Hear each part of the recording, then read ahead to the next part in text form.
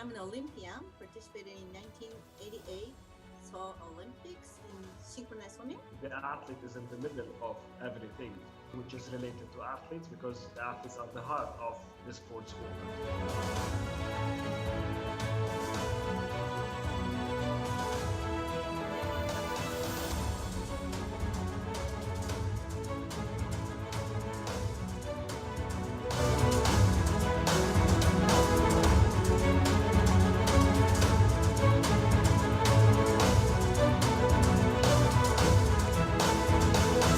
Nice to see you, Tony, and Ma'am Mikako. It's so nice to meet you.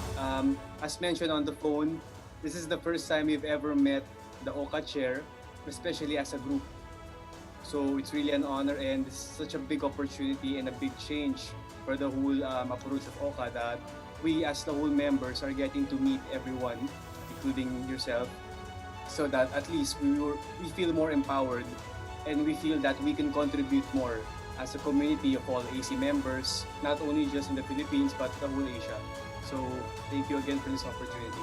Wonderful. Thank you, ma'am. Thank you. Thank you so much. Thank you. Thank you so much. See you. Bye-bye. Bye. See you. Very much. Thank you. Thank you very much for taking time for this meeting.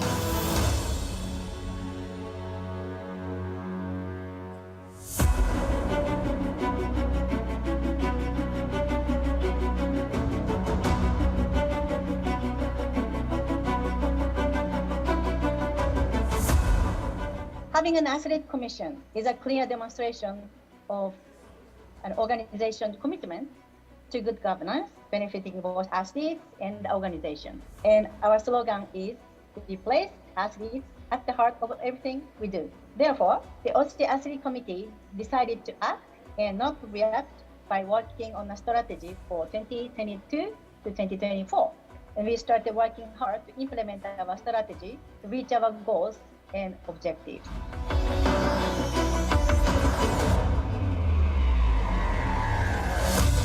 And thank you very much, Jaime Kako, for letting us be part of your webinar. First of all, I think it's great that this thing is organized already thus far. Seems like there's a lot of very useful information for the athlete commissions and the athlete representative.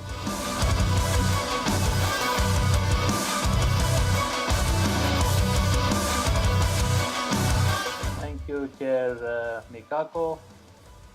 First of all, I congratulate all the efforts, and especially to the leadership of the OCA for giving a professional platform and Department of Athletes within the OCA.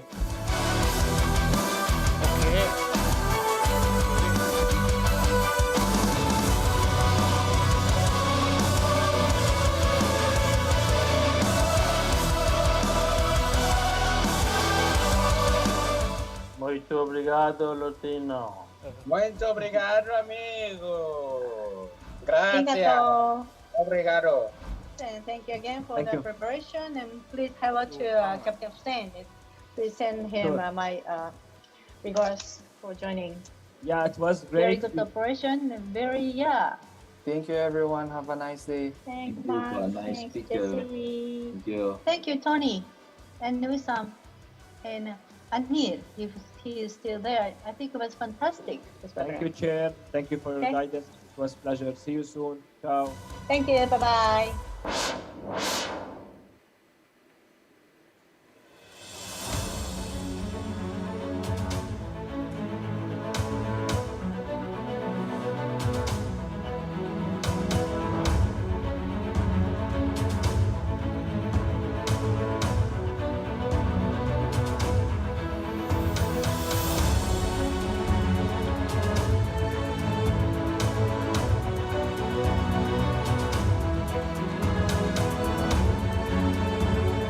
My name is Mikako Batani. I'm from Japan. I'm an Olympian, participated in 1988 Seoul Olympics in synchronous swimming. The athlete is in the middle of everything, which is related to athletes because the athletes are the heart of the sports movement.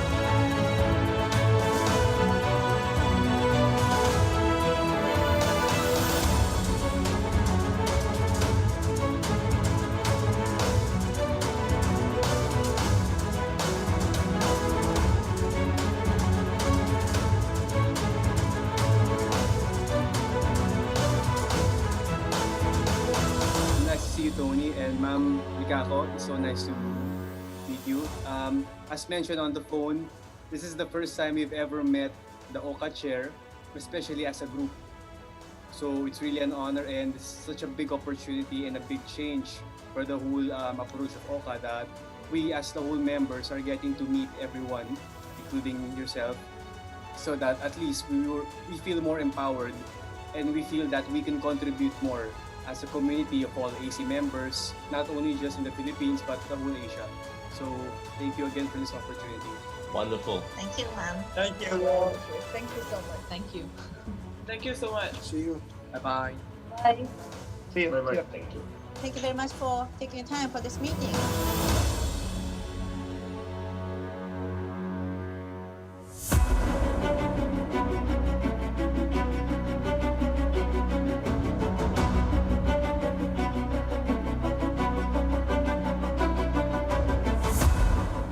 Having an athlete commission is a clear demonstration of an organization's commitment to good governance, benefiting both athletes and the organization. And our slogan is, we place athletes at the heart of everything we do. Therefore, the OCT Athlete Committee decided to act and not to react by working on a strategy for 2022 to 2024.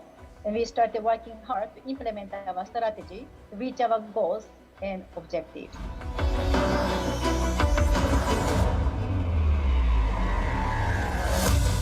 And thank you very much, Mikako, for letting us be part of your webinar.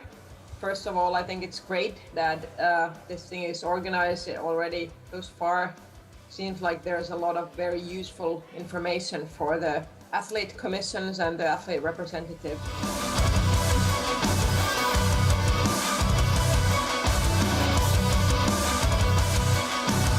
Thank you, Chair Mikako.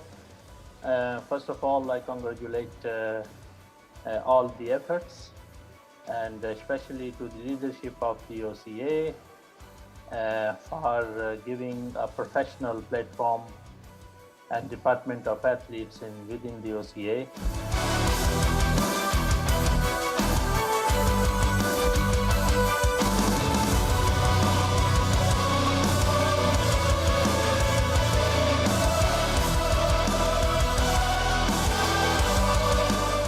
Muito obrigado, Lutino. Muito obrigado, amigo. Thank you. Gracias. Obrigado. And thank you again for Thank the you. preparation. And please hello to Captain Hussein. Please send him Sure. my regards for joining.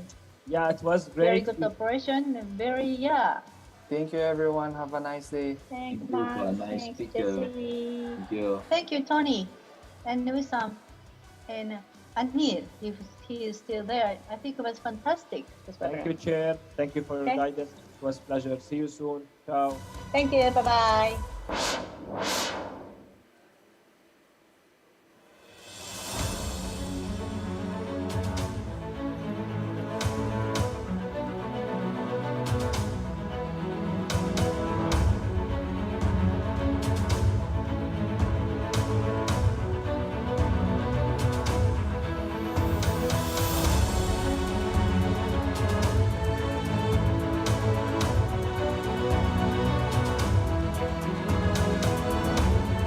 My name is Mikako Batani.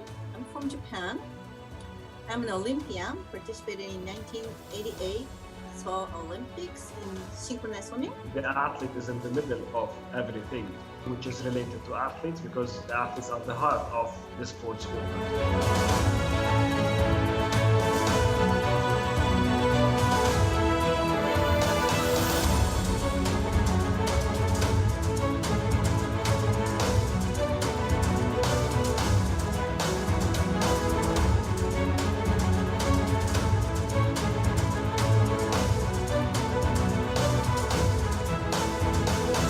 Nice to see you, Tony, and Ma'am Mikako. It's so nice to meet you. As mentioned on the phone, this is the first time we've ever met the OCA chair, especially as a group. So it's really an honor and it's such a big opportunity and a big change for the whole approach of OCA that we as the whole members are getting to meet everyone, including yourself, so that at least we feel more empowered and we feel that we can contribute more as a community of all AC members, not only just in the Philippines but the whole Asia.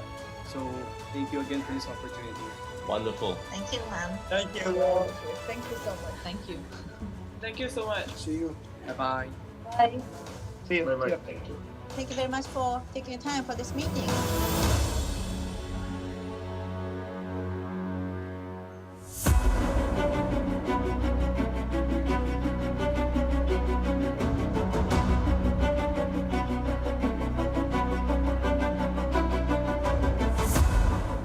Having an athlete commission is a clear demonstration of an organization's commitment to good governance, benefiting both athletes and the organization. And our slogan is to place athletes at the heart of everything we do. Therefore, the OCT Athlete Committee decided to act and not react by working on a strategy for 2022 to 2024.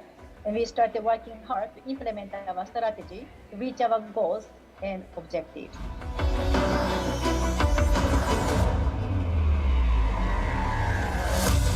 And thank you very much, Jaime Kako, for letting us be part of your webinar. First of all, I think it's great that this thing is organized already thus far. Seems like there's a lot of very useful information for the athlete commissions and the athlete representative.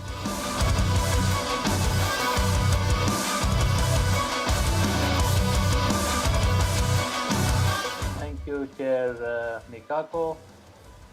First of all, I congratulate all the efforts, and especially to the leadership of the OCA for giving a professional platform and Department of Athletes within the OCA.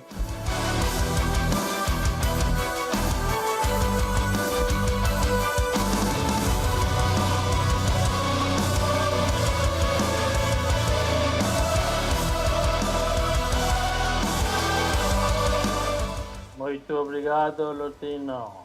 Muito obrigado, amigo. Gracias. Arigato. Obrigado. And thank you again for Thank the you. preparation, and please hello to Captain Hussein. Please send him Sure. my regards for joining. Yeah, it was Very great. good operation and very Thank you, everyone. Have a nice day. Thanks, Thank you for a Max. nice Thanks, speaker. Jesse. Thank you. Thank you, Tony, and Nusam, and Anil. If he is still there, I think it was fantastic. This Thank program. you, Chair. Thank you for your Okay. guidance. It was a pleasure. See you soon. Ciao. Thank you. Bye bye.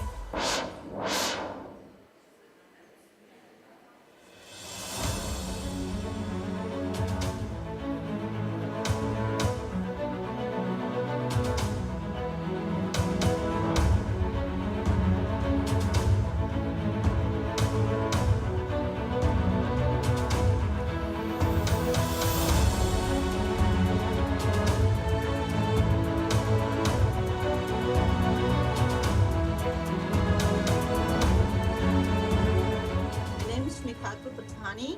I'm from Japan. I'm an Olympian, participated in 1988 Seoul Olympics in synchronized swimming. The athlete is in the middle of everything, which is related to athletes, because the athletes are the heart of the sports movement.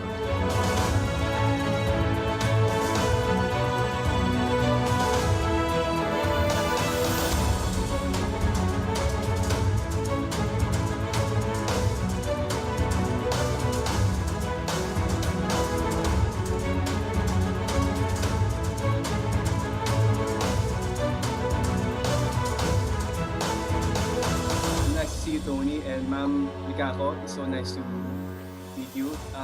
As mentioned on the phone, this is the first time we've ever met the OCA chair, especially as a group. So it's really an honor, and it's such a big opportunity and a big change for the whole approach of OCA that we as the whole members are getting to meet everyone, including yourself, so that at least we feel more empowered and we feel that we can contribute more as a community of all AC members, not only just in the Philippines but the whole Asia.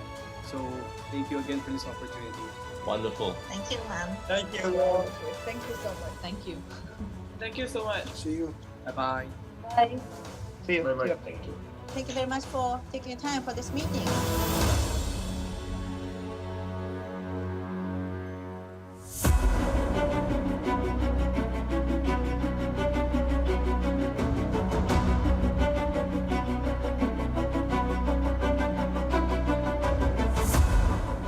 Having an athlete commission is a clear demonstration of an organization's commitment to good governance, benefiting both athletes and the organization. And our slogan is, we place athletes at the heart of everything we do. Therefore, the OCT Athlete Committee decided to act and not to react by working on a strategy for 2022 to 2024. And we started working hard to implement our strategy to reach our goals and objectives.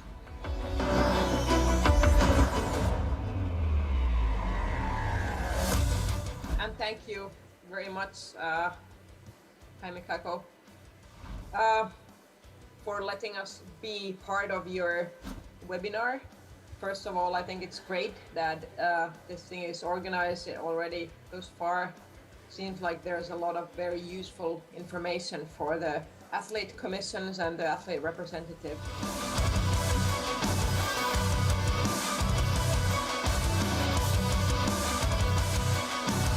Thank you, Chair Mikako. First of all, I congratulate all the efforts, and especially to the leadership of the OCA for giving a professional platform and Department of Athletes within the OCA.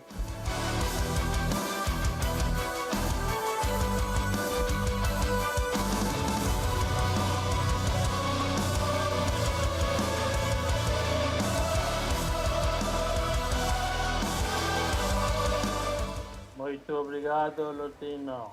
Muito obrigado, amigo. Gracias. Arigato. Obrigado. And thank you again for Thank the you. preparation. And please hello to Captain Stan. Please send him Sure. my regards for joining. Yeah, it was Very great. good operation and very, yeah. Thank you, everyone. Have a nice day. Thanks, you for a Max. nice Thanks, speaker. Jesse. Thank you. Thank you, Tony. And Nusam. And Anil, if he is still there. I think it was fantastic. This Thank program. you, Chair. Thank you for your Okay. guidance. It was a pleasure. See you soon. Ciao. Thank you. Bye-bye.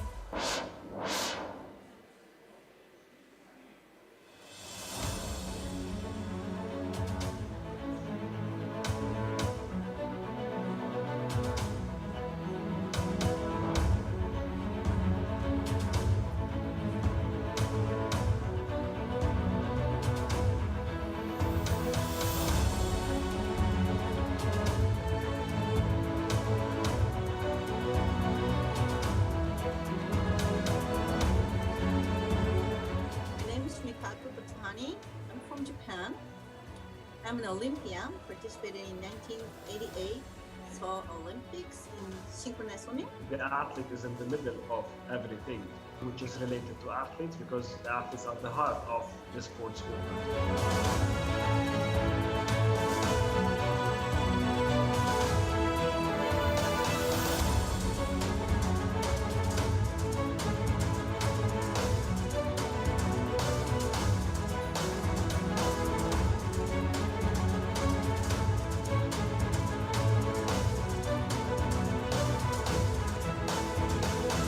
Nice to see you, Tony, and Ma'am Mikako. It's so nice to meet you. As mentioned on the phone, this is the first time we've ever met the OCA chair, especially as a group. So it's really an honor, and it's such a big opportunity and a big change for the whole approach of OCA, that we as the whole members are getting to meet everyone, including yourself, so that at least we feel more empowered, and we feel that we can contribute more as a community of all AC members, not only just in the Philippines but the whole Asia. So thank you again for this opportunity. Wonderful. Thank you, ma'am. Thank you. Thank you so much. Thank you. Thank you so much. See you. Bye-bye. Bye. See you. Bye-bye. See you. Thank you. Thank you very much for taking time for this meeting.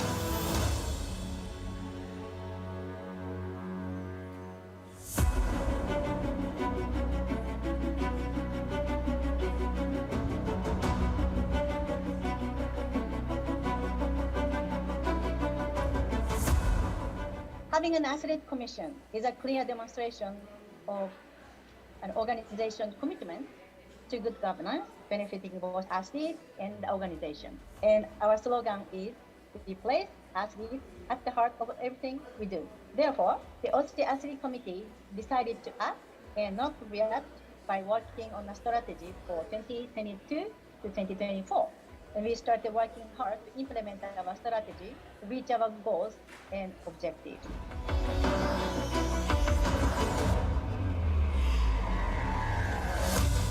And thank you very much, Jaime Kako, for letting us be part of your webinar.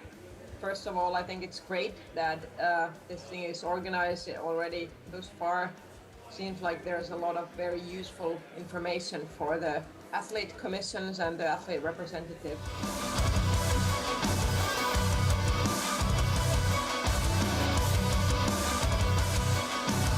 Thank you, Chair Mikako. First of all, I congratulate all the efforts, and especially to the leadership of the OCA for giving a professional platform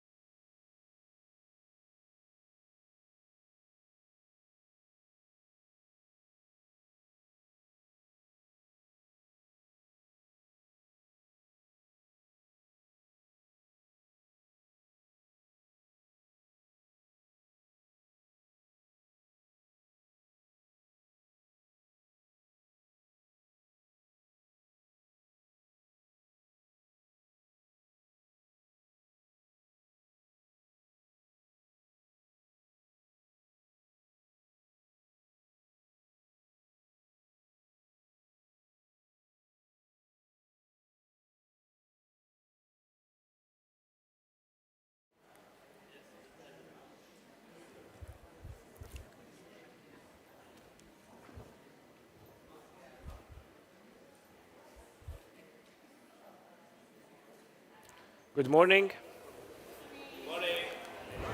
How are you, everyone? All's good? So I hope you're fresh.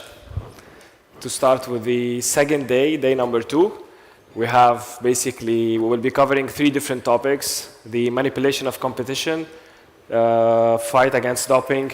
Before fight against doping, we're going to be covering the athlete's career development for sport and beyond. We're going to have a small breakout session.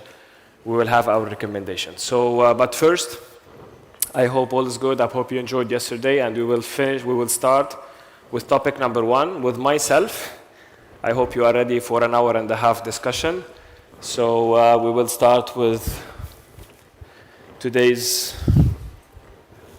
presentation, which is the prevention of the manipulation of competition. So, preventing competition manipulation. This is our topic for today.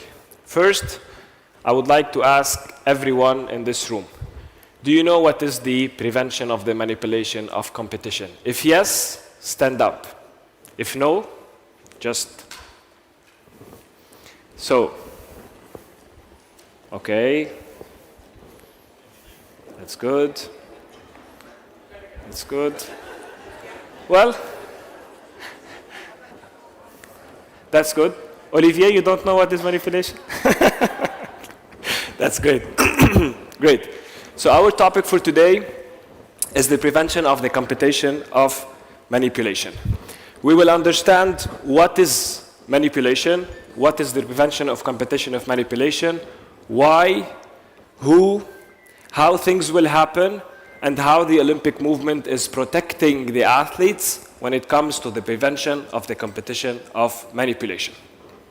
First, we'll start with few interesting, funny questions just to break the ice, to wake up, and then we will start with our presentation. You can see on the screen that we have a post on Instagram, Twitter, Facebook, any kind of social media.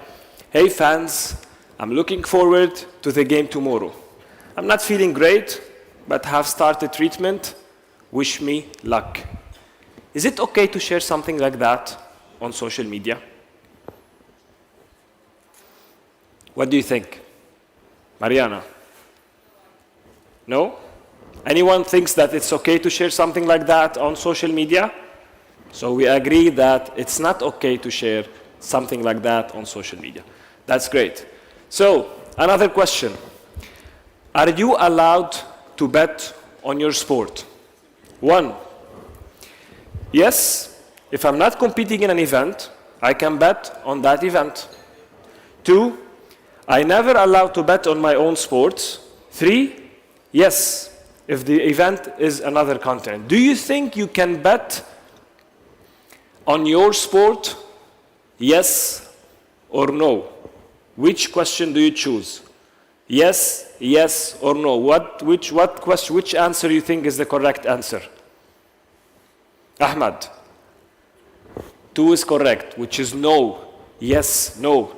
I will not explain, because later on during the presentation, you will understand why I can't bet on my own sports, and even why I can't bet at all. So, your coach asks you to lose next competition to get an easier opponent. Maybe this is a good strategy. In the next round, what should you do? You should accept, because I trust my coach. He knows what we should do. We should win at any cost, or we should say no and give my best. I think we should give our best. You know why? Because if you go back to the Olympic values, excellence is giving your best version of yourself, which means that you shouldn't lose just in order to win the next game or to follow a certain strategy, because you should follow the value of excellence. Great. After having few questions just to refresh your memory about manipulation, today's objective, 2 simple objectives. Because for you to go back and promote for your athletes and educate your athletes, you need to learn what is the prevention of the manipulation of competition. And then step number 2 will be understand what is your role to raise awareness. Very simple. We learn and we share the knowledge, as Chair Mikako mentioned yesterday. Our agenda, the menu for today: 1 is the overview on the prevention of the manipulation of competition.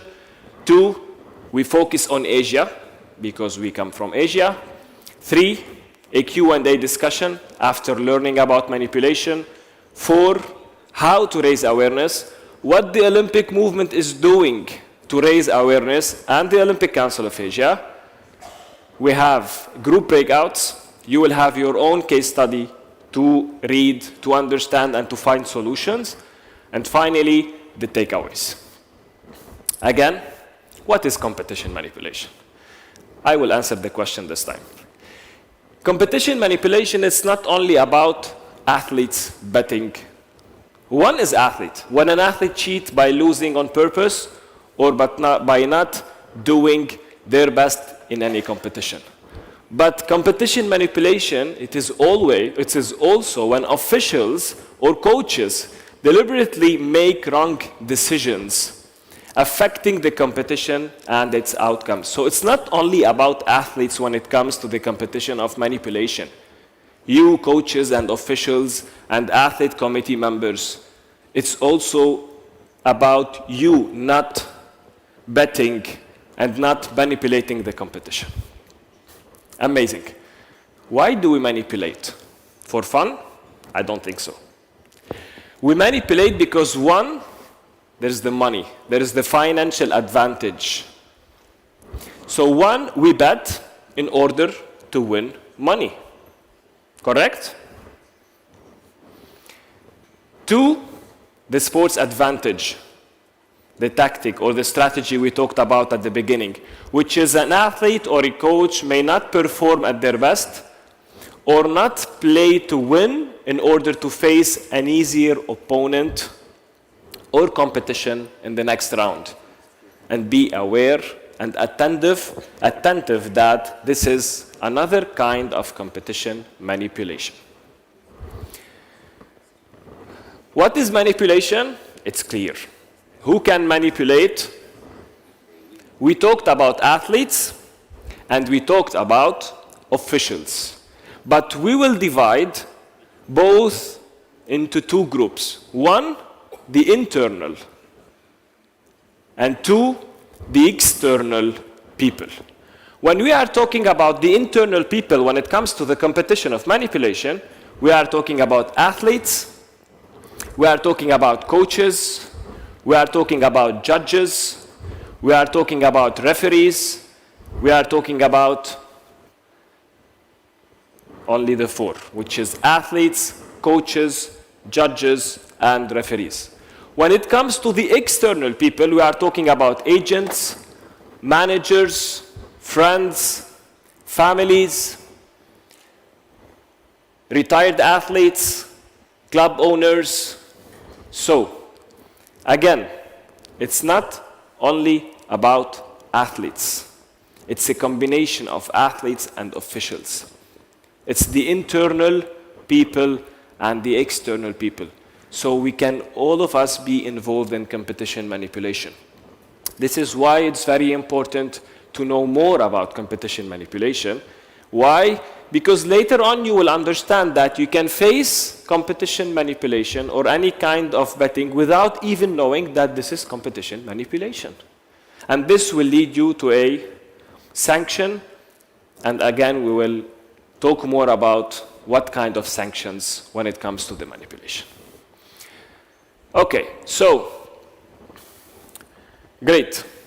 When we say competition manipulation, it's betting, it's match fixing, but we need to understand and we need to educate our athletes on how a fixer can approach you.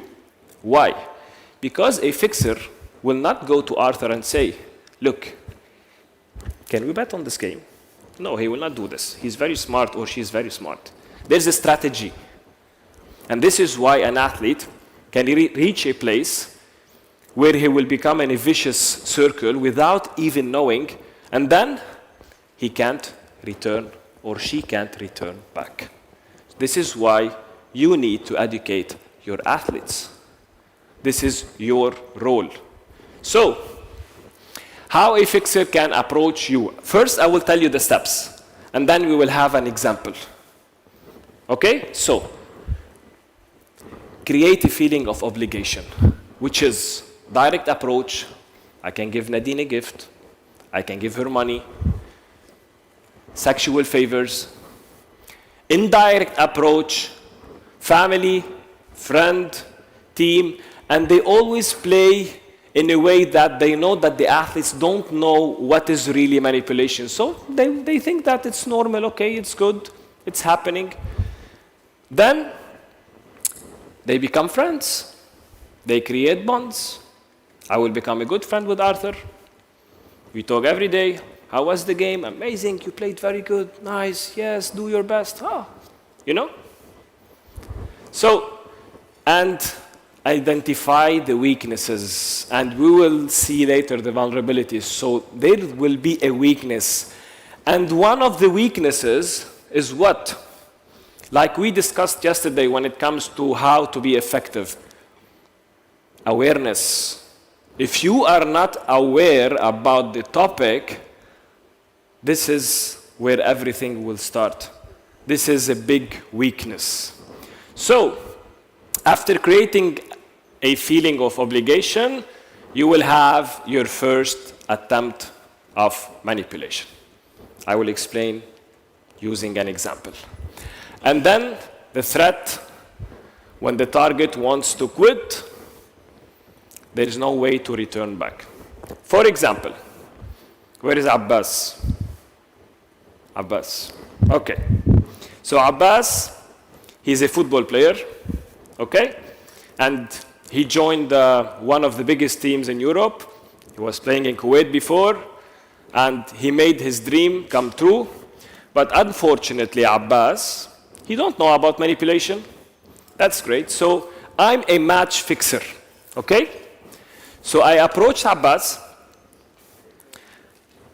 Abbas, you played really good yesterday. You scored 2 goals. I'm a huge fan. Well done. Can I have your number?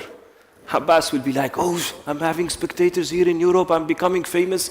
Maybe this will help me in the next contract. That's great, huh?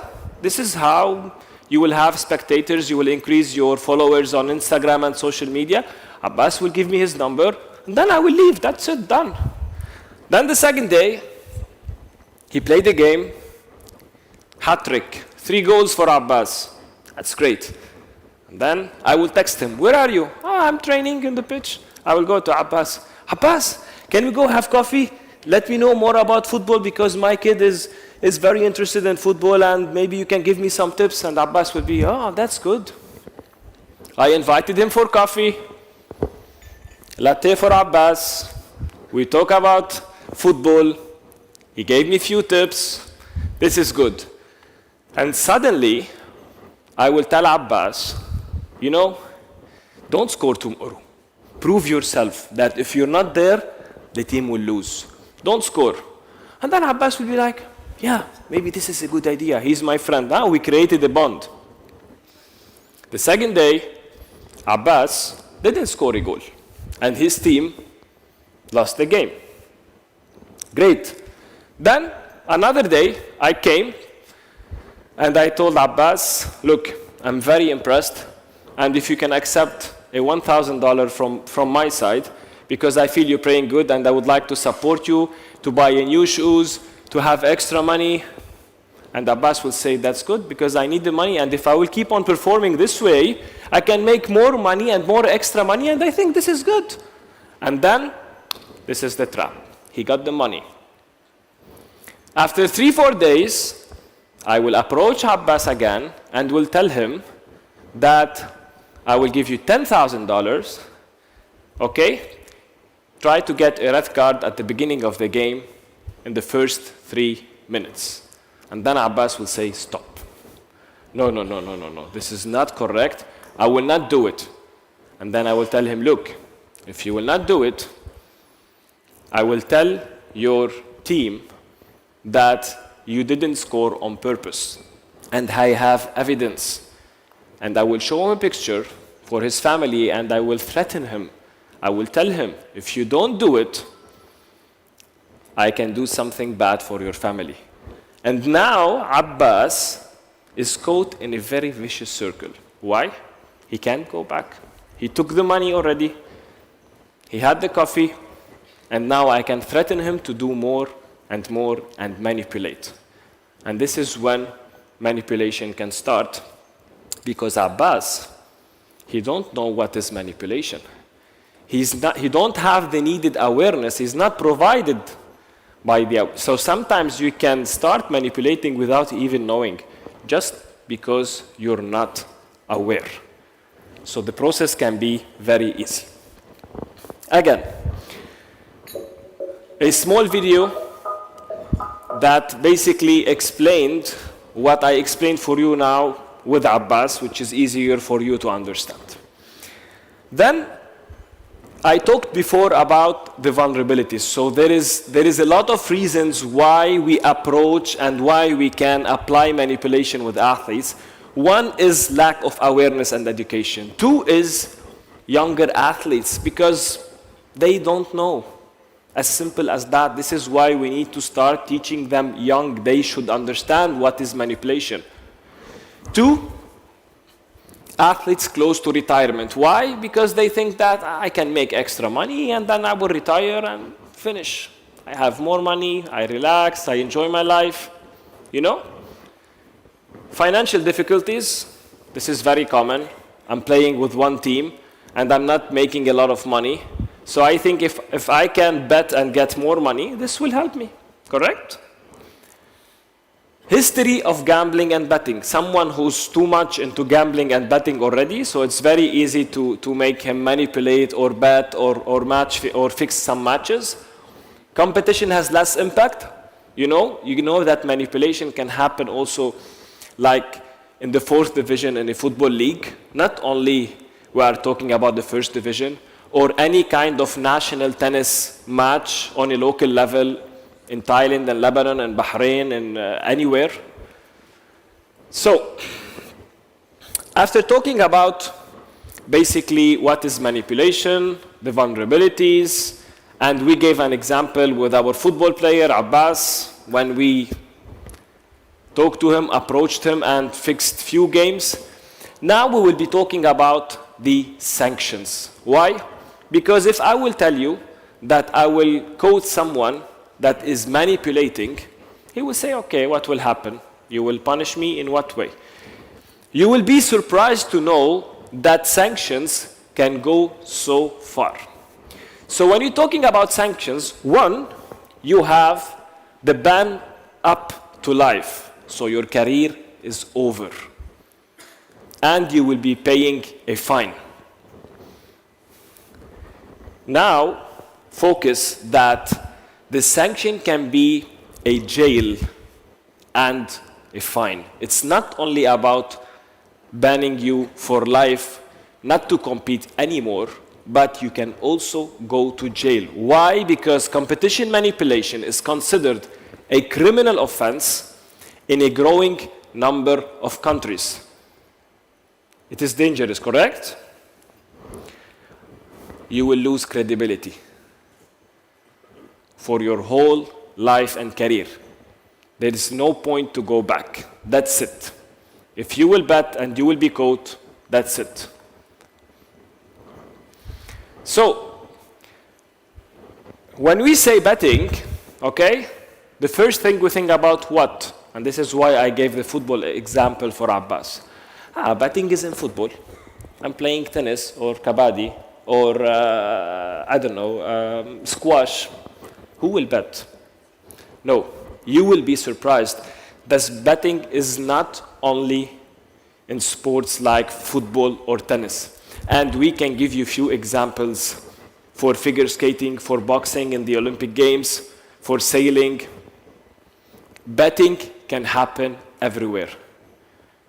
During the Olympic Games, during the Asian Games, and we will have something specific to talk about when it comes to the Asian Games, because our focus also is Asia. So, betting, don't say that it's football. No, it's everywhere. So we talked about the theory about what is betting, because I think now we understand more what is betting and how betting can take place. Now we need to know the Olympic movement, the IOC, the Olympic Council of Asia, the NOCs, what they are doing to prevent the competition manipulation. Similar to what WADA is doing to fight against doping, is the same. So what we are doing together, the Olympic movement, the IOC, the OCA, we're doing a lot of things. And this is why we are here. This is part of what we are doing. What we are doing basically is, you know, at the IOC we have a unit, which is the Olympic movement unit for the prevention of the manipulation of competitions. And we focus on 3 main pillars. Okay? Pillar number 1, regulations and legislation. Why, Nipka? Because you need to have regulations and legislations in place, which is the rules that will lead your way. Correct? Great. We agree? We agree. 2, raising awareness. Correct? What you are doing here? What you are doing here? I'm raising awareness. What you will do when you go back to Maldives? You will raise awareness. Very simple. This is what the IOC is doing. This is what the Olympic Council of Asia is doing, together with Interpol and United Nations Office of Doping, of United Division of Crime and Drugs and Crime. Sorry, I forgot the name. And then pillar number 3, the monitoring, intelligence, and investigation, where it will lead us to the sanctions. Okay? I will be explaining more about the 3 pillars because it's very important to understand the 3 pillars. This is what you need to do together with your NOC and with your specific point of contact when you go back home. We will explain what the IOC did, which is exactly the 3 pillars, and what the Olympic Council of Asia is doing when it comes to the 3 pillars. So, there is a role that the National Olympic Committee should play, the International Federation should play, and event organizers, and also continental associations. So, first we need to appoint a specific point of contact. What does it mean, a specific point of contact? Myself was the specific point of contact at the Olympic Council of Asia a year and a half ago when we started the activation process. Is the one who will be following the process. Pillar 1, Pillar 2, Pillar 3. He will get the needed knowledge and resources to start applying the activation process. And the activation process will follow the following process. It's a process. 1, regulations. You need to adopt the rules that is aligned with the Olympic movement code of the prevention of the manipulation of competition. And the IOC made our life very easy when they have templates ready for you to work on in order to adopt the rules. Pillar number 2, as a next process, when everything is ready, the code is there, you need to start raising awareness, because if you have the rules and you don't raise awareness, it's useless. 3, intelligence, existence of a hotline and exchanging information with IBIS. We will talk later about it, to be the focal point and national platform. I will say something very important. Remember yesterday we announced that for the first time we will have the elections for the OCA Athlete Committee during Hangzhou 2023. There is one important point that we need to announce today that we announced before. It's not something new, but you need to know that in the next Asian Games, Hangzhou 2023, we will apply the prevention of the manipulation of competition. This is why you need to educate your athletes, because we have the reporting mechanism in place that I will be talking about later, everyone can report. We have the code in place because we did the activation process at the Olympic Council of Asia with the International Olympic Committee. And anyone who will manipulate the competitions during the Asian Games, he will be sanctioned. So now it's very important. You feel the burden on your shoulders that you need to go back. You still have until September to educate your athletes. Otherwise, if someone will bet or will fix, he will be or she will be sanctioned. Great. This is how we are protecting our athletes, and this is how you will protect your athletes. Do you agree with me? What? I can't hear you. Do you agree with me? Okay, now this is good. How we are protecting our athletes? We are protecting our athletes, as we said, we have the code following 4 main rules. Rule number 1, don't fix. Rule number 2, don't bet on any kind of competition. Rule number 3, don't share information. Remember at the beginning of the presentation? Okay, I'm not feeling good. You're not allowed to share.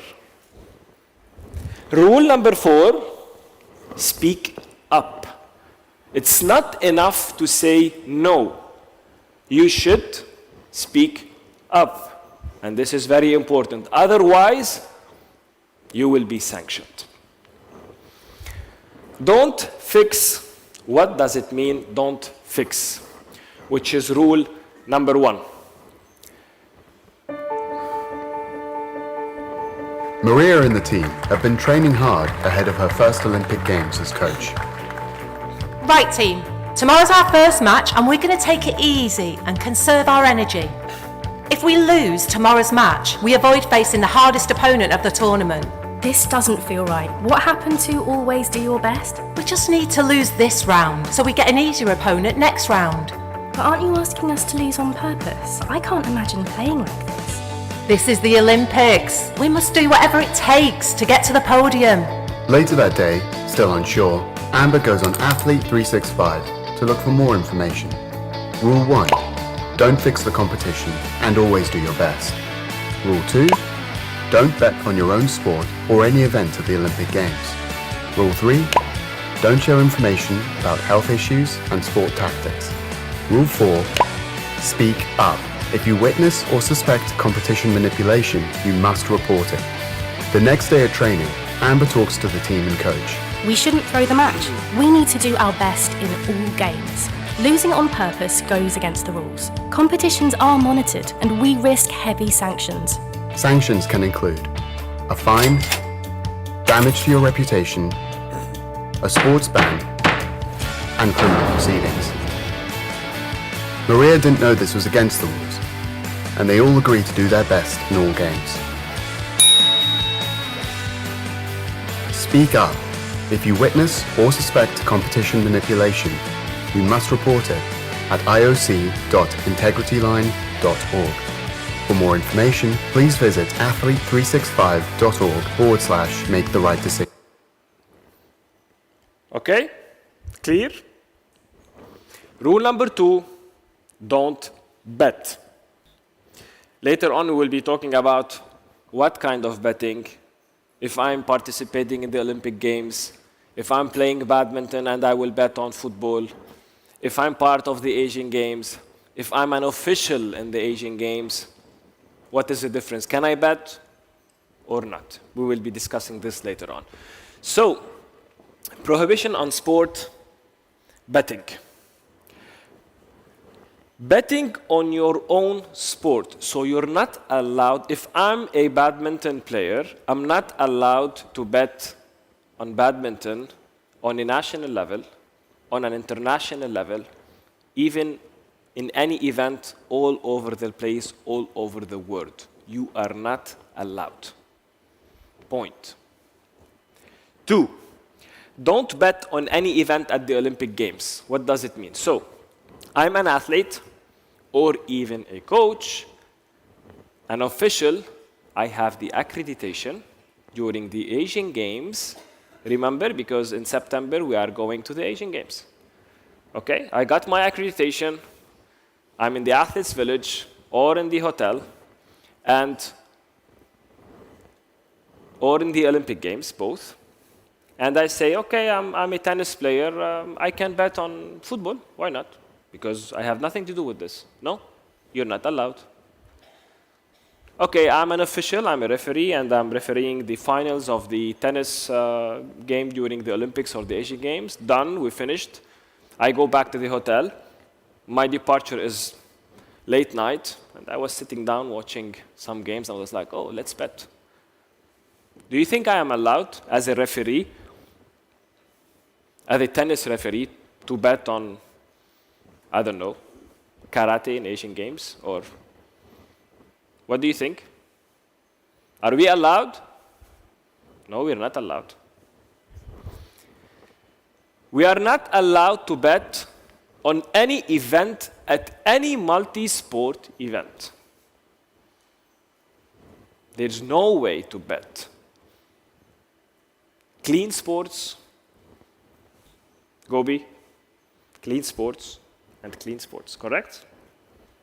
Recommendation number 5. Remember Agenda 2020 plus 5, recommendation number 5.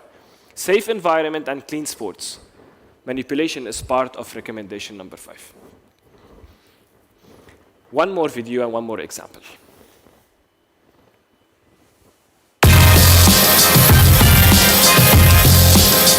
My name is Jordan Spencer. Been playing professional basketball for about 3 years now. And I'm currently playing for the London Lions. So how it all began for me, I personally wasn't clued up on what was okay and what wasn't. Very naive, obviously. So my friends would talk about gambling, like group chats and things like that. And at first it's a couple bets here or there, and then you might win or you might lose, and then from there it kind of messes with you. You're given this false idea of this is a great way of earning money.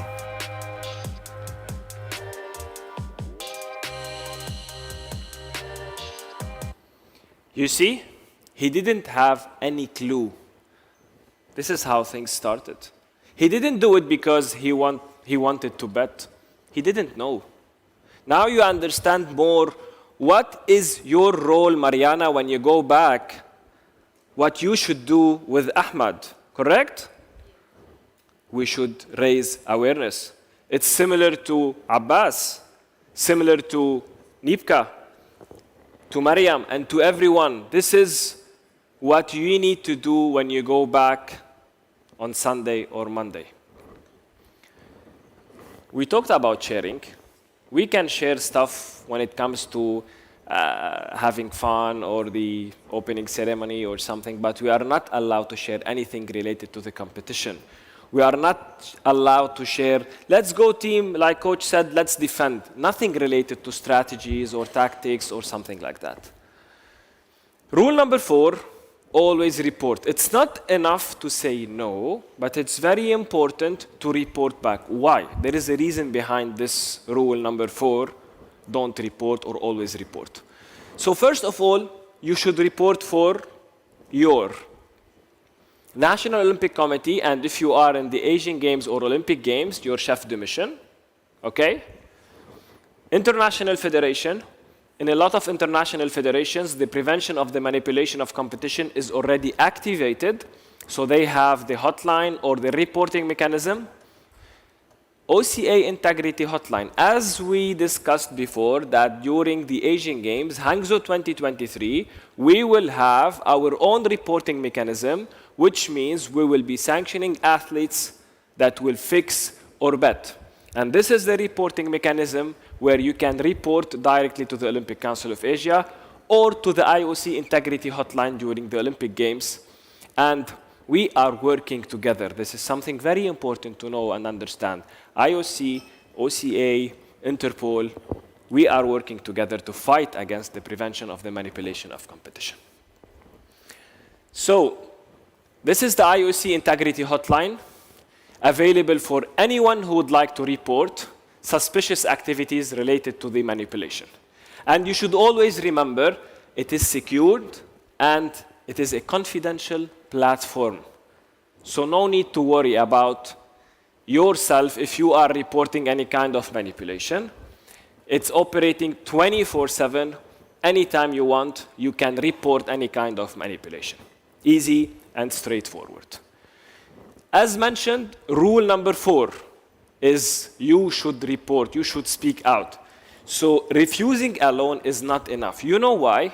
Because if I will approach Wissam and I will try to match fix one game, and he will say no because he understands and he knows what is the manipulation of competition.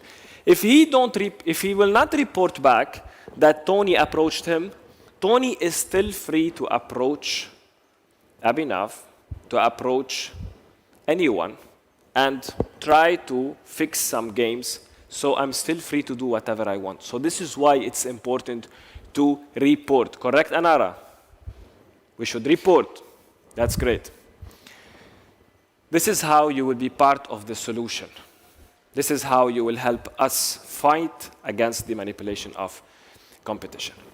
I want you all, with your loud voices, because it's still too early, you are still fresh, to repeat with me loudly the 4 rules that you need to memorize on the way back home. And this is how you need to transfer your knowledge to your athletes. So, rule number 1, don't fix. Rule number 2, that's great. Rule number 3, rule number 4, that's great. My name is Tony. This is how I will memorize. Don't fix, don't bet, don't share, speak up. Okay? This is very important. And this is very easy. Great. Now, we go to Asia, because we need to understand more Asia, correct? Great. What we are doing as Olympic Council of Asia, I've been talking for almost 40 minutes, no, 35 minutes, about everything, and then you will tell me what you are doing in Asia. I will tell you what we are doing in Asia, because we need to be an example for you to go back and do the same. What we did in Asia since 2021, together with the Prevention of Manipulation of Competition Department at the IOC, we followed the 3 pillars. Pillar number 1, the activation process. So now when you go to our website, you have a section which is the prevention of the manipulation of competition. You can read, you can watch interesting videos, and we adopted the code already that was approved by the executive boards. So we have the code in place. It's there for you to read and understand more what is the manipulation of competition. Pillar number 2, we need to raise awareness. Who attended the Olympic Council of Asia IOC webinar during September 2022? I'm sure Sri Lanka was there. Who attended this webinar? Our dear IOC member, Xiangmin Yu, also was there during the webinar, I remember. We were there together in 29 September delivering this seminar, or this webinar. This is how we were raising awareness together with the IOC. We had almost 90 participants from 43 national Olympic committees. But we are repeating again here today that we need to activate and we need to raise awareness. What I am doing here right now, you know what I'm doing here right now as Olympic Council of Asia? I'm raising awareness again and again. And I will never leave you alone.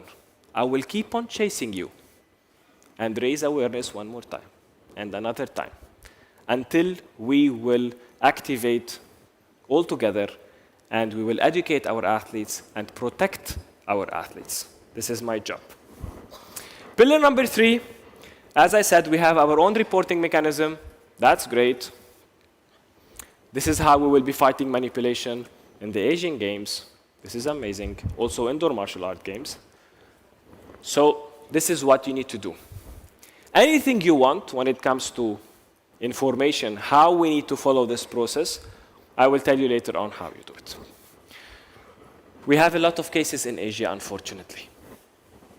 Handball, we have in tennis, we have in volleyball. This is reality. We're not talking about theories. It's happening. You can see like the total cases opened is almost 132, even more than 132. Those are the cases that were closed.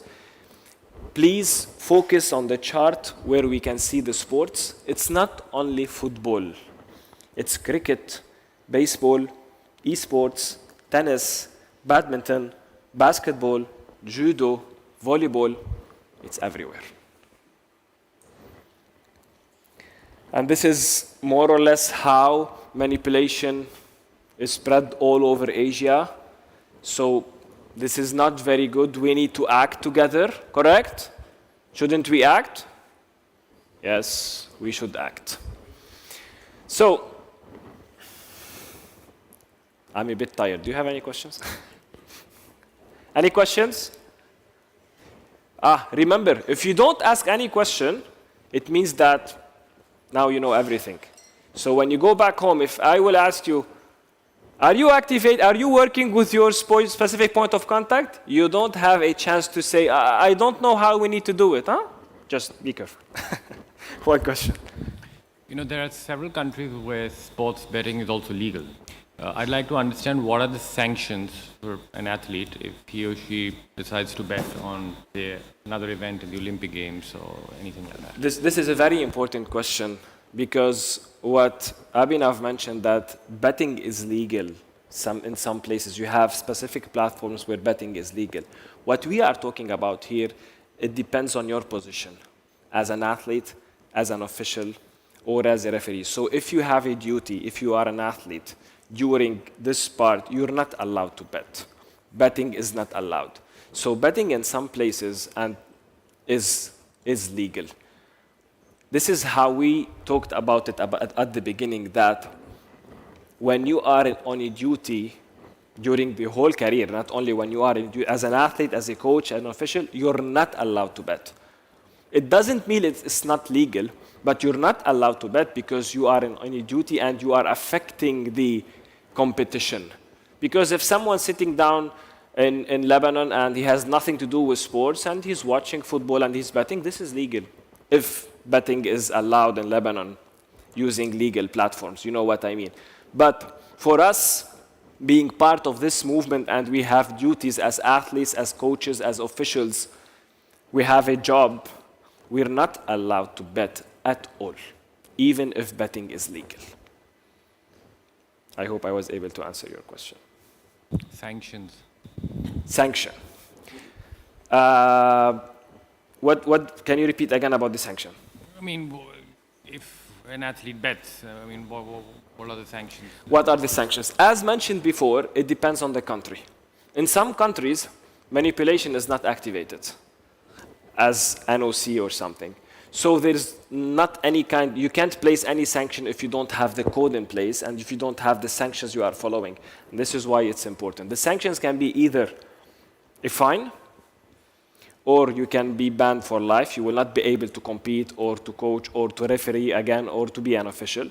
Or you can go to jail if it is there in a country where it is listed that it's part as I mentioned before. So you can get a fine. You can go to jail, you can ban for life. But there is something important that you need to remember. Even if there is no sanctions, there is something that will be always applicable and it's very dangerous. You will lose your credibility. So remember, even if no one is following you, even if no one is putting a sanction, you will lose your credibility for life. And this is very important. But sanctions are there, and it depends how much the country is advanced and activated when it comes to the sanctions. And this is why we have a role to do. Before, at the Olympic Council of Asia, we didn't have rules in place. Now we have the rules, and you have the sanctions very clearly. What are the sanctions if you will bet or not? I think Diala had a question, right? Yes. Good morning. Good I morning. just had a quick question about the social media sharing, just to get a better idea once we share it with our athletes. So I get the part of not sharing anything about tactics and whatnot, but what about the other example about sharing information about your health?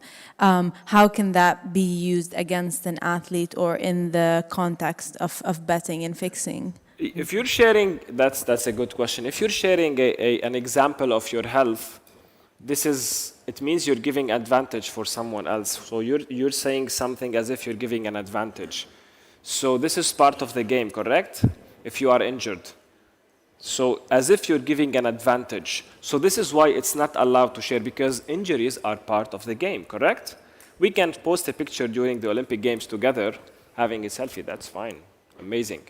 But injuries are part of the game. And if you are injured, which means that you're giving advantage to someone else, which means that if you will go and lose the game, I was injured. So you're leaking information, which is because injuries are part of the game. Correct? Anyone else? Okay. Yes? Call me Tony, please, not Mr. Tony.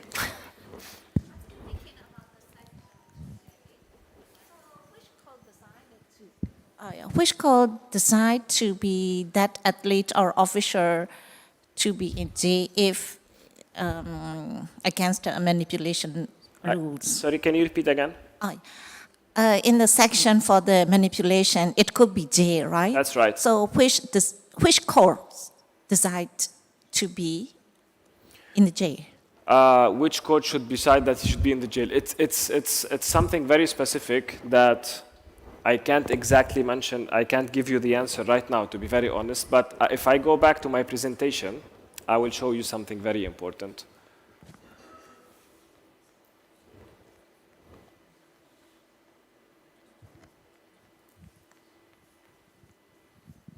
I think this will answer also your question. Okay. Competition manipulation is considered a criminal offense, which is a criminal offense which is in a country, which is the law in the country, which is like in the law where you have, it's not about sports only, it's a criminal offense, as if I'm killing someone. So the local court can take you to jail if you do any kind of manipulation, because it's not related to sports only, but it's also related to reputation. So betting can be similar to stealing, murder, or any kind of criminal offense. So local court or national court can take you to jail if you bet, because it's a criminal offense. You know what is a criminal offense. Do we have a lawyer here to explain exactly what is a criminal offense? I think it's clear. So, if I go back to any question?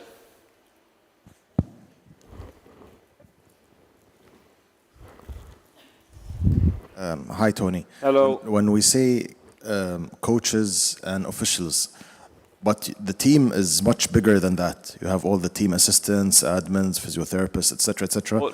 So it covers everyone. Yes. So just to be clear. You are accredited, you're not allowed. Okay.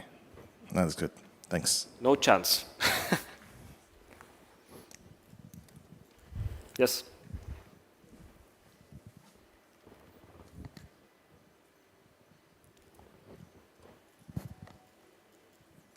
I just want to ask about, let's say, what you're saying, like you cannot share in social media because of you have injury.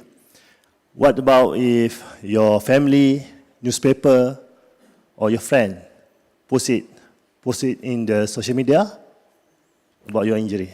Well, that's a good question. First of all, you should inform your family members that if you are aware, you should make people, your entourage also aware, not sharing this. Your spectator will not really know that you are injured if you will not post anything on social media. But everyone around should be aware not to share this kind of information. It's not easy to control everyone or your entourage, But it's very important to control yourself first, not to share, and this is how you will limit the information to be transferred to the others. And you should also inform your family members that we shouldn't post anything related to my career or what's happening with me because this will affect me. So you need also to raise awareness when it comes to your entourage. You saw at the beginning a fixer can approach family members, and then family members can talk to you, you know, this is good, why not, you will make more money. So it's first start from yourself and raise awareness around. You shouldn't share the information not only on social media, remember. You shouldn't even come and tell me, look, Tony, my ankle is hurting. You're sharing information. You don't need to put it on social media. And then I will go and say, oh, his ankle is not good. He will not play good today. So the first thing you need to do, you shouldn't share not only on social media, but usually we say social media because usually this is how you share information, but you shouldn't share information at all with anyone. If you are sharing this with your family members, definitely because it's your family members, you need to make sure that no one will post anything and no one will go and tell someone as a coach or an official or a competitor that, oh, he's injured, or a journalist. So you need to make sure not to share the information also as verbal information. Sometimes things that you can't control, I know, but you need to control as much as you can. Clear? Any other question? Olivier? Thank you, Mr. Tony, for the great presentation. Just a comment on a few of the questions. And my feeling from the back of the room was that we might need, and I turn to my colleague in the IOC and the IOC Athletes Commission, we might need to find case studies or examples about the don't share rule, because it's a clear rule, but I can feel, and I was sawing the reaction, and that's why sitting in the back sometimes is useful, about what exactly can be done and what not. Because we live in a time where people tell stories about their life. You know, this is how it happens. It's very difficult to hide how you feel. Who decide that one information is too detailed? Who decide that one information can influence the results of a match or a game? Is it just about a negative state, or can you tell that you feel great before a competition? Is that a way to intimidate your opponent? Can you influence it? So, and even just giving an example, I'm from basketball, I watch NBA games all the time, and at each quarter, the coaches are asked about the tactic. And it's on TV, it's live, it's for everybody. So the other team can, of course, listen. So you come and you ask the coach, okay, coach, you're not getting any rebounds. How can you fix that? And then the coach would say, oh, yes, we have to do this and do that, and etc. So you give a tactical element live on TV.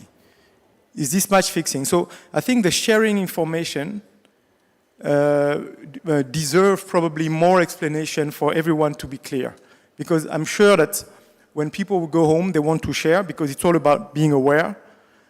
But if you want to share, you need to know exactly what you tell people. So you might say to somebody, you're not allowed to do this, but then the other one is doing it, and then you feel that this is not fair because you don't do it, but somebody else do it. I mean, you know, so probably more information should be shared on that specific topic. And as I said, case studies, example of what can be done, etc. Just to elaborate a little bit more, probably that would be useful, not only for this room, but for athletes in general. This is very important also when it comes to football, when you're playing and you can play with the players on the bench or reserve team, and you're allowed to you have like 20 players that you can use. And sometimes some people say, oh, this is kind of manipulation because you lost the game because you are using the reserve or something like that, which is also sometimes it's not easy to understand. What we will do, we will share the presentation, and I will ask my colleagues also at the IOC to provide us with case studies that we will share with you when it comes to sharing or not sharing, because it's not easy to control. It's not easy to know what is correct or not correct, because As Olivier mentioned at the beginning, even at the beginning of the basketball game, he will be saying that we'll be playing this, we'll be doing this, or something like that. So it's part of sharing information, but again, maybe it's not something as manipulation. So we will share with you more case studies when it comes to this part, so you can have a clear understanding about what is right and what is wrong. Because this part is, I agree, it's a bit gray, but with case studies you will understand more what is allowed or not allowed when it comes to sharing. Any more questions? Yes. Maldiv, and then I will go to you. Yeah, my question is, your presentation very specifically said multi-sport games, but on the chart that we saw, cricket is not involved in a lot of multi-sport games, apart from this year's Asian Games, but cricket had the highest number. So is it for the group, for this room only, did you mention the multi-sport games, or is it just in general sporting events? Because sorry, in cricket, when you have like different leagues, or in football, different leagues, there are a lot of match fixing and betting going on. So is there anything apart from it? This is a very good question. We need to go back to the beginning to say, like, we see that we have a lot of betting in football, for example, or in cricket. When we say multi-sports events, we mean all the multi-sports events, but we need to understand that if we don't have the activation process on a national level, international level, then we can't sanction. So this is why you see a lot of cases when it comes to few. So for example, I will give you one example. At the National Olympic Committee of Maldives, if you don't activate the manipulation of competition, if you don't have the code in place, similarly your national federations, because you will transfer the information together with the international federation, then you will see that you have high numbers. So there is an important role we need to play in order to decrease this number. So when you see big numbers, because the topic is still like, this is why we are still working hard for the activation, because not a lot of national Olympic committees and national federations and few international federations went through the activation process, which means that you will see big numbers in some places where we don't have maybe the code in place. Sometimes you will have the code in place, but you will see big numbers. It depends on the sport itself. But what we should do first is we need to raise awareness to decrease the numbers all over the place, and to do the activation process, because when you have the rules in place, this will definitely decrease the number, because then you will have sanctions, similar to what we are talking to doping. But definitely you will not be able to, doping is still there even if you have sanctions and stuff like that. So we show the number, but you need to keep in mind that manipulation is not activated everywhere all over the place. So you will see different numbers, and multi-sports events is everywhere. And when we say when we say manipulation, we're talking about manipulation in any kind of competition, national, continental, even if you are talking about the SEA Games, if you are talking about the Asian Games, the Olympic Games, everywhere. And this is why we are focusing on Asia, and we started the activation process, because the number in Asia is kind of high. So we need to take this into consideration also. Thank you, Tony. I have one simple question. How could ACs get involved in the manipulation of This is a great question that I will answer in the next slides. Okay. Can I continue? Because okay, one more question. Yes, Tony. I have questions. Sometimes the media shares the unnecessary things. The yellow journalism is there. Then what do you suggest for that? When the media will share something. Look, the most important thing when it comes to sharing, I know it's a gray area, but when we talk about sharing, we're talking about yourself. When the media will share something at a certain point, you're not the one sharing information. So something that you can't control. What you can do is not share information with the media that you are injured. So if you're having an interview, and I will ask you, are you ready for the competition tomorrow? And you will say, my ankle is hurting. Then you are sharing the information. But if the media will post the information without you knowing, or were you giving them the information, it will not be considered as you are manipulating, because you are not the one who shared the information. You understand? So it's about if you are providing the information. The main focus here was how you share, which is through social media, or you are sharing the information. It starts from yourself. But sometimes, yes, the media, while playing basketball, they would say that, okay, Tony is injured and he will not be playing the game one day before. But you're not the one sharing the information. But we will provide you with a lot of case studies to make it a bit clear about what is manipulation when it comes to sharing, or what is not manipulation when it comes to sharing another kind of information. But starting from yourself, you shouldn't share. So this is the starting point. The starting point, which is nothing to discuss, is yourself, you shouldn't share. As on social media when you're going to the Olympic Games or the Asian Games, showing your ankle that you're injured or something like that. Okay?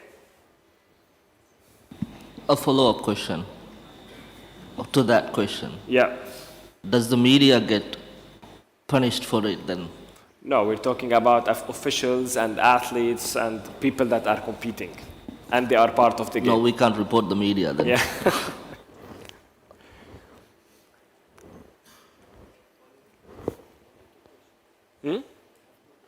Two questions? There's a lot of questions. What is it? It's already 10 o'clock. I think we have a question over there. Yes, Sonam. Hi, thank you. The first one was, you said don't share information about injury. But what if someone shares this information about injury and he or she is using that to an advantage and shows up for the game and wins it? Do you still get penalized? Sorry, if it's using?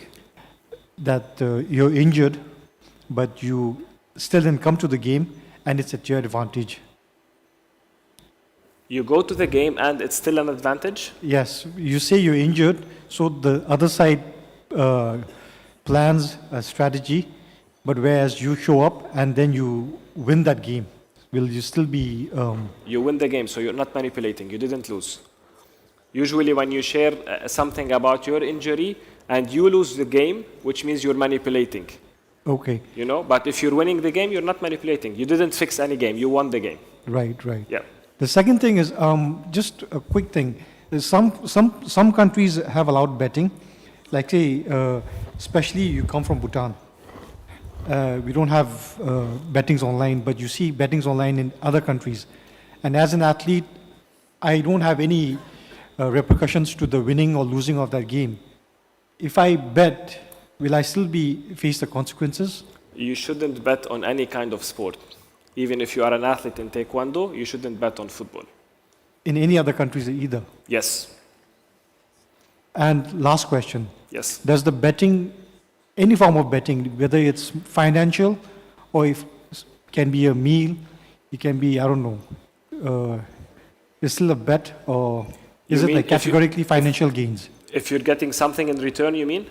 Yes. Yes. Has it to be financial, or can it be any other bets? Anything you're getting in return. It's Thank not you. only money. Thank you. Any other question? Yes.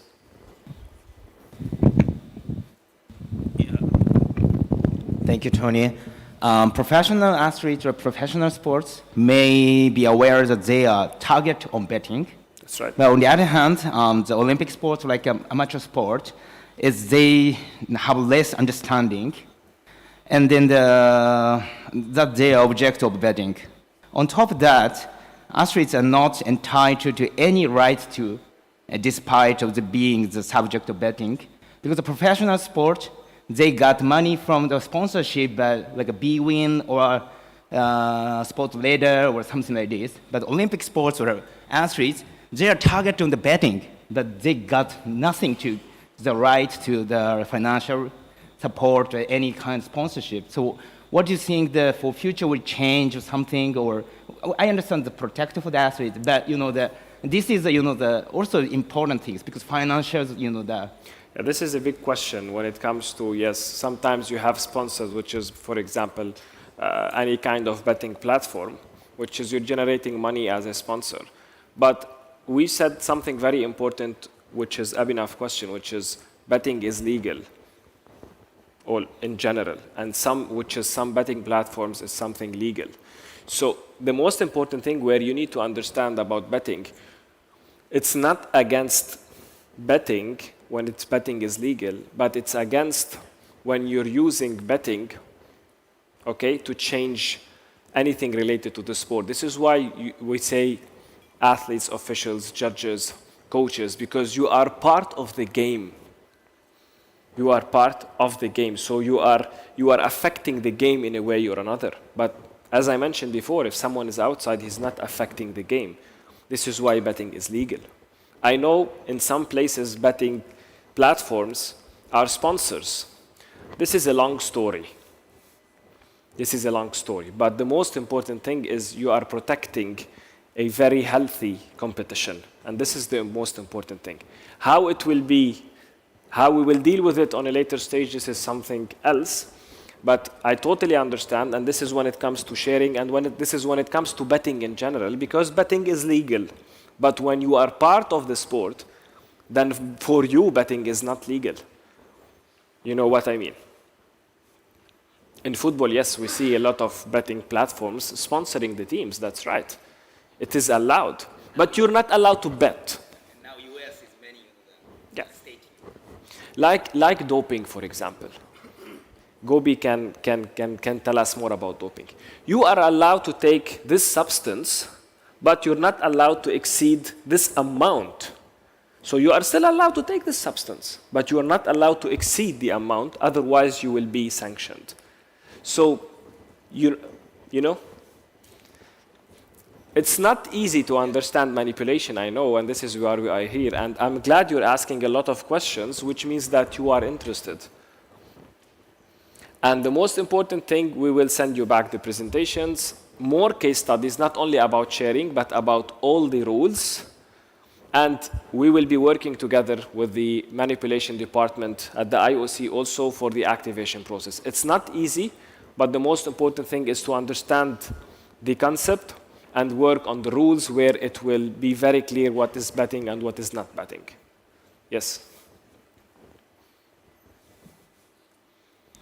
Thank you. I'm not sure my question is going to be related on this point, but doing it in my country, so like is any member of the federation or the athlete, you know, like promoting a bidding online, those kind of thing, and then they get benefit from the company or something.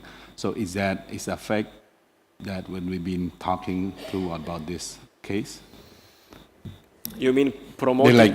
Promoting you know, betting online platform, for example, online. Definitely, if you are promoting a betting platform for athletes to bet, then you're manipulating the competition. And this is again the question between betting is legal, but how you are doing this. But you are part of the game as a national federation, so you don't need to promote a betting platform for athletes. Sorry? Can you speak on, because I can't hear you. I mean, like the person that didn't beat it, but they just promoting just the promoting is part of you leading someone to do something, correct? You want to try this? I'm promoting this. You can take it or not, but I'm promoting it, which is, you know, as long as you're part of the movement, you're not allowed to ask athletes to promote a platform which is not something that they should do. Questions? Thank you, Tony. As you said, everything that I really could understanding, but some point is really, you know, sensitive or complicated and confusing. Because my family member, for example, my father wants to bet. He used to bet, but we are living, you know, separately. But you said this is also is banned, but he bet not on Olympic Games and Asian Games in my boundary, but bet for horse racing or bet for English Premier football. how can we prevent or how can we encourage to awareness of this ban? This is very important. If your father is betting, it's legal because he's not part of the Olympic movement, correct? He's betting on horseback riding, he's betting on football. The most important thing is the influence. So we need to educate the family members also. And we need, as well as how we are educating the athletes, that you can do it if you are doing it, but don't transfer this influence to your fellow children or young athletes. Otherwise, this will be kind of, he will be like a fixer, a match fixer. If he's betting on taekwondo or table tennis and he will ask you, look, let's bet on this game, then it's part of he's sending the influence to you as an athlete. But if your father is doing betting by himself on horseback riding or something like that, and he's not influencing the athletes, this is something else. But, and this is a very good and very important point, this is why you educate coaches and officials, and there's a big role where we need to educate family members. And this question goes back here also to Malaysia when it comes to sharing information about injuries and stuff like that, because they are part of the entourage, correct? So it's very important also to educate the family members. And this is what we do with career development, and this is what we do with doping, which is promoting this to family members for them to understand that they are in a circle where they need to protect their young athletes and their children. This is where we can't put sanctions on the father and the mother if they are doing it on a personal level, but we need to educate them not to send this influence. What's good for them, not doing it in front of them or not doing it at all as part of the family, but still it's... Any question?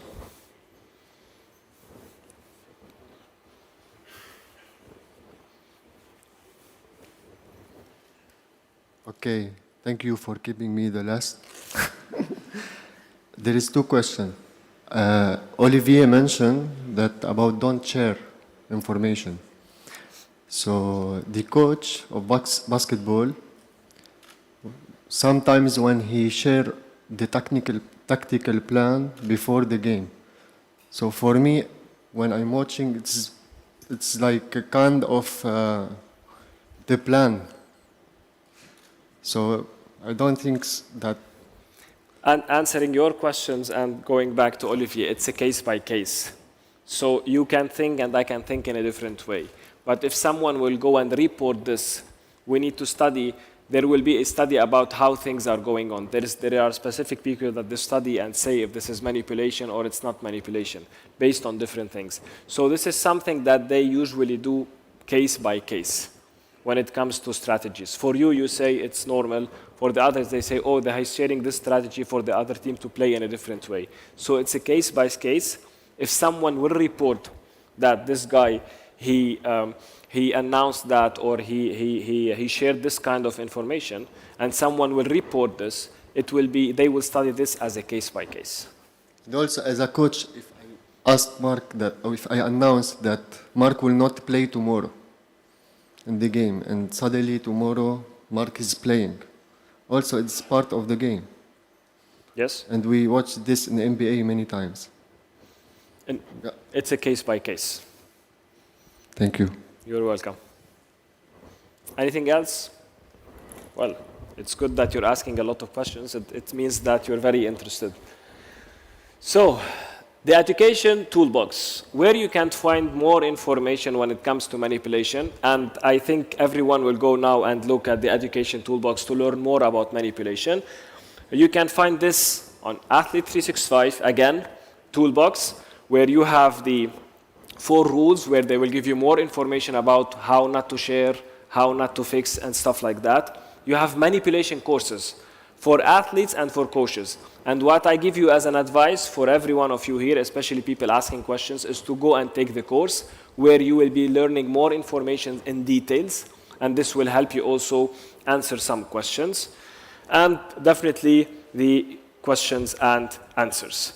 Also, we have the e-learning models where you can take a small kind of a course for 20 minutes. It will give you kind of a little bit of information. I advise you to take this when you go back, so you will refresh your memory and you will go back and understand more in order to raise awareness. Ask your fellow athletes to take this course. This is a very good and you can get a certificate. You can find it in English, in Arabic, and Mandarin language.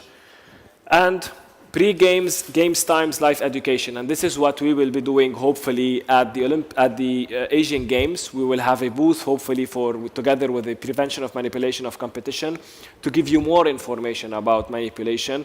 It's part of raising awareness, since we will have manipulation during the Asian Games. Athletes ambassadors. Athletes ambassadors are athletes that are promoting and raising awareness when it comes to the competition manipulation, which is the prevention of the competition manipulation. Again, a role for you to play, which is to give an advice for your athletes and give them the opportunity to become ambassadors in order to help you raising awareness from an athlete to another athlete, which is the Believe in Sports campaign. You can go to our website and also the IOC Athlete 365 website, where you can find more information when it comes to Believe in Sports campaign. And I can help you with this.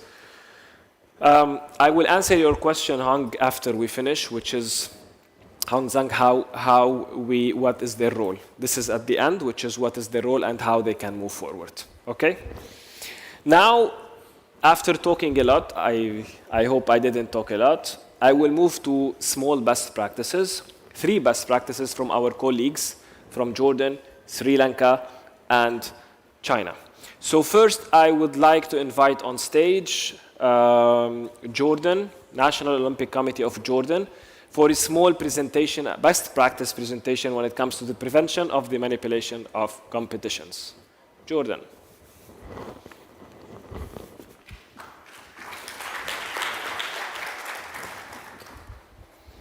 Good morning. How are you? Good, how are you? I'm good. So, can you tell us more about, because it's very important for them to understand how NOCs are dealing with manipulation. Because for me, I was talking about a lot of theories, but then they need to understand a real example. So if you can tell us more about the Jordan Olympic Committee and what you are doing in terms of the prevention of the manipulation of competitions. Yes, definitely. So like you mentioned, the pillar that we're addressing is awareness raising and education. So Jordan has really taken stride and put great effort into formalizing, normalizing, and institutionalizing a lot of awareness sessions and the education of a lot of the principles that you've heard today. So Jordan has begun having all these information sessions for various stakeholders across the sporting ecosystem. These stakeholders include the likes of coaches, athletes, medical professionals, and that has really engaged the community in a way that they hadn't been before. If we want to quantify the benefit and the effect of these efforts, we have, over the past year, had 10 informative sessions, and these had an aggregate of 275 beneficiaries across 10 different national federations, 4 different delegations of participants across a multidisciplinary games, and participants in 4 different training programs, such as the NCCP, which is a coaching certification, and others. And just having all those people involved in this prevention of manipulation of competition is so important, because there's definitely an inalienable nexus between being informed and having this educational knowledge, and then positive participation, leadership in sports, and building athletes as role models, which falls very nicely into a lot of the discussion that we've had here over the past few days. I want to really elucidate the work that the Jordan Olympic Committee has done. I want to highlight an anecdotal experience that I had with these sessions. So I've actually sat through 3 different sessions, 2 as an athlete prior to the Olympic Games and prior to the Islamic Solidarity Games.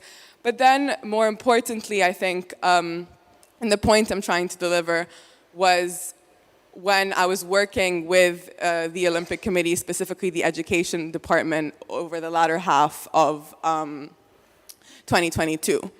And we were hosting this information session for a bunch of national federations, and the participants that we had were pretty young. A lot of minors ranging in the between the ages of like 10, 12, all under 15.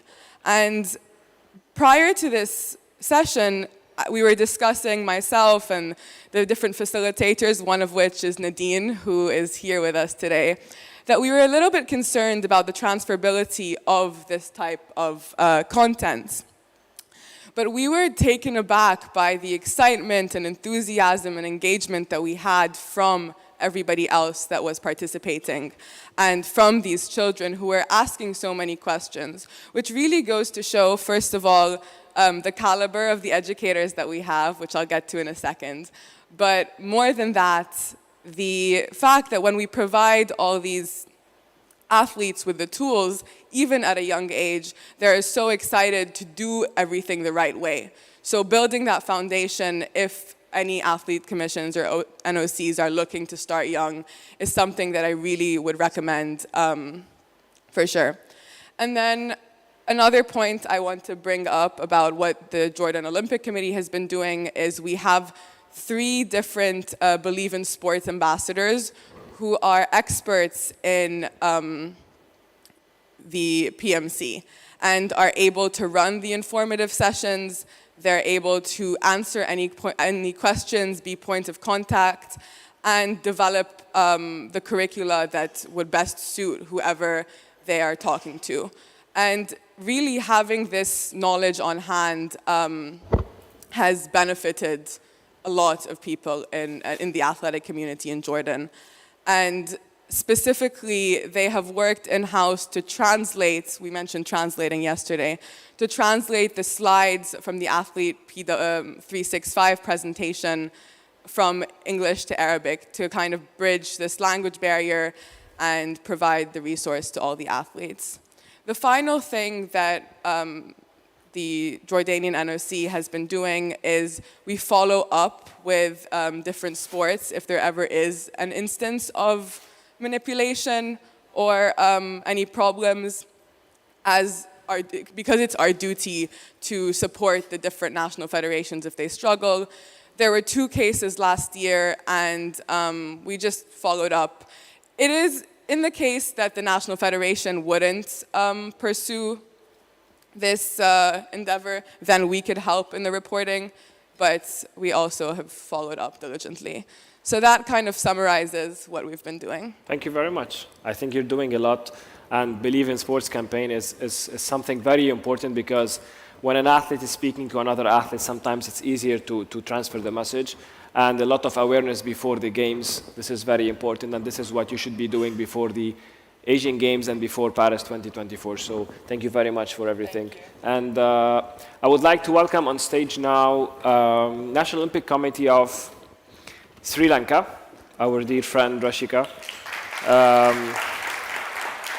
Another best practice, and also they were doing a lot, honestly, when it comes to manipulation. A lot of webinars, a lot of sessions. She will take us through the work done by the National Olympic Committee of Sri Lanka. Welcome.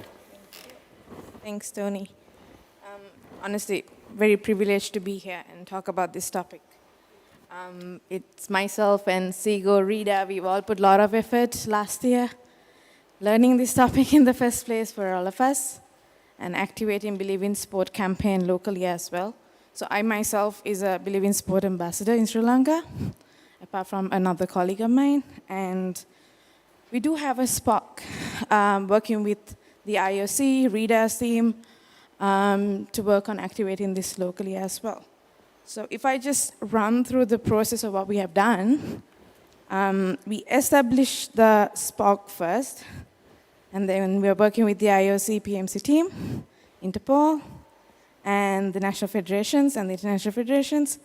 But we do have a special step which we have established, which is a special investigation unit, which is also established by the Ministry of Sports, which is like an additional step, but I think we are sort of working together as a team to prevent this kind of manipulation in sport.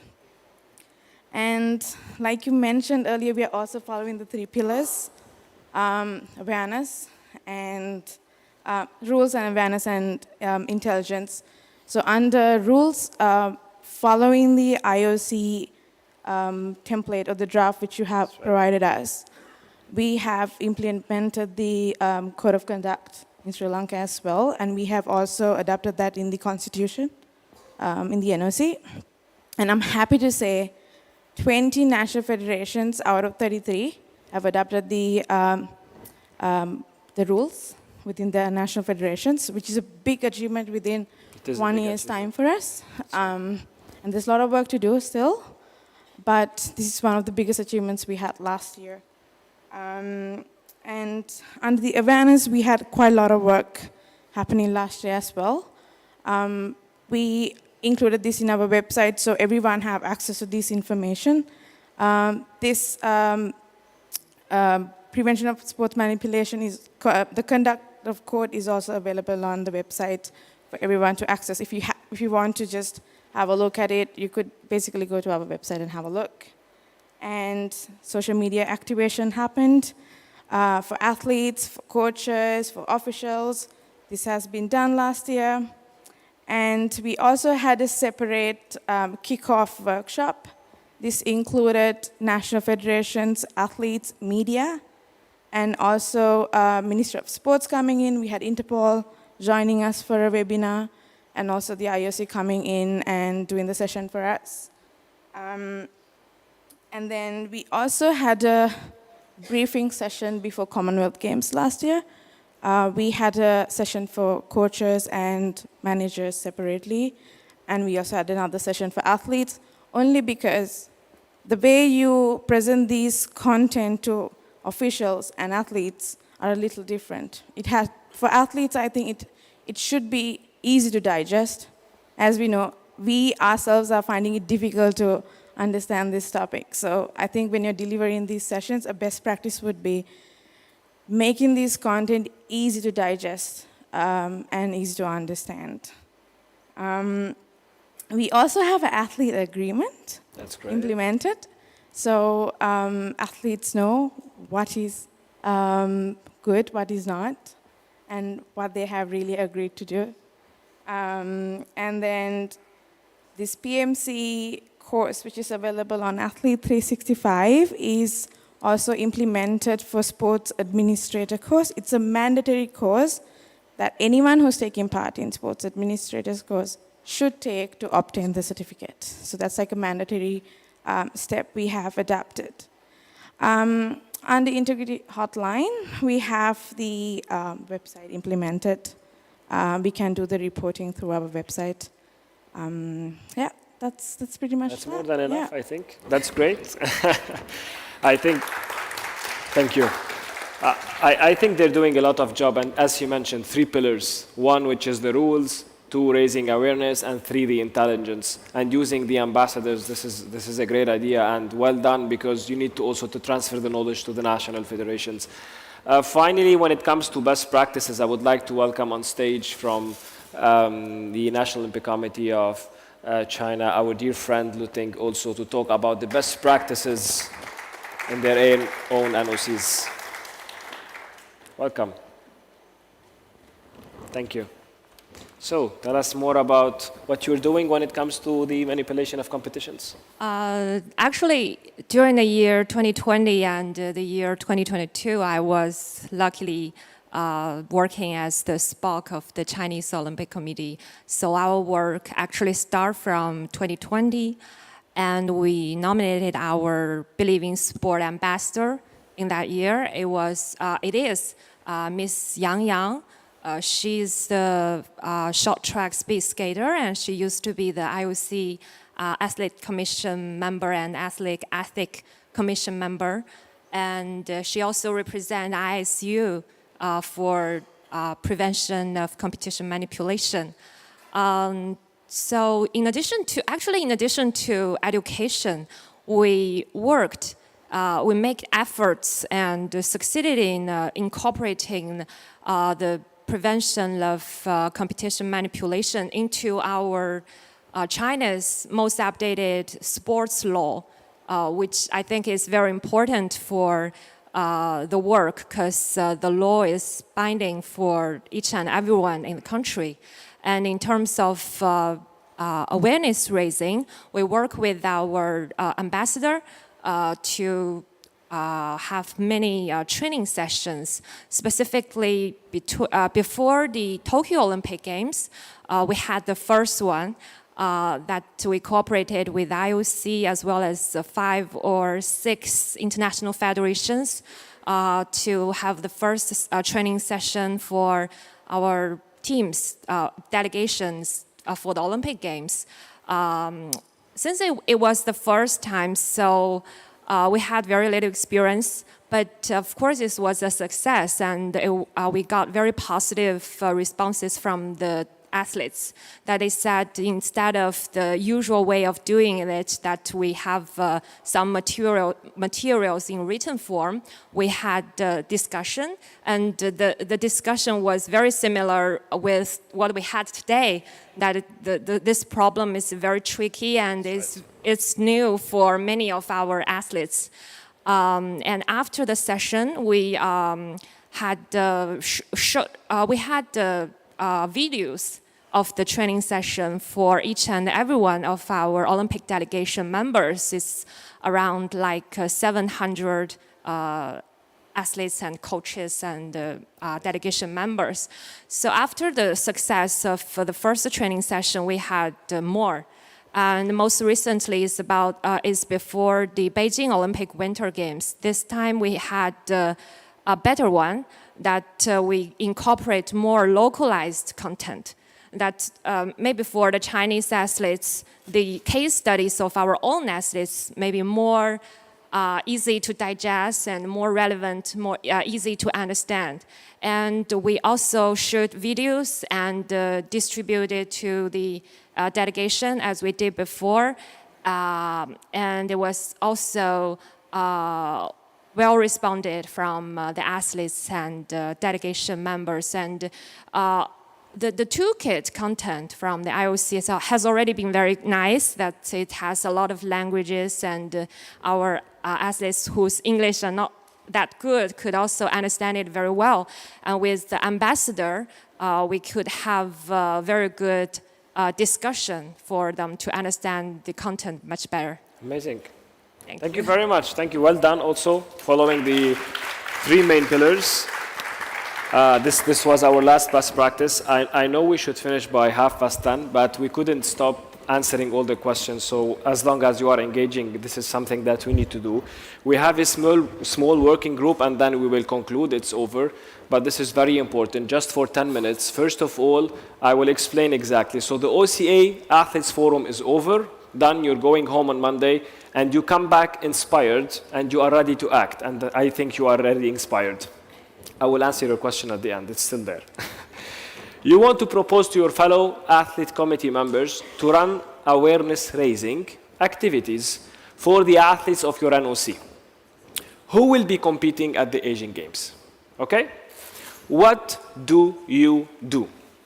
So basically, as an athlete committee representative, you're going back home, what you will be doing. What we want to, I will give you 10 minutes, not 20 minutes. You will have, now my friends are distributing the cards, which is you need to answer the following question. What is the activity that you will be doing? The description, what are the objectives? What is the target group? Who do you, the method definitely, who do you work with?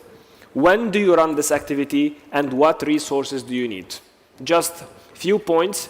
You have 10 minutes, okay? But I would like group 1 and 2 together, 3 and 4 together, 5 and 6 together, 7 and 8 together, 9 and 10 together, 11 and 12 together, you know? So 2, 2, 2, so the reporting will be easier and faster. You have 10 minutes from now. Sarah will help you grouping also, and Sabine will help you to group to regroup all the groups together.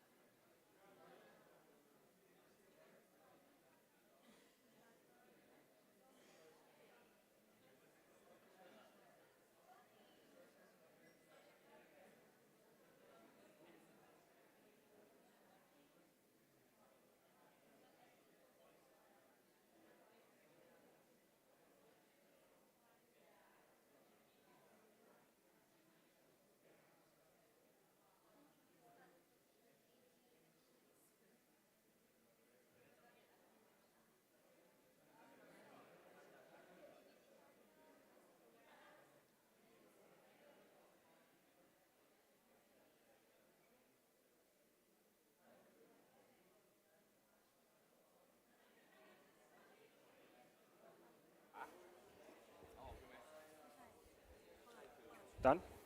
It's good. So, ready? Everyone ready? So,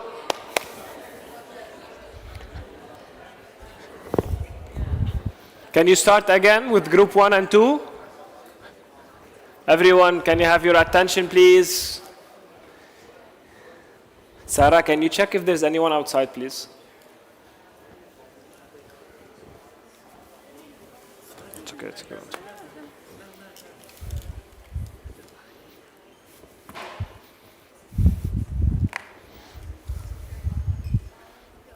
So, group 1, 2.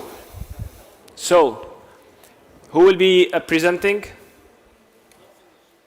Anyone who will present? Okay, we'll start with 3 and 4 and I'll come back to 1 and 2. 3 and 4? 3 and 4, ready?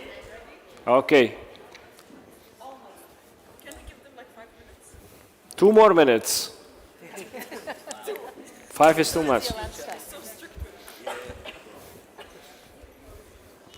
We're deducting time from your lunch time, huh? So try to be as fast as you can.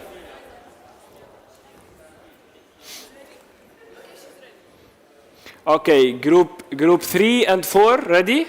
Yeah. Yes. Okay, for our group, our activity title will be we'll be doing seminars or during pre-game camps. Because usually during certain countries have pre-game camps where they collect all the athletes and give them briefings and so on. For number 2, description, the main objective will be awareness because PMC is something quite new to the athletes. That's right. Usually athletes will focus on anti-doping and things like that, so more towards awareness programs. The target group will be athletes, coaches, officials, and also media. The delivery method or format that we will use will be either physical or online because it relates to the first point where we pick to do seminars. Our partners will be sports councils, national federations, Interpol, sports ministry, and probably our law agencies in our own countries. The timeline will be as soon as we get back, 20th of March. But prior to that, we'll do like 1 month refresher course before each major games to just remind them about it. And the resources that we would need would be presentation slides, videos, toolkits. We would need to do case studies based on our own countries, whether there's any cases before. Group 3 and 4, you are ready to go back and start your activity. Okay. 5 and 6. Ready? Okay. Can you give us...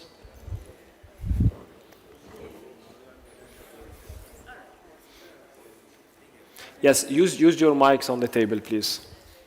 Hi, good morning. Yes. So our activity title would be Raising Awareness. So the objective is actually to make people aware of sport manipulation, especially it's a new thing for some people. And then who's the target group? It's the athletes, coaches, and officials, especially those who's participating in the coming Asian Games as well as SEA Games. Okay. How we're going to deliver it? Some of us prefer to do it face-to-face. Some of us are going to use a webinar or online because it's not easy to gather all athletes. And some of us will be using social media.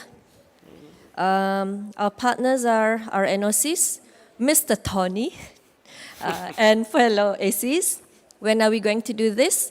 I think as soon as possible for most of us, especially for our ASEAN family, the SEA Games coming, so definitely before the SEA Games, and for the rest of us before the Asian Games.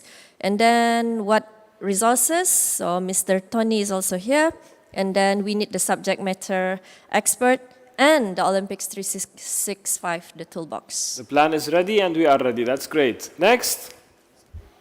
I don't have anything to comment on because this is perfect, I think. This is a great start, huh?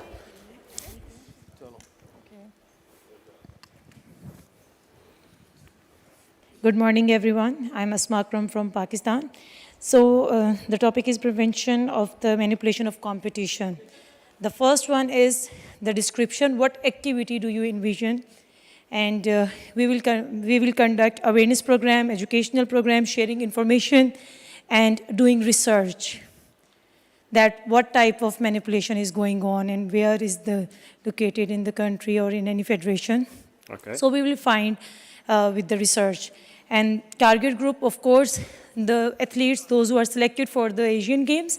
And apart from them, the other athlete, the local athletes, and our national athletes for the awareness. And delivery methods, target group, our coaches, our officials, federation officials, representative, and other athletes. And delivery methods, of course, of in person and online. Amazing. We can call the selected athletes in person. They can attend the physically, and those who are left, they can, attend the online webinar. And partners, when we are talking the partners, of course, IOC, OCA, and our NOC, NSFs, local government, and universities. We can collaborate with any institutional organizations that we can learn and we can taught our athletes and we can, get more facilities. And then our timeline, of course, the one would be before 3 months of Asian Games and one before 1 month. So we can conduct 2 awareness programs from our athletes. And then resources, we required educational resources from IOC platform, and that we have available. We have, of course, Athlete 365. We can get more information about any topic, and we have OCA platform for the resource. We can use that resource for empowering, for, awareness program. You are ready? Yeah. Done. Thank you. Next. Who is next? I think it's a perfect plan for all of you.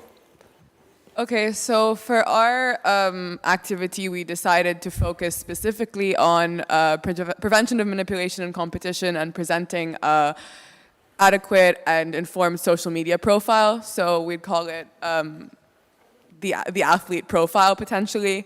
The objectives would be to inform athletes on the proper way to engage with social media platforms in a way that they're still able to have a communication line with their supporters, but not to disclose any potentially incriminating information. The target group, we decided would focus on one hand, like the youth and juniors, because there is a craze for going viral and posting everything and anything online, and then also any other athletes across the senior categories as well. The delivery method and format would probably be through a sort of interactive workshop that could be run by any NOC, and the partners would be potential federations, clubs, or any group that has all these athletes. The timeline would be probably prior to any sort of competition or at any point, because social media is constant and sharing anything at any time is sanctioned, I guess. And the resources is we'd have like a presentation, facilitators, maybe some ambassadors, and then would be good to go. That's perfect. That's great. Next. Did you present or not yet? Hello, I'm Chanatip Sonkam from Thailand. Our activity title, Don't Be a Batman. This is topic for our team. And then description, we are prevention for betting in the game and then off the game also. Objective, athlete. We need athlete far away from the betting and gambling in the game or their game or another games. Target group, we forgot on athlete, young athlete or formal athlete or something, anything about athlete. Don't do it about betting. Also, coach, judge, and referee. delivery method, we focus on social media. We can sharing any information or about the betting is not good for the game and then for the athlete. The on-site, we have to do for like a workshop, mini workshop in the game, in the village or in the competition area, like that. Partner, we focus on National Federation, NOC, also police. We want to show how the wrong way to in the future. And timeline, we think about in season when they have a competition or before the game, something we need to share about the knowledge to them. Result, we create the guideline we have from Athlete 365, and then we bring to information to all the athletes. Thank you. That's great. Thank you very much. Group 1, 2.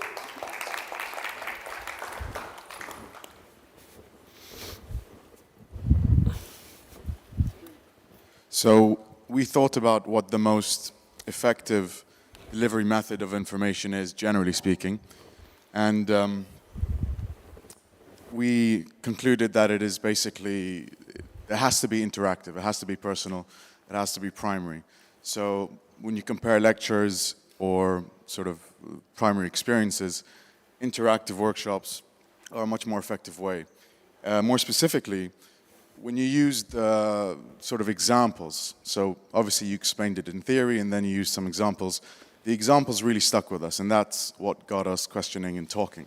So what you could do is have, for example, the social media examples. You'd have cutouts of Instagram posts, and then you can ask people whether this is legal or illegal. And that'll just get them thinking. The target group's obviously any stakeholder of sport. So you're talking the youth, athletes past and present, and the future. The retired athletes, because obviously word of mouth and general education. So the two methods of delivery really are workshops, but more effectively social media. Social media of the federations, social media of the NOC, and of course sport influencers and local influencers of the region. More specifically, you can have, Instagram for example has a feature of a quiz. So the story could be a picture, an example of a post, and then the quiz can be legal or illegal.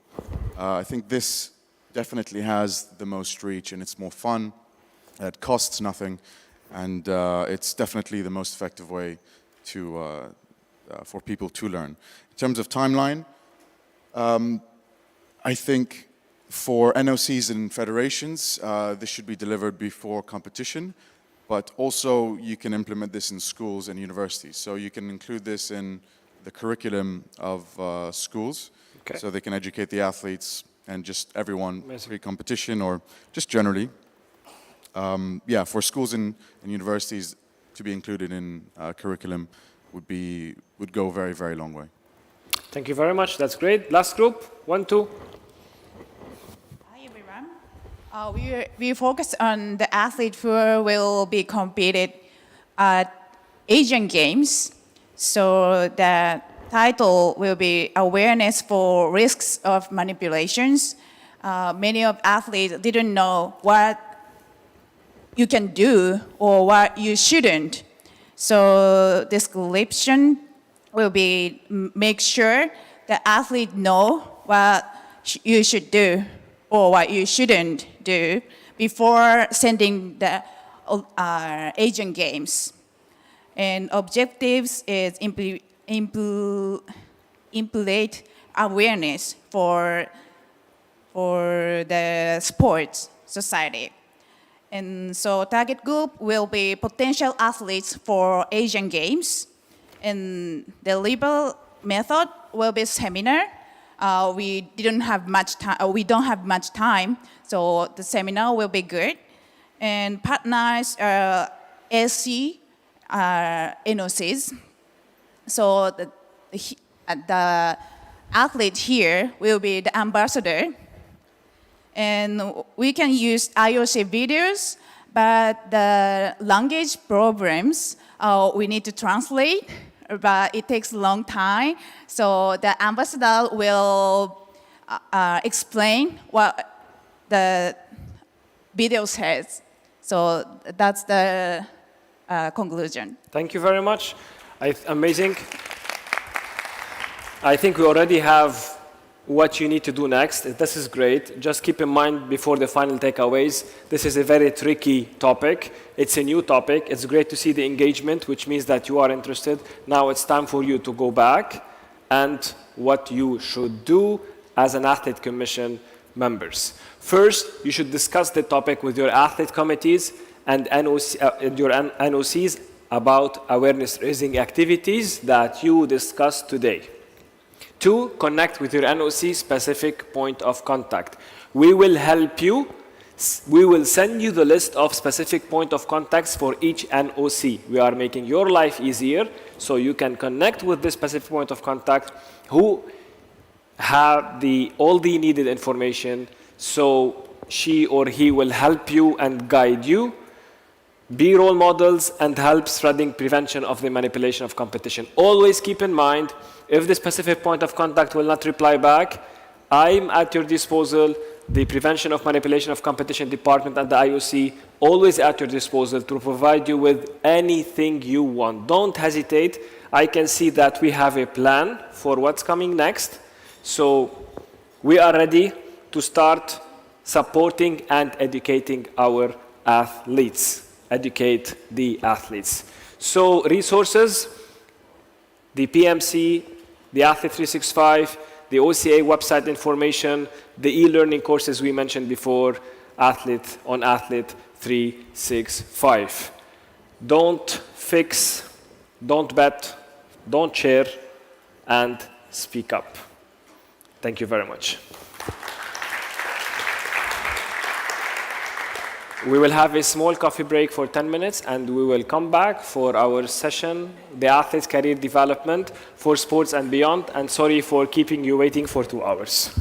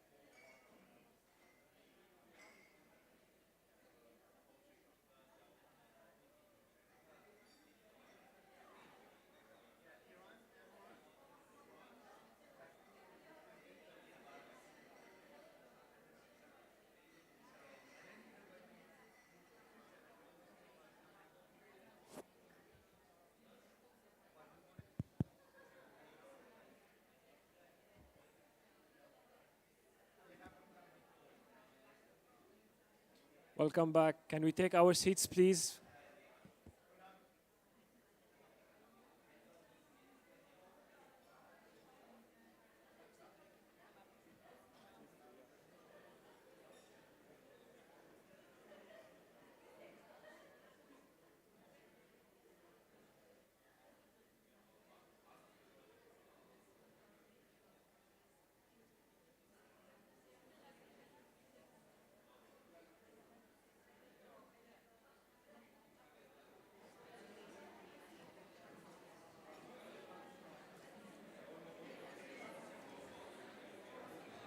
So, welcome back. And after we're done with topic number 2, which is the prevention of manipulation of competition, now we will start with topic number 3, which is athletes' career development for sport and beyond. And I would like to welcome on stage Badminton World Federation Head of Educational Programs and IOC Career Plus Educator, Dr. Sharon Springer, for her presentation. Thank you very much, Tony. I think I'm mic'd, so everybody can hear me? Yes? Okay, so Tony lied a little bit. I'm not going to be on stage. I'm going to be walking around among you because we're going to be very active. Yeah, who's a little bit tired? Second day, a lot of information, a lot of good information this morning, but starting to get a little tired, maybe? Yeah, that's normal. Okay, so we're going to be very active today, and this is going to be a lot of conversation. Yeah? So, all right, let's see. We're going to start off with a little challenge. Okay, I've got a number challenge for you. So I'm going to ask you, without writing anything down, okay, so no pen, no pencil, no cell phone, only your brain. I want to see if you can remember this number. Okay, everybody ready? Yes? Okay, I'll say it slowly. I'll say it twice. See if you can remember the number. Okay, the number is 8286160. Okay, again, no pens, no pencils, no cell phones. 8286160. Okay?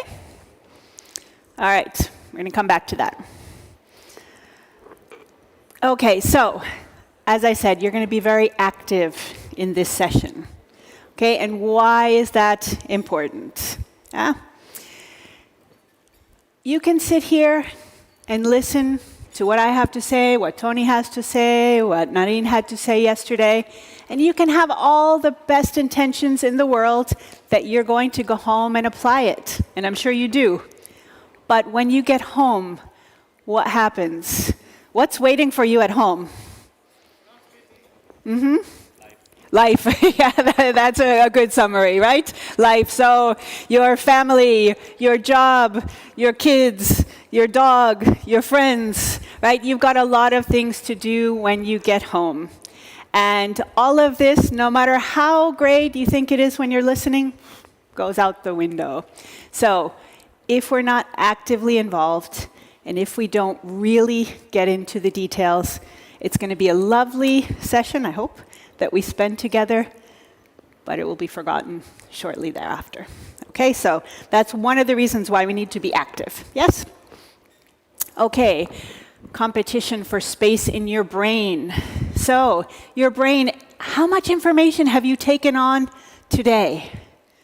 Not just in the presentations. You've met people, you've remembered their names, maybe remembered some of their names, right? You've had a lot of other things that have nothing to do with the forum coming at you today. You have a lot of things to remember, and there's a lot of competition in your brain, and your brain every second, including now, is saying, important, not important. The important stuff, goes in, the not important stuff goes out, right? If we don't make it important, it's not going to stay in our brains, yeah? We need to know anytime we get information, if we're going to retain it, if we're going to learn something, we need to know, how does this relate to me? And if it doesn't relate to me, it doesn't go in, it goes out. Yeah? So we need to have a really clear idea how this relates to me. On that note, what was the number? Does anybody remember it? In the back.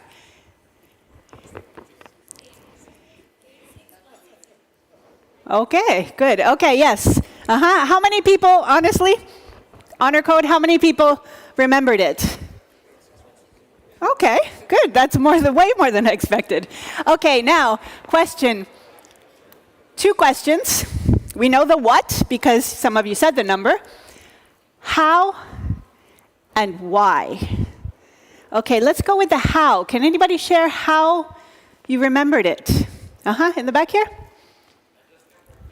You kept repeating it. Okay, good. Repetition. So that made it go into your brain. Anybody have a different way? You connected. Okay, so you made like a physical, how you would dial it. Okay, so kinesthetic learning, right? You do something and then it gets into your brain. Yes. Anybody else? Divided it, okay. Divided it into more manageable parts. So it was easy to remember, right? Okay, good. Did anybody relate it to something else? Was it similar to another number? Yes. The first 4 numbers was my wife's phone number. Okay, so he had an advantage. Yes. I remember once I got my new bank card, and the PIN was my former telephone number. And I thought, great, this is so easy to remember. But that doesn't usually happen, right? Okay, so we have some ways to make it relevant. How does it relate to me? Okay, wife's phone number. We find ways to make it manageable by breaking it down. But if we don't have any kind of active engagement with the number, we won't remember it, right? Probably, with the exception of the gentleman in the back, probably no one will remember it tomorrow.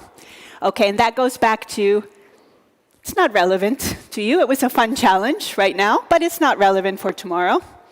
Now, if I had told you that that was the code to unlock $1 million of funding for your NOC, how many people would have remembered it? Everyone, probably? Or you would have made a bigger effort, right? So is it relevant to you? Is it important to you? Do you need to know it? Yes? So those are the same things we want to apply to what we're going to talk about today. Is it relevant to me? Do I need to know it? What am I going to do with this information? Because if I don't know those things, you're going to smile at me. You're going to think, this is, I hope, very interesting.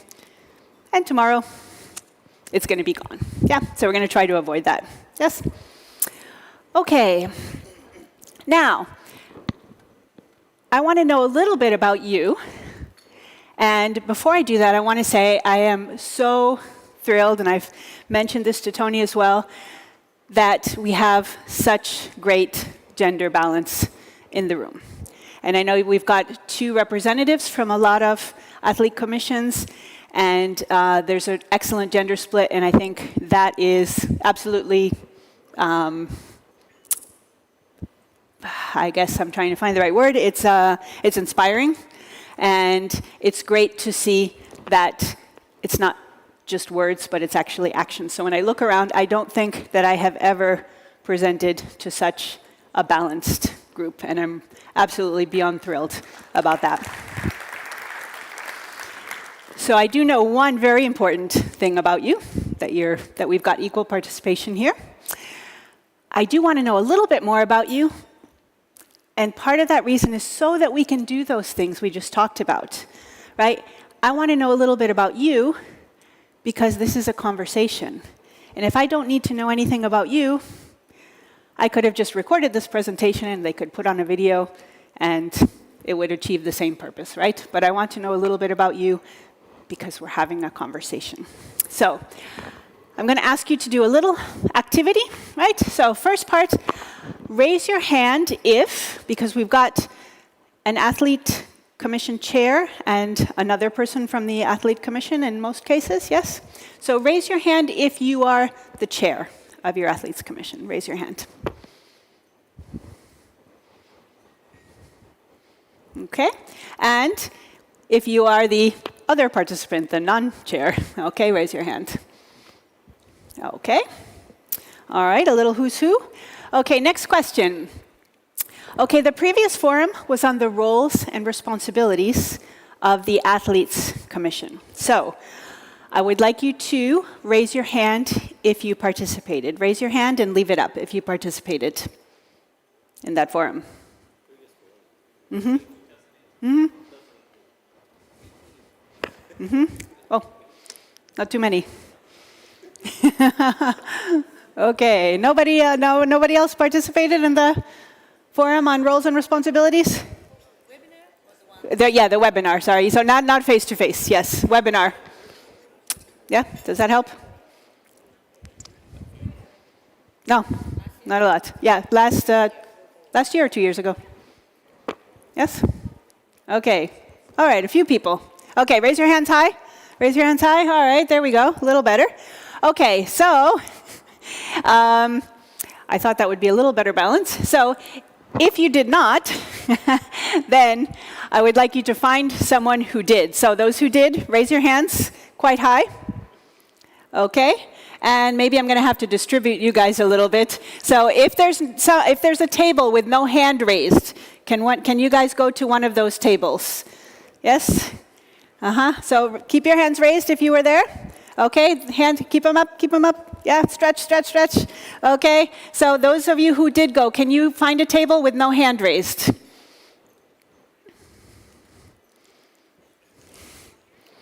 Mm-hmm.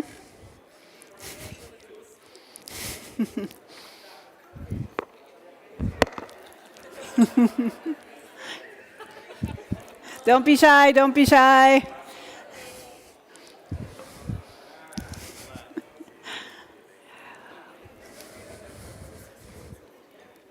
Okay, and I would like you to, very quickly, I'm going to give you 3 minutes to share what those roles and responsibilities were that were discussed last time. Okay, in 3 minutes, what are the roles and responsibilities of the Athletes Commission? Because that's very key to what we're going to talk about. Yes? You don't have anyone? Oh no. Is there anyone that has 2 participants? Oh, now you have someone. Okay, excellent. Good, good. Thank you. Okay, so 3 minutes. I'm going to check my timer.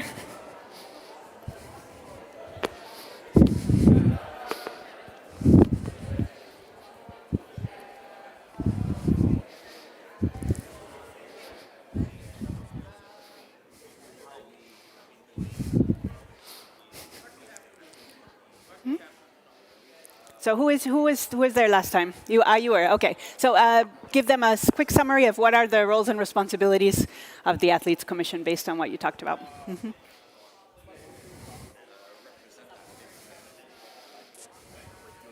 What do you want to discuss about exactly? Like what happened? Quick summary.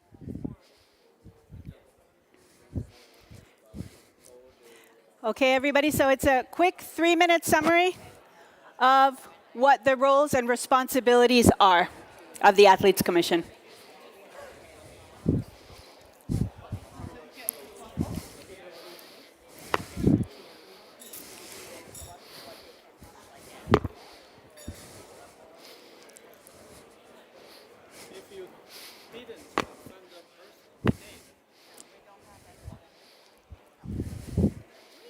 You don't have anyone? No? Okay. What's that? Nobody. Okay, okay. Well, we'll do a quick summary.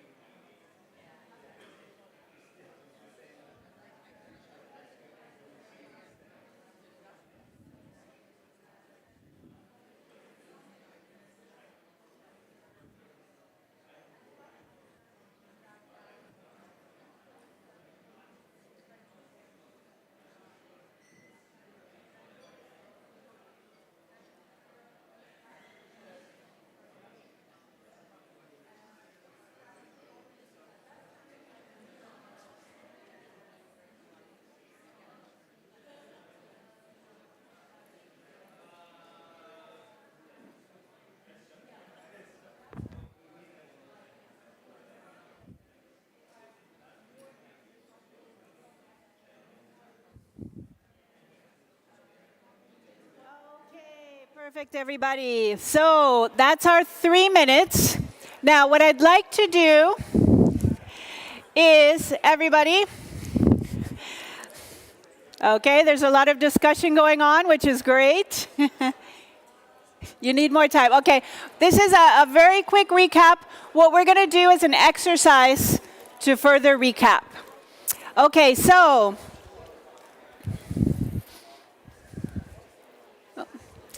okay, guys, just to sum up the roles and responsibilities. So some of you are remembering.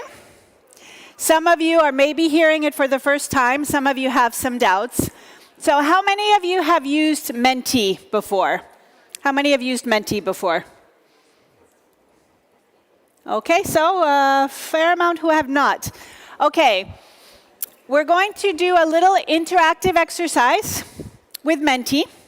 And this means on your phone, you're going to need to put in a code. Now, this one we'll leave to a few people. The next one, everybody has to participate in, but this one we'll start with a few people. So those of you who know, who feel that you know clearly what the roles and responsibilities of the Athletes Commission are, either because you were there last time or because you just learned a lot about it in this session. Okay, I'm going to ask you to put in this code. So if you go to menti.com, www.menti.com, it will ask you for a code, and you're going to put in the 8-digit code, not 8286160. No, 63234923, in case that's a little difficult to read. Okay?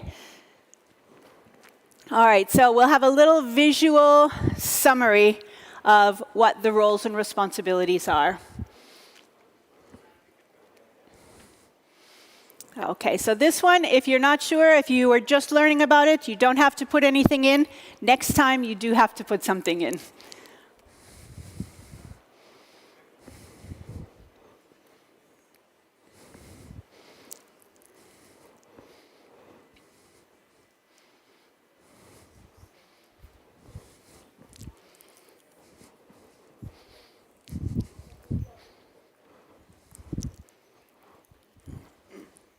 Okay, we're getting some more up there. Great.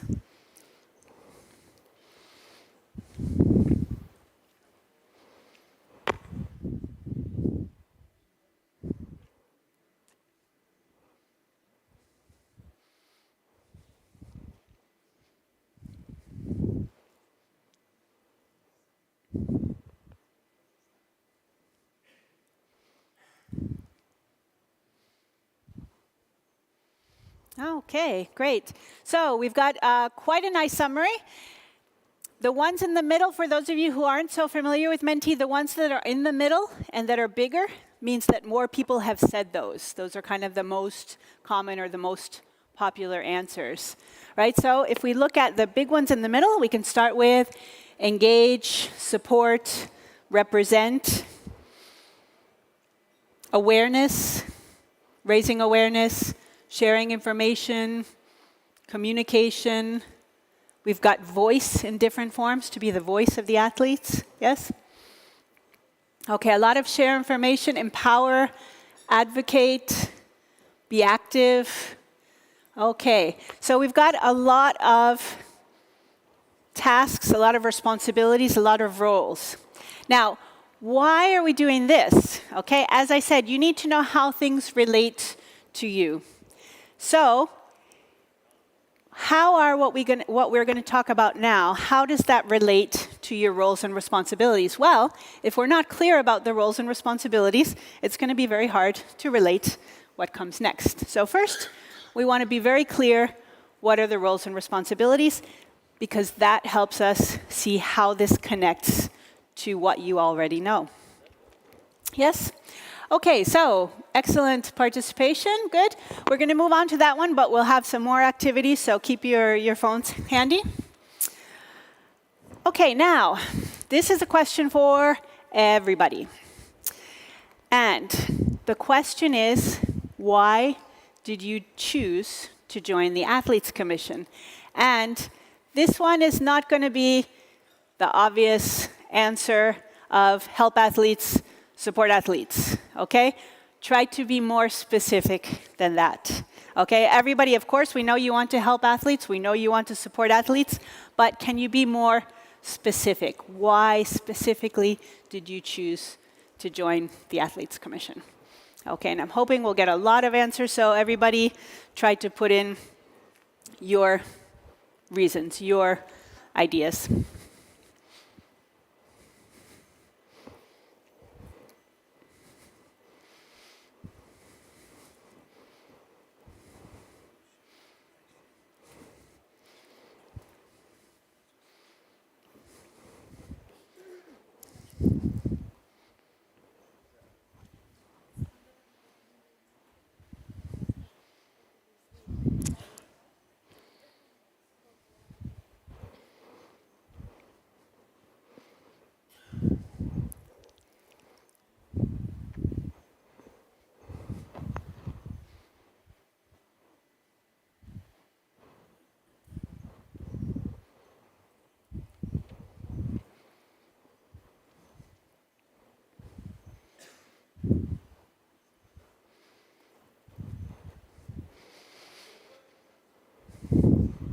All right, so we've got some great answers here. I think in the back it's a little bit hard to see maybe, but I'll read a few of these out. So to give back, to make a difference, those are great reasons.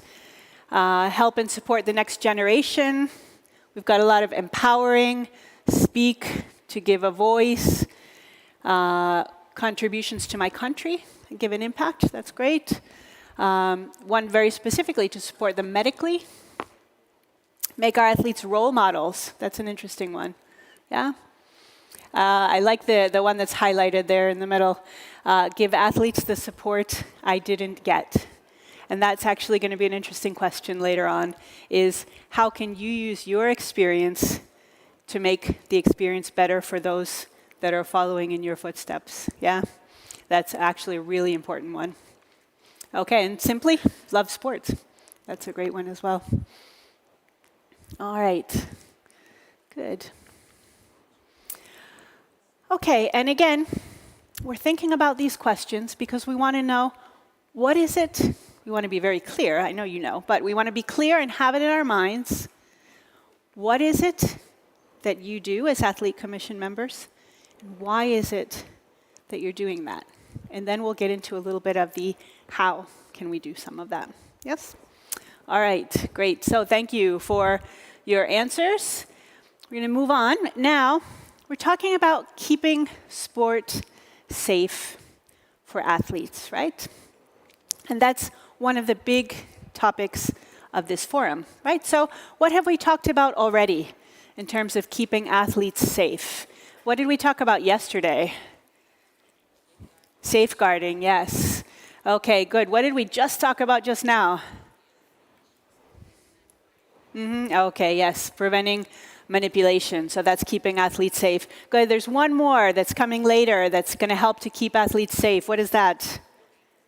Yes, anti-doping, exactly. So these are some of the big areas we're talking about today that have to do with keeping athletes safe. But my next question is then, what about after athletes stop competing? Then, how do we help to keep them safe, to ensure, maybe safe is a tricky word, but how do we ensure their well-being, their security, their safety after they stop competing? Okay, so this is another one where we need some ideas here. Everybody kind of put in your ideas. It can be a short answer, it can be a sentence. How do we help after they stop competing?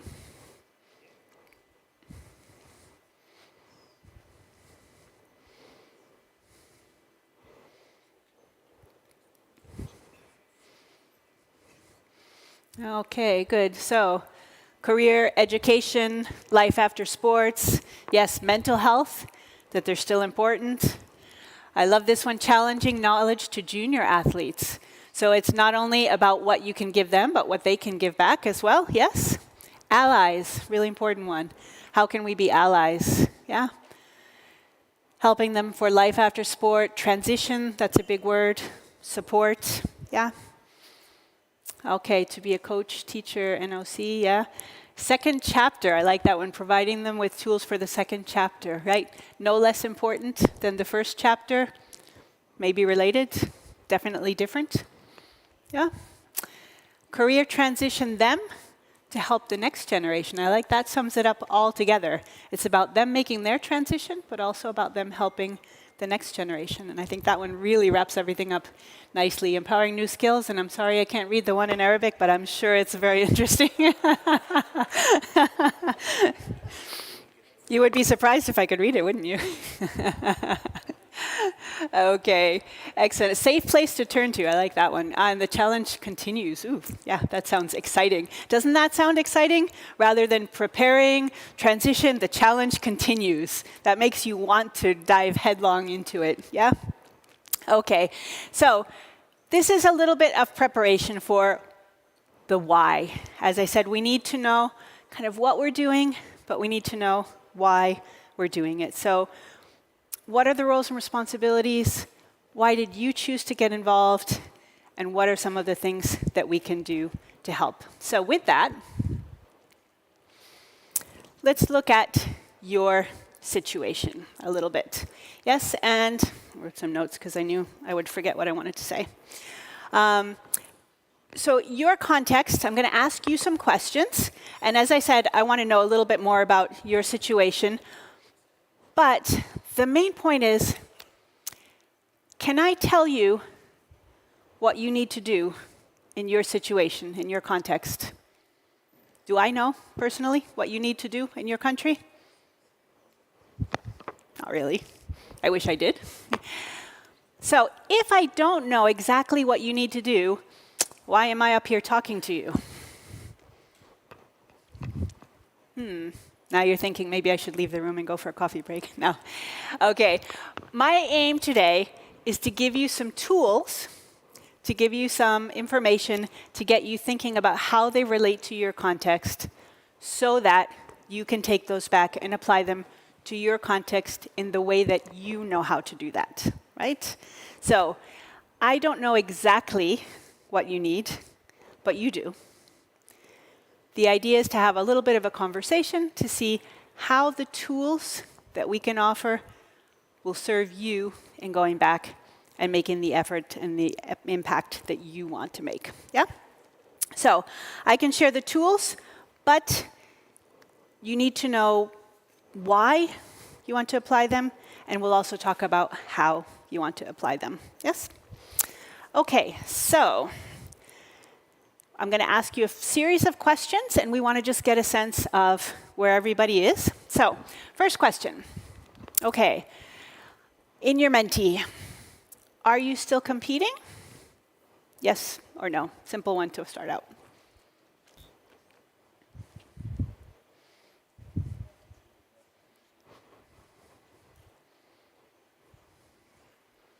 Okay, quite a few yeses. Interesting.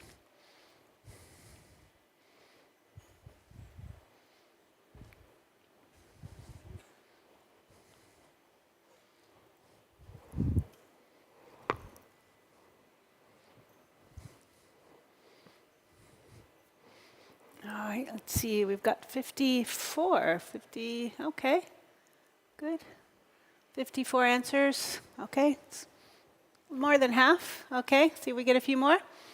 Okay, so next question, we're going to look to beat 55. We've got 55 answers here. Next question, I want to see if we get a little higher than 55. Okay, so 39 to 17, not competing, but still 17 people competing. Okay, so if you're not competing, or even if you are, in fact, are you studying, working, or both?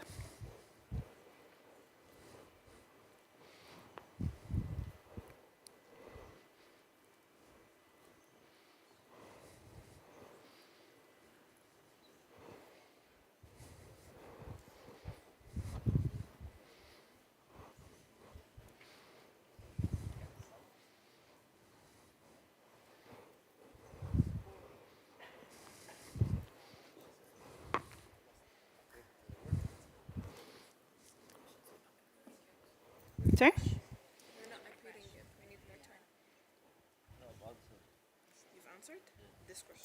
Hmm. Okay, you guys are very efficient. All right, let's see. Did we beat our 55? I can't see the number that far away. 59. Okay, all right. Numbers are going up. Okay, so majority working? A few studying? Some both. Okay. And this is going to relate to our next topics. Okay, are your studies or your work, whichever you're doing, related to your sport? And so we've got 3 topics there. Yes, related to your sport, maybe not to your sport, but to sport in general, or no.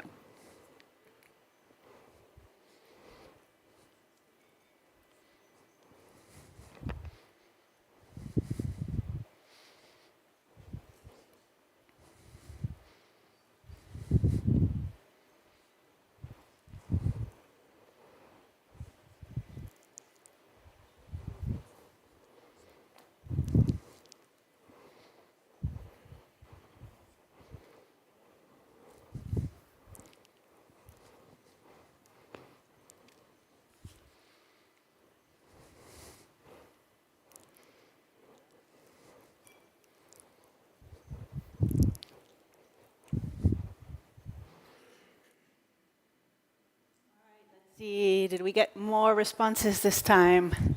See a couple people signing on, so I hope maybe we have a few more. All right, 63. We're getting there. I'm hoping to get to, how many are we? 80 something by the end.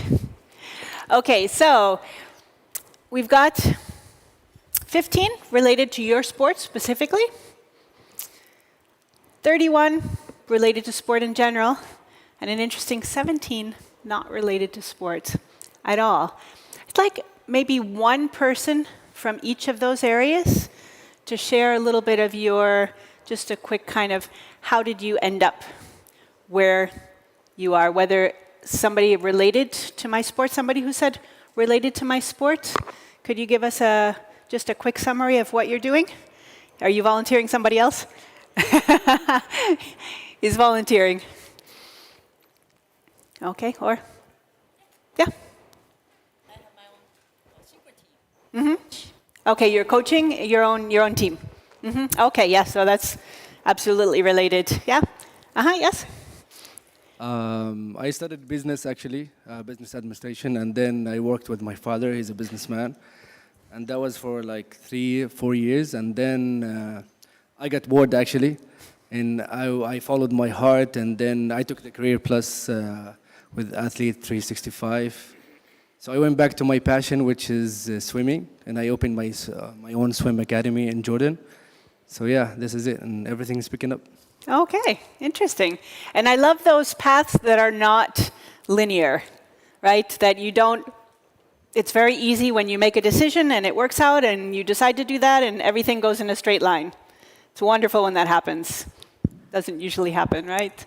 Okay, so sometimes we take a detour, and thank you for sharing that.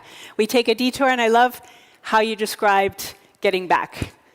Got bored, went back to your true passion. Yeah? How many of you, just show of hands, have had one of those detours in your life?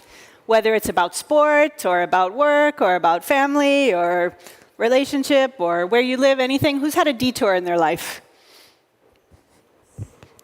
Few people. Okay. All right, not many. Maybe your detour is still coming. Who knows? Okay. Related to sport in general. Somebody who answered that. Related to sport in general, but not your sport. This was the biggest one, so it should be easy to find people. Okay. I became a PE teacher for elementary school. Mm-hmm. So we still do all the sports, but not swimming specifically. Mm-hmm. We actually do have a pool, but I'm not part of it. Oh, interesting. Yeah. Oh, all right. Is it hard for you to stay away from the pool, or? I need a little break, you know. Okay. Yeah. Try something different. All right, great. That's a great example. Okay, so physical education, and not related exactly. Yeah. Anybody else? Quick one. Mm-hmm. Yeah. You're being volunteered. I love how people are volunteering other people. I'm working with the National Olympic Committee, so yeah. Okay, yes. Not, So, not just sport in general. with sports in general. Okay, excellent. Thank you. Okay, and how about those who are not related at all? Let's hear from somebody not related. Are you related to sports in general? Yes, like after retirement from swimming, I usually to do other sport like football referee, soccer referee, and then really completely different. But to be honest, like when I was young, I really loved to play football, but I'm not good at it. Then my father, he's my coach, then we swim.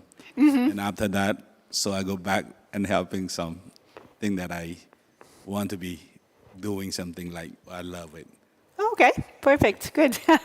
So you don't have to be as good at it to be a referee, but you can still enjoy it, yeah. Okay, great. Okay, and then somebody who said not related, somebody who made a complete change. Yes? So hello everyone. My whole life I was here, in the back. Thank you. I couldn't find you. So my whole life I was like into technology, and I work in the investments of technology as well, and entrepreneurship. I started sports in CrossFit on my own, and I was amazed that, and not me actually, others commenting that I can carry heavier weights than my body weight. So I started with the Federation of Olympic Weightlifting, and from there I grew, but I'm still working in the same field that I'm working at. Okay, good. So a little bit of two different paths there. Interesting. Yes. Okay, anybody else want to share? Somebody who's doing something not related at all, whether it's work or study? Yes?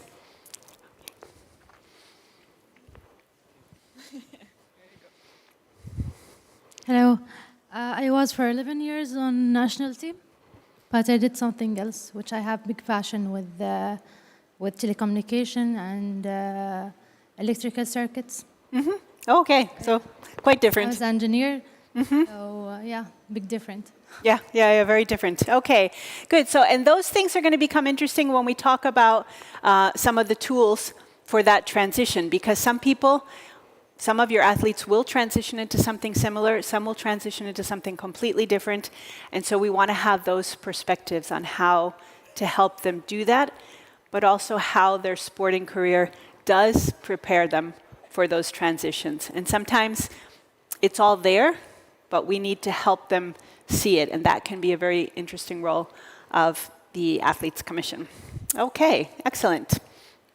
All right, this is a quick one. Did you think 3 to 5 or however many years is relevant for you that you would be doing basically what you're doing now, whether that's studying or working? So was it definitely clear to you? Some idea, maybe not the specifics worked out, or not at all? Are you doing something completely different from what you thought you'd be doing?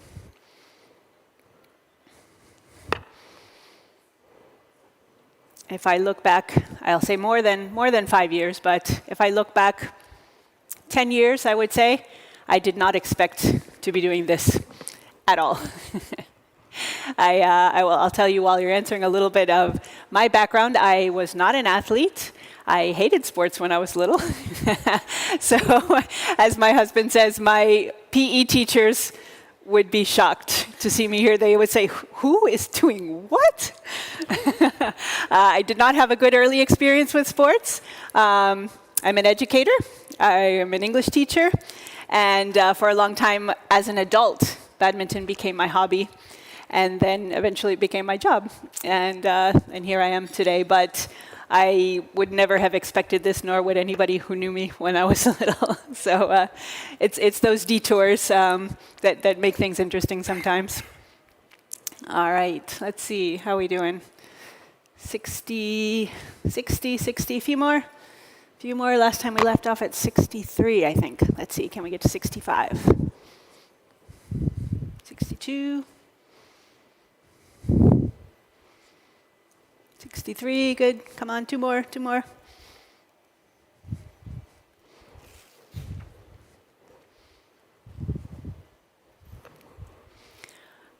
65, all right, great.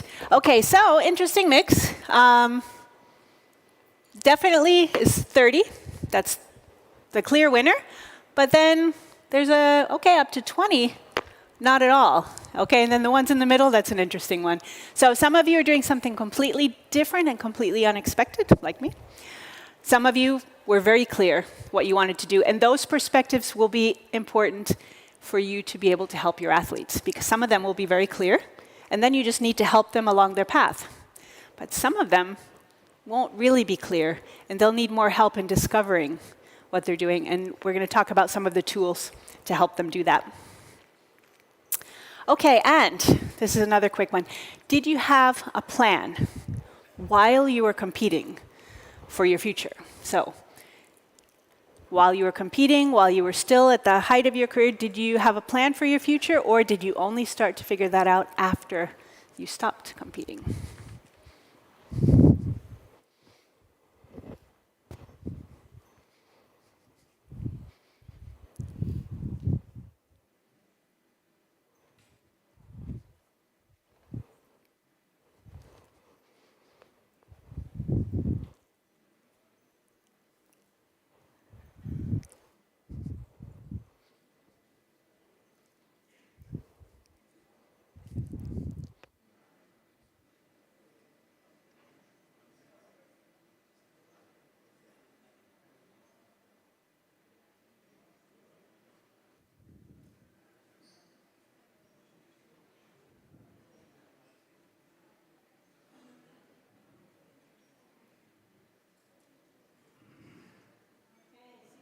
We're up to a new high. One more, we'll hit 70. One more. Okay, so the yeses are winning, but not by too much. Okay, so having a plan while you're competing versus those who don't. And both of those experiences can be valuable as you're helping your athletes.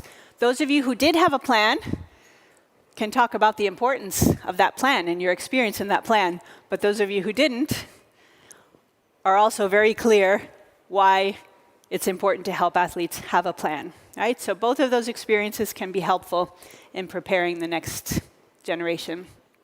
Okay, and this question's a little bit different. So if you didn't have a plan, what would have been helpful? And in this case, you need to put these in order of importance. And hopefully you'll say they're all important.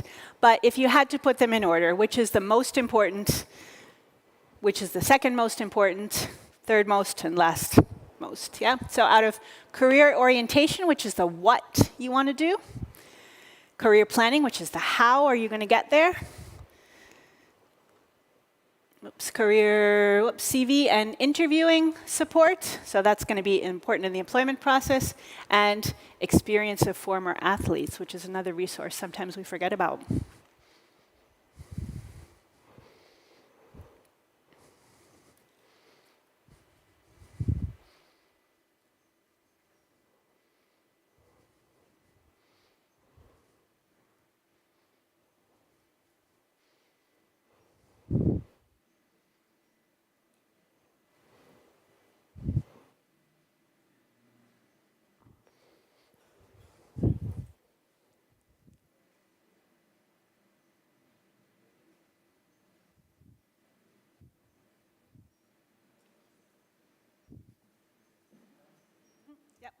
Okay, ooh, we're getting there.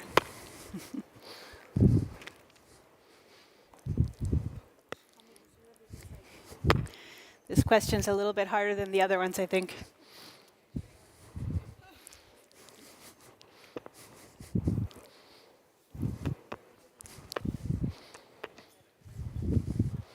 Okay, so we've got a bit of a almost tie going on. That's interesting.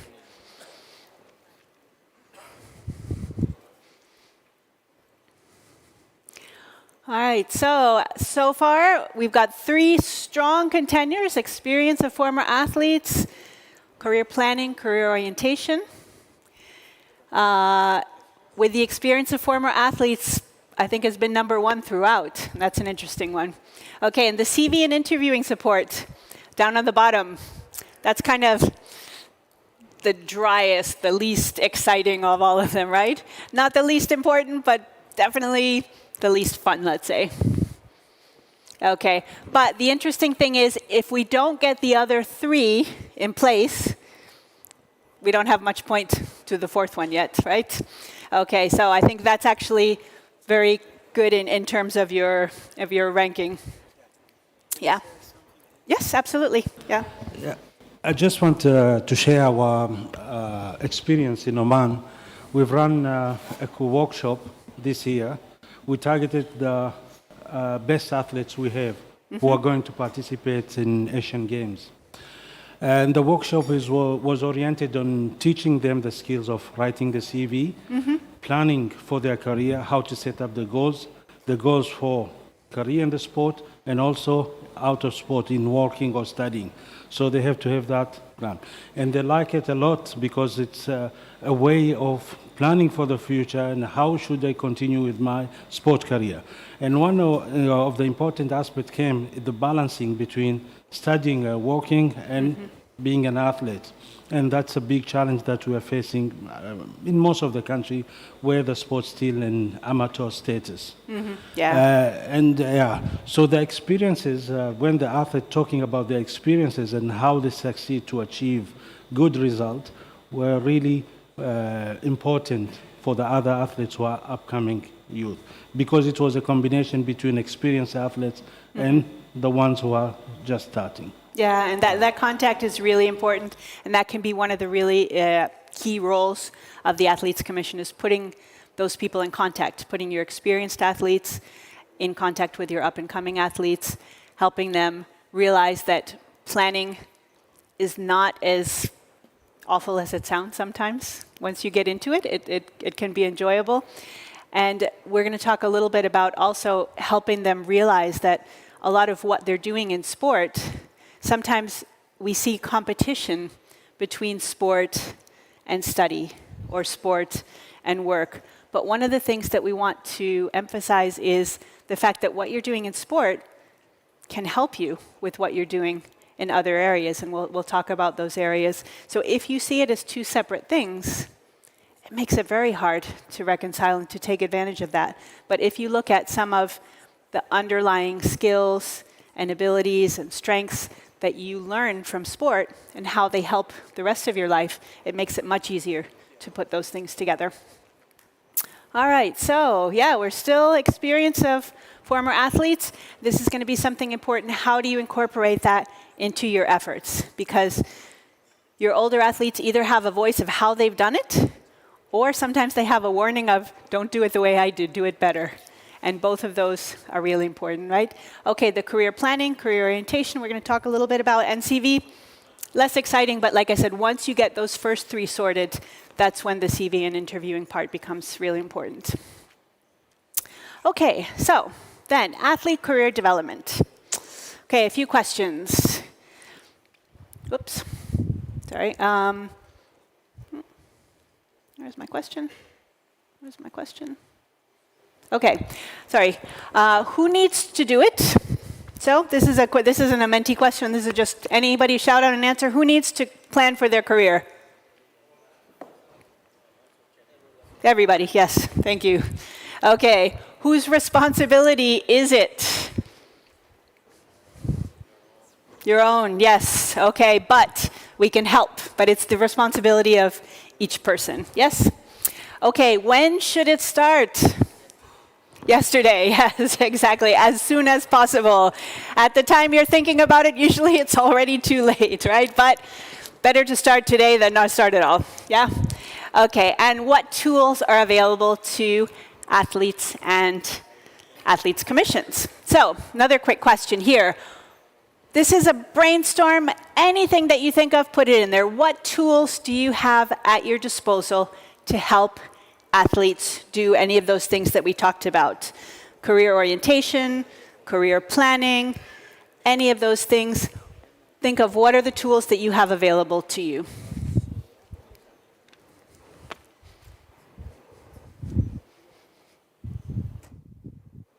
And there's no right or wrong answers. There's probably some that you'll think of more immediately, but there are many, many resources. So there's no wrong answers here.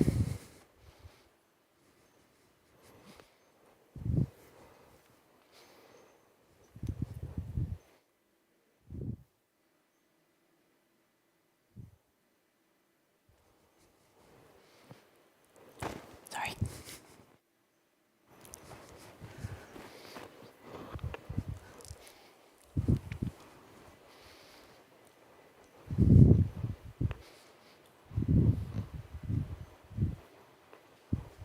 Okay, I'm glad to see there's lots of resources going up.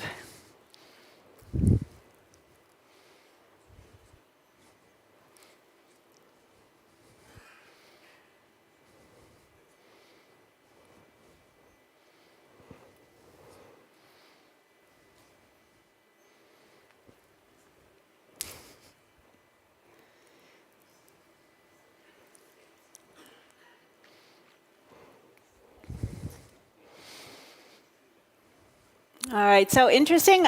Athlete 365 is in the center, and there's a few different spellings of it, so it takes it as different answers, but in different, with a space or without a space, with an S or without an S, it's there in different forms. So really happy to see that Athlete 365 is on everybody's radar, because that is a huge tool that you've got available to you. Education in general, yeah.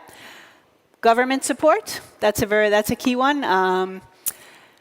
Former athletes, and that's come up in, I've seen it in some smaller, there are different ways of writing it, but so former athletes or the experience of athletes, older athletes. Let's see, yeah. I saw the lottery somewhere. That's an interesting one. Not too predictable, but somebody put me up there as a resource. Thank you. Yeah, I'm happy to be a resource anytime I can. Yeah, so you've got lots and lots of tools. Big one being Athlete 365 and the experience of your athletes as well. But there are many other ones that you've put up here. So if you have government support, by all means, make use of that. Experience in general, financial advisor, that's an interesting one, career development, looking at other sports. So there's lots of resources. As I said, there's no wrong answer. But part of your job in the Athletes Commission is to look at what are the needs of your athletes and how can you help fulfill them. So you've got lots of creative answers here. So we're going to go on to, I do want to talk to you about a couple of those specifically. So you know that the Athlete 365 program, which everybody's talked about, there's a huge range of courses available, and those are free online, and they cover all kinds of topics that are useful to people. Specifically in terms of the planning process, we've got a couple of resources, a couple of workshops from Athlete 365 Career Plus. There's 2 workshops that are available. There's a self-discovery workshop, and this is divided into 4 parts, and I know that's quite hard to see, sorry, but it's about strengths and values, so discovering what your strengths are as an athlete and how those transition into a career, whether it's related to sport or whether it's not. We've got interests and skills and competencies, so what is it that you like to do? What is it that you're good at doing? Again, may or may not relate to your sport. Passion and impact, and so in the back, for example, we had the example of doing something else and then realizing what your passion was. So if you're going to do something for probably 20 or 30 years, it's best if you're passionate about it. Otherwise, it's going to get old at some point, right? So if we can get up every morning and be passionate about something, that's ideal. And purpose and planning. So what is it that you really want? What is the impact that you want your life to have? What is your purpose? And how do you plan for that? And so these, the workshops, it's a little bit of this kind of process to look at your experience, to look at your life, to look at your sporting career, and to try to put all of that together. And we do that in a workshop over a day or 2, and it's an interesting process. Just a show of hands, how many of you have gone through the Athlete 365 Career Plus self-discovery workshop? So, so a few of you have, yes. Okay, how many? And we've got a few educators in the room as well. So one more somewhere else. No? No? Okay, I lost somebody. Okay, so the workshops are an interesting way to help your athletes, and we'll talk a little bit more about that. And then there is another workshop on writing a CV and a resume, which again, if you've got the first part figured out, that's a really important second step. If you're still working on the first part, probably better to work on that a little more before you get to the second part. Format of those workshops. So they can be delivered face-to-face, which is obviously, there's more interaction, it's more enjoyable, it's more hands-on. Not always practical, whether it's a timing thing, whether it's a cost thing, whether it's a facilities thing. So they can also be delivered online. And there's also a big impact. It's, I would say, a little bit harder sometimes for people to get engaged at the beginning. But once they do get engaged, we can also get quite good results out of an online format as well. And so some sample activities, and we're just going to do a little taster. The activities that we've been doing to get you thinking about your context, your experiences, and how to apply them, that's the spirit of the workshop. So I've tried to give you a little bit of a taste of what that is, but we do want to do something specific as well. So this is and again, that's a little bit hard to see. We're looking towards finding your purpose in the center. So kind of why are you here? What do you want to do with your life? And the green part at the top, now let's not start at the green part. Let's start with the blue part on the left. What are you good at? Right? Some of that has to do with your sport. Some of it doesn't. So what are you good at within your sport? What are you good at outside of your sport? Sometimes they link up. Red part, what you love doing. So the thing that you would do even if it weren't your job. The yellow part, what the world needs. And then the green part, landing a little bit of reality, what can you be paid for? So if you can find something that fulfills all four of those, you are going to be one very happy person because your life is going to be filled with passion, with meaning. You're going to be doing something that you're good at, and you're going to be well paid for it.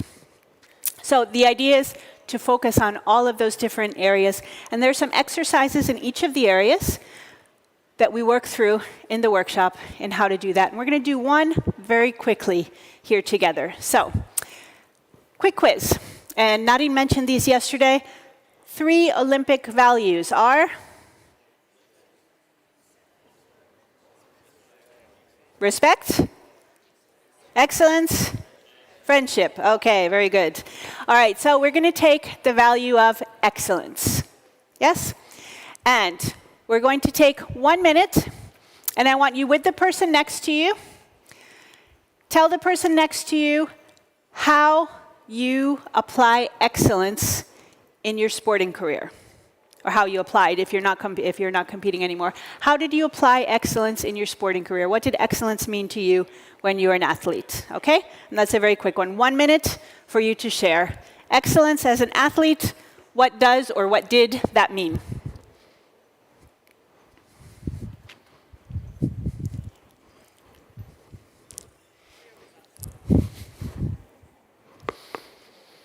Okay, and this is a quick one, just off the top of your head. Don't think too much. What does it mean to you?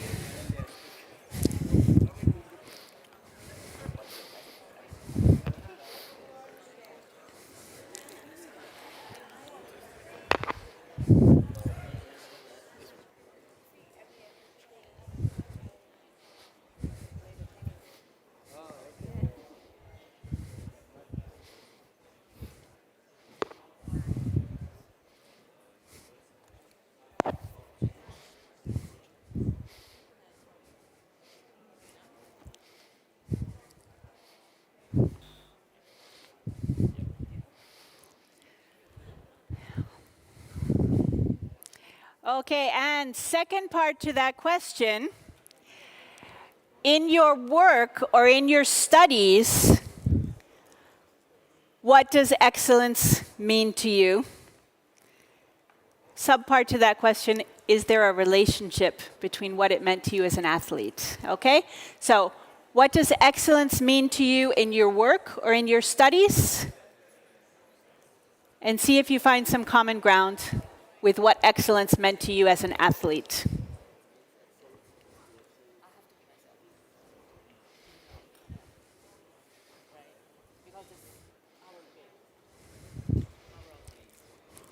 Mm-hmm. Yeah. Don't stop.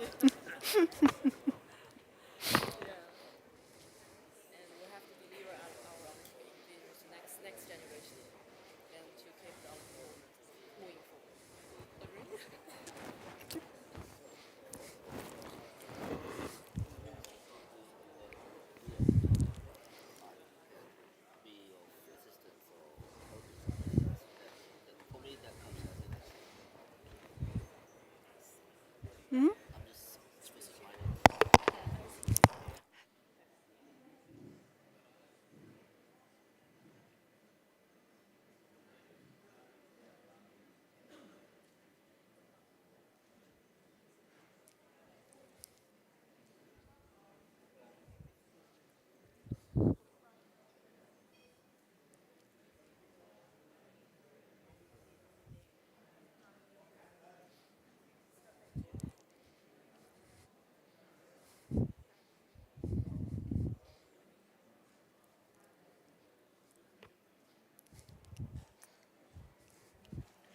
Okay, so let's see, how many of you, just quick show of hands, how many of you found some overlap or some common ground between excellence in your life as an athlete and excellence in your professional life? Did you find some common ground? Yes? Yes, anybody else? I hope a few more of you did, yes? Okay, anybody, one person want to share how they see the overlap between excellence as an athlete, excellence in your professional life currently? Yes, somebody who hasn't shared yet. Ooh, come on, somebody new. Last question, and then you're off the hot seat. Okay. Oh, sorry, in the back. Mm-hmm.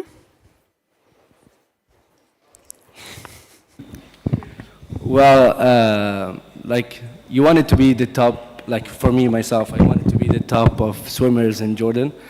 And that actually reflected on my career. So I wanted the swim academy to be the top in Jordan. I was doing my best to excel in the sport in Jordan.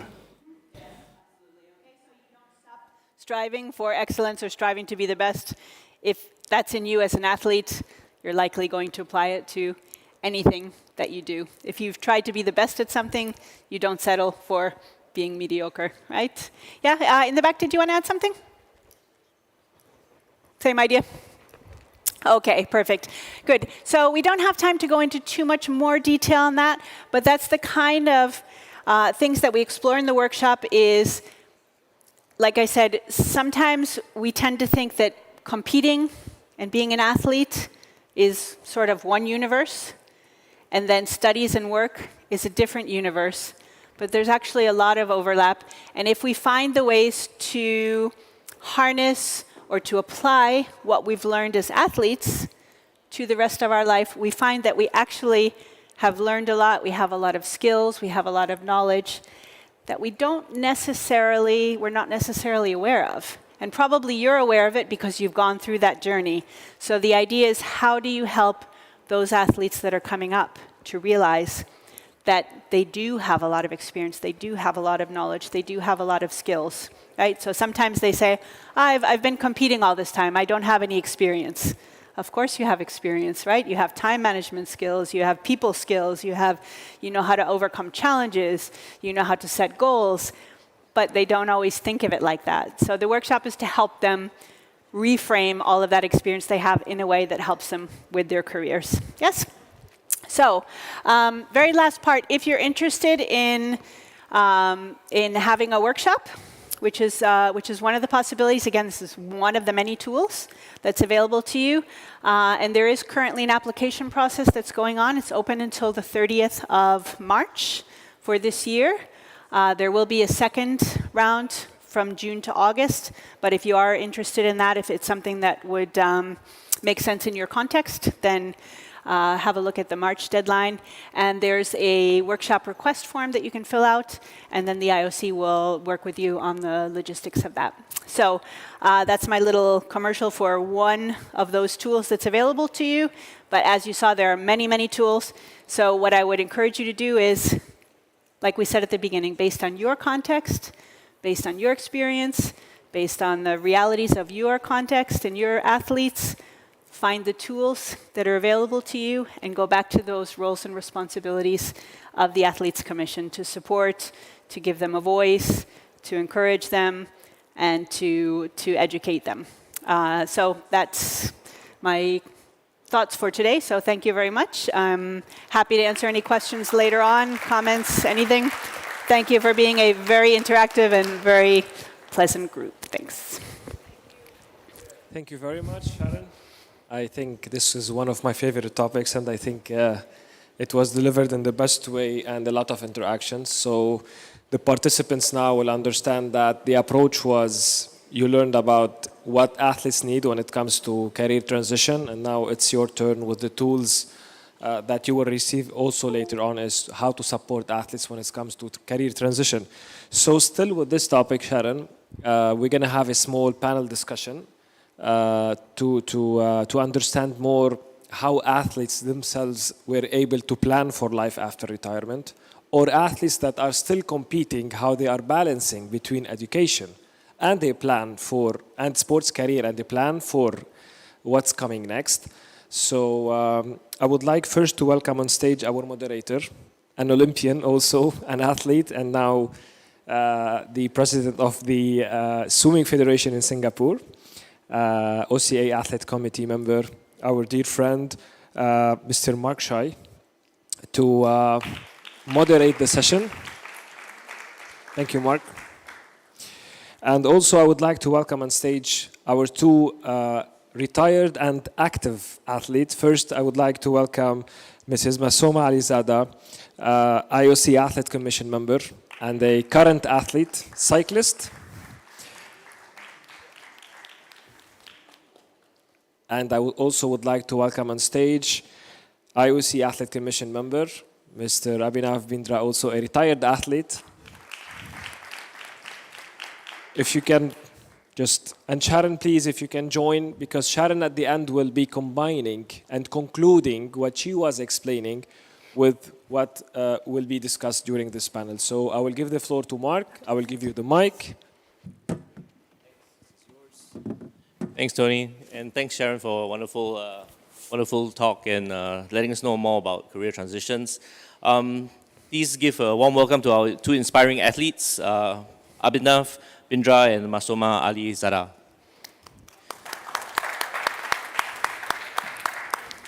So thanks for the introduction. I'm Mark. I'm from Singapore. I'm a member of the OCA Athletes Committee. So I think before we start, can we all just stand up for a while? I think we've been sitting down for a while. Stand up, come on, let's go. I know that we've been wanting to do this. Yeah, sure. If you want to stand up for a while. I want you standing, so I'm going to turn stay to sitting. your side. I want to turn to your side and say, hey man, it's a long day, right? It's been a long morning, right? Come on, do this. Turn to your side and tell the guy next to you, it's been a long morning, I feel you. It's been long 2 days. I want you to turn to the other side, right?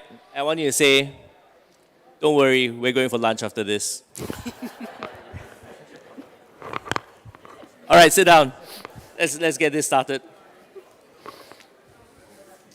So, great. Maybe we can do a round of introductions. We can start with Masoma. Masoma, please. Hello everyone, my name is Masoma Alizada. I came from Afghanistan, but now I live in France as a refugee. I participated in 2020 Olympic Games with the refugee Olympic team. for cycling. And I am a student of first year of Master Civil Engineering in France. Thanks. Abhinav? Hi, I'm Abhinav Bindra. I come from the sport of shooting from India. I went to 5 Olympic Games, won a gold medal in 2008. I retired in 2016. I now run a business in healthcare and a member of the IOC's Athletes Commission, and I also run a sports foundation back home. Great, thanks. And Sharon, I mean, tell us something that you haven't told us about yourself already. Well, something you don't know about me. Well, I work for the Badminton World Federation in education. And like I mentioned before, I was a teacher for many years, an English teacher, and doing badminton as a hobby. And then I got to combine the two things I love most, education and badminton, and now I am where I am. So that's a little bit of that passion and purpose thing that I was telling you about. I have found it, and I want everybody to find it. Great, thanks. So, I mean, we've been talking about athlete transitions, and you know, this forum, you know, we've got a lot of information, right? You know, it's been 2 long days, you know, and some of us may feel inspired, some of us may feel overwhelmed, but you know, this is, and some of us may question, like, where do we actually start? Because there's so many things that athletes commissions can do. But I can tell you that, you know, helping your athletes transition is really one of the most meaningful and low-hanging and high-impact things you can do for your community. So, you know, you can go back, there are lots of resources with Athlete 365, and, you know, you can do this for your athletes at home. So we're very fortunate to have our panelists here, and I guess we can dive in. So maybe you can start with Abhinav, right? You're an Olympic champion, you're a businessman, you're a multi-hyphenate. You know, have you actually imagined that you'd be in this position right now, and you know, as an athlete, do you ask yourself what happens next? Well, I've had a reasonably smooth transition out of sport, but to be very honest, I continue to ask that question every once in a while, what is next, even now? And I think that is something as human beings we'll continue to ask during many phases of our life, and I think that's absolutely natural and okay to ask and have those conversations with ourselves. I think as athletes, we lead unique lives. I think we almost have 2 lives. One life as an active athlete, and then we have to start life pretty much all over again when we transition out of sport. And this, of course, from the obvious we have to answer the obvious question on what are we going to do next, and are we skilled enough to start a life outside of sport? Those are the obvious things that we all have to answer. But I think the most important thing, I think, is the mental transition one kind of needs to make. I think when we're athletes and we're pretty good at it, you know, we're at the top of our peak, and then we have to start life all over again. And I think that sometimes gets tough because as athletes we have a sense of mastery, and we lose that when we stop competing. And when we start something new, or we start a business, or we start working, we don't have that mastery immediately. So it just takes time. And I think for me, I fall back on the fundamental values of Olympism to at least help me navigate me through those situations. And that is really finding joy in effort and finding meaning in little things. And that just makes the process better. I think the second part of the mental transition that is very important to make is that, you know, as athletes, we're the central character of this whole actor. But when we move out of sport, we're not going to be the central character anymore. And I think that mental transition is also very important to make. And if you're able to do these 2 things, I think the transition becomes a little bit smoother, and we're able to embrace this change, a big change in our lives, a little bit more easily. Great, that's a good answer. And really, do you have any mentors that actually helped you with this transition to make you more aware, to actually lean back on for advice? That's a good question because, you know, my mentor came with my coach, and this was a coach who I actually disliked, but he ended up becoming my mentor. And I disliked him because he always challenged me. He always took me out of my comfort zone. Apart from challenging me on the sport elements, he always told me to develop my life outside of sport when I was actually competing. And that was really taking me out of my comfort zone because at that point of time, all I wanted to do was just focus on sport and get better. But he always insisted that I must have a degree of balance in life, I must work on a dual career, I must complete education and develop skills outside of sport, because his philosophy was that if you develop life outside of sport, it will also help you perform better in sport, and of course help you transition out of sport a little bit more smoothly. I disliked him at that time, and now he's my favorite person. I lean on a lot of advice on him now. Although I didn't listen to much of him during my sports career, he now also happens to be my stock market advisor. That's very convenient. So maybe we can move on to Masoma, right? Masoma is a very inspiring story as well, and you know you're in a very interesting position, right? You're currently an athlete as well as studying and preparing for your post-athlete career. So tell us more about that. Yeah, as you said, I'm currently have a scholarship for the 2024 Olympic Games with the refugee Olympic team. So I have to prepare myself for the Olympic Games, and I'm in the first year of master. So I have to study and to train regularly. It's too much difficult to do both at the same time, but it's possible. As I started civil engineering in France, since I arrived in France in 2017, I just learned 1 year French, and after that I started civil engineering. I started computer science, but because of Python, I changed. Even I passed the first year, but I changed it to civil engineering. Even when I was in the class, I didn't understand what the professor speak about because my French is not too much perfect to understand. But I just was always present in the class.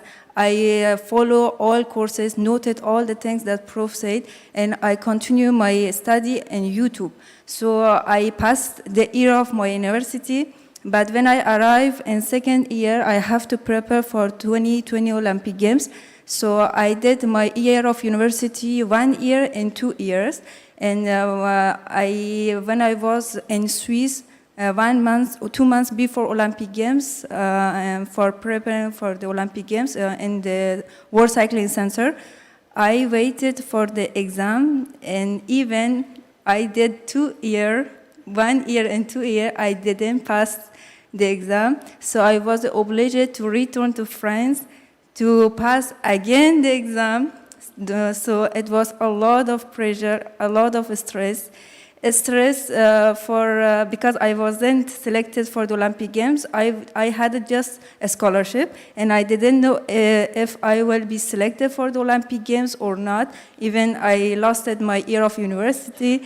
I didn't pass the exam. So it was two different stress for my study, stress for the selecting for the Olympic Games. So it was too much difficult, but fortunately I selected for the Olympic Games. I participated in the Olympic Games. I passed my exam.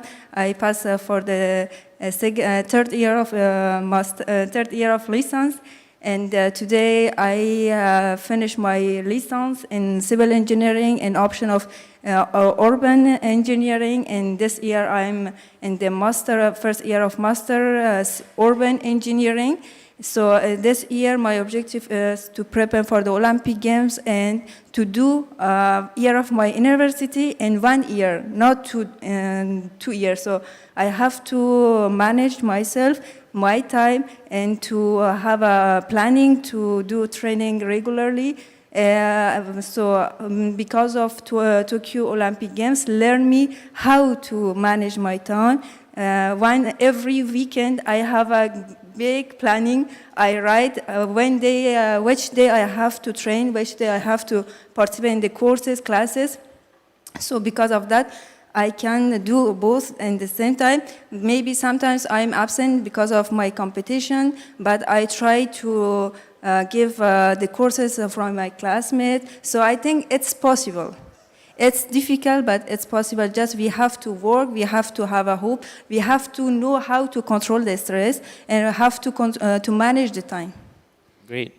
Actually, I'm just curious, why did you choose civil engineering? It's not the easiest degree to actually have, but, do you enjoy challenging yourself? Why civil engineering, and are you really thinking of a career in engineering? It's this question because when I was in Afghanistan, I started cycling in Afghanistan, and I see cycling for the women in Afghanistan. It was not normal. It was so difficult. And before cycling, I did different sports like volleyball, taekwondo, and also basketball. And always it was in the gymnasium, so people couldn't see us with the sport clothes. But when I started cycling, I see with sport clothes on the bike in the street of Afghanistan. It was so much strange for the people to see for their first time to see a girl with the sport clothes on the bike in the street of Afghanistan. So maybe some people accept, but most of the people, because of the experience of Taliban, they don't want it too much, not too much, but a little freedom for the woman. They think it's not good. It's not normal for the woman to do a bike. Maybe they think it is opposite of our culture, our religion. So when I see that, I said cycling is not just my personal sport or personal objective. It became to a general objective. So I wanted to study sport. I studied sport, and I was a professor of sport in the school girls, and my objective was to learn and to start learning cycling from schools to girls, and it will help girls to use bike, so it will be normal for the girls to use bike, so people will accept it. But when I started learning cycling in the school, one of prof came to me and they said, you have to stop it, because if their parents know that you are learning cycling for the girls, they will not be happy. They will maybe it will complain to Ministry of Education, so Ministry of Education will complain to our school. So you have to stop it. After that, when I see if I can't learn cycling for the girls from the school, why I study sport? So after that, I decided to change my studying, because every single day I think, now I'm athlete, but I have to have a professional life. So I have to study. So I changed it to computer science, and when I arrived in France, I continue computer science, but because of Python, I changed to civil engineering. And why civil engineering? Every time I ride a bike in different cities, different villages, I see to building, to houses, and always to say to myself, to my sister also, she is a cyclist. Every time I see the houses, how much is beautiful, the type of design, the type of color, and every city, different buildings. So it was interesting me, and I said maybe I like to study civil engineering. So I started civil engineering. I like civil engineering. Even it's too much difficult, because I study sport. Sport is something else, and civil engineers, a lot of mathematics, a lot of physics, a lot of mechanics, and I'm not too much good in these things, but as I like it, I try to study in YouTube, to translate vocabulary. I studied maybe double, but I tried, and I think maybe I passed it. Now I'm happy that I study urban engineering, because urban engineering is about cities, so I can relate urban engineering to cycling. I can work for the cities, to have a piste for the cycling, to work for the sport, for the gymnasium, so I can find some relationship between urban engineering and sport. Great, thanks, Masoma. Like what Sharon was saying, there's an inflection from sport, away from sport. Maybe there'll be an inflection back into sport, with civil engineering. So Abhinav, we have two very distinct, stories here, right? One is a smooth transition, one is still transitioning, still active athlete. And I think a lot of the athletes, when you're on the top of your game, you don't think about anything else. You're just focused on winning that medal, being focused in being the top of of whatever sport you have, right? Do you think this is a distraction psychologically? Do you think, are you falling back on a safety net? Is that something that that you think is something that some of the athletes are facing right now when they talk about transitioning? Of course, I mean, an impending end of a career is always a red flag in an athlete's life because, it can lead to anxiety.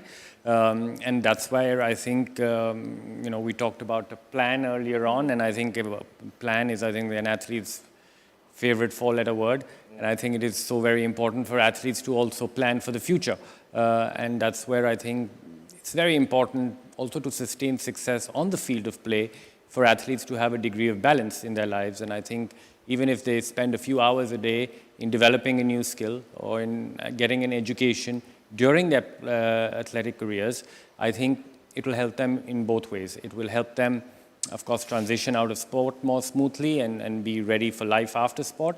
But I do believe that it will also help them perform better on the field of play because, you're not putting all your eggs in one basket. I think from a mental health point of view, you're just more balanced as a human being. And I think that at the end of the day helps you perform and helps you perform better when you're under pressure.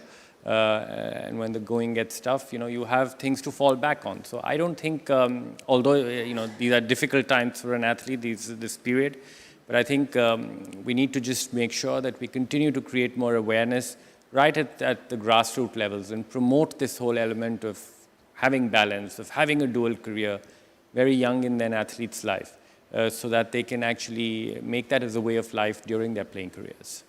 Yeah, I like this whole idea of having a plan, right? I think as elite athletes, we plan for the next competition, we plan for the next Olympic cycle, and why not plan for life as well? And I think that's something that we all have in our careers.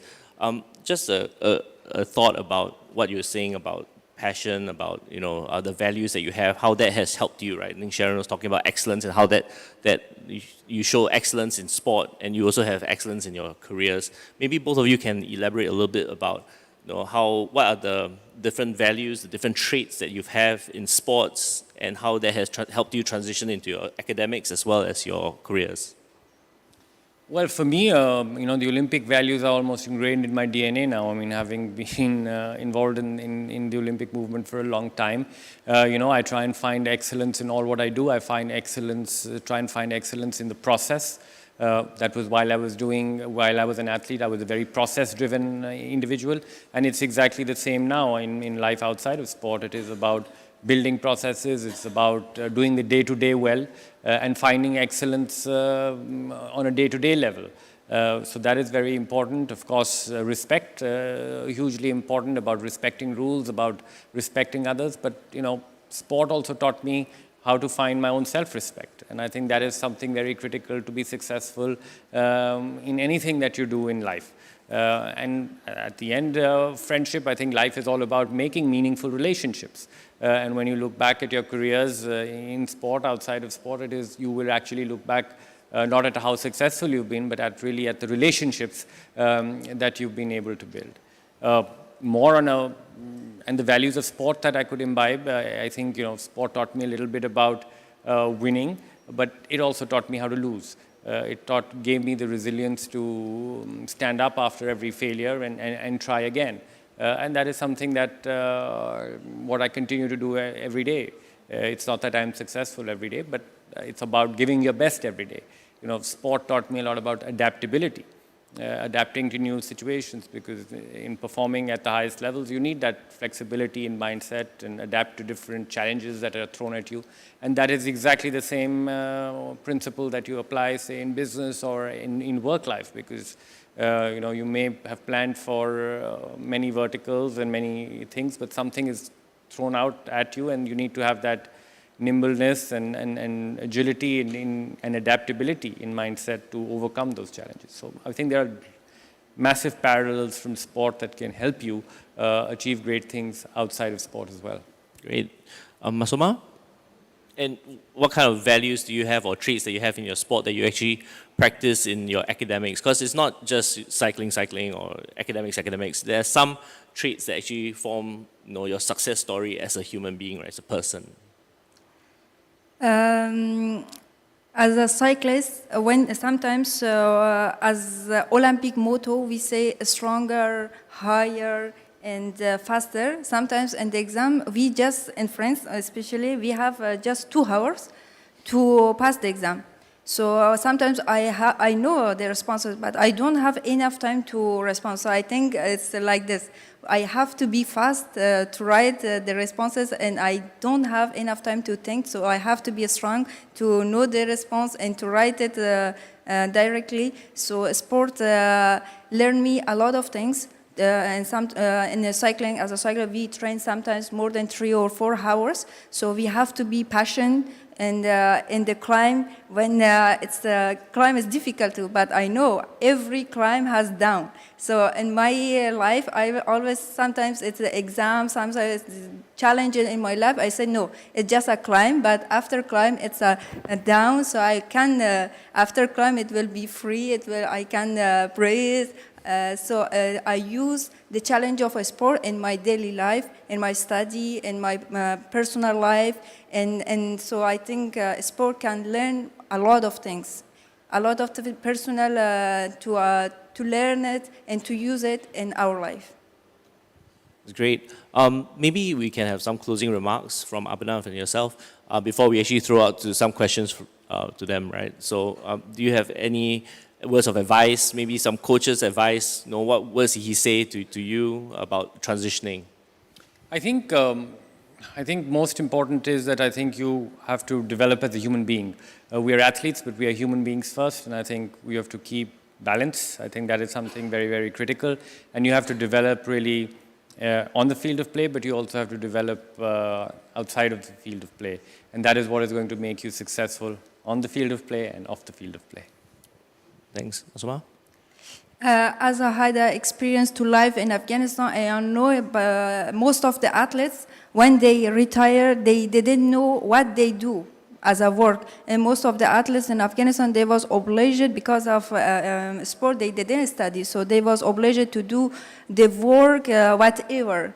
They was obliged to work freely, and they was obliged to work hard to feed their family. So I think it was not all of country that they have government support. So I think it's important that athletes think about their career after retirement. They have to, if it's possible for them, they have to study.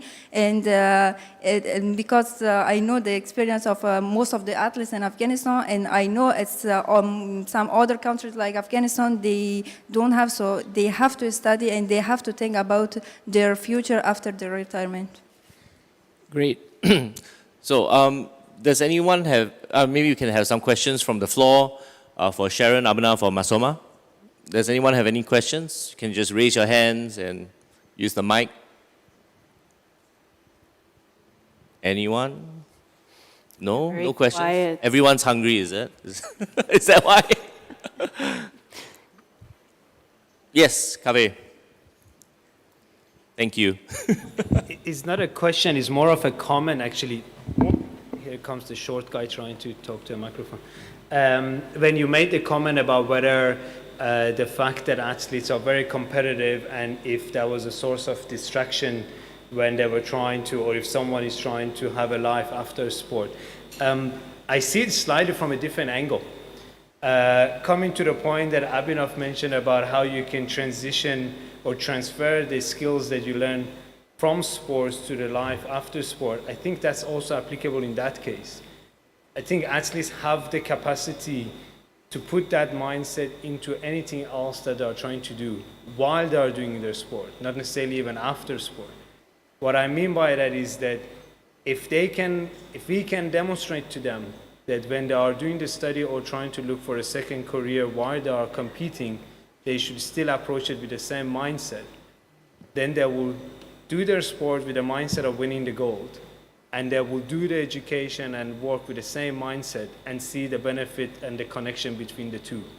I think already by introducing it that if you do something outside sport, you're compromising your sport, then we are actually not giving them the right narrative, if you see what I mean. But I'm saying when you are doing your education, bring the same mentality that you want to win the gold within that environment, and that will help you to keep the balance is one way of probably even introducing the topic. So it's not even introduced as a compromise. That's a very good point. I think definitely we have the capacity to do more than that. That's actually an excuse that we hear a lot of the time. But here we have case in point. Athletes here that have succeeded, past their career or still transitioning through, and the stories have still yet to be told. But I'm sure that you'll be very successful as well. Any other questions? No? Okay. All right. So in that case, thank you so much. I think athletes transitions, again, it is a very important aspect of an athlete's life. What you do in the pool, the field, the court, it's just one aspect of your life. And that's just something that, you can take whatever lessons that you have and transition into the next stage of your life, the next chapter. Sharon, would you like to say anything? I would just, I think the couple of concepts that you really brought out nicely that stuck with me, I would say were embrace the change and get out of your comfort zone. And I was really impacted by those. And then you went on to beautifully exemplify those two things, embracing change and definitely out of your comfort zone. I mean, how many of you are looking at competing and studying engineering at the same time and doing it in a foreign language? So, I mean, I think those were beautiful examples. And then really to sum it all up, the plan and the values that you put to that. I think if we keep, I would say, those 4 mini points in mind, I think that sums a lot of important things up. So thank you both for your contributions. That was excellent. Great. Thank you.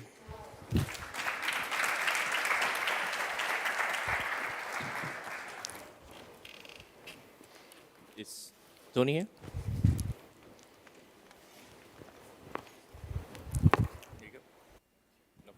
Thank you very much. Thank you, Mark. Thank you, Abhinav and Masoma, for this interesting discussion. We still have just 5 minutes, 2 small best practices from NOC Mongolia, Bhutan and Mongolia concerning the development programs, the Athlete Career Development Program, where they implemented through projects. I will first welcome NOC Bhutan for their presentation for the Career Development Project they implemented this year, for a small 5 minutes presentation, and then another presentation from Mongolia, and then we'll jump in for the next session. We're almost there. NOC Bhutan.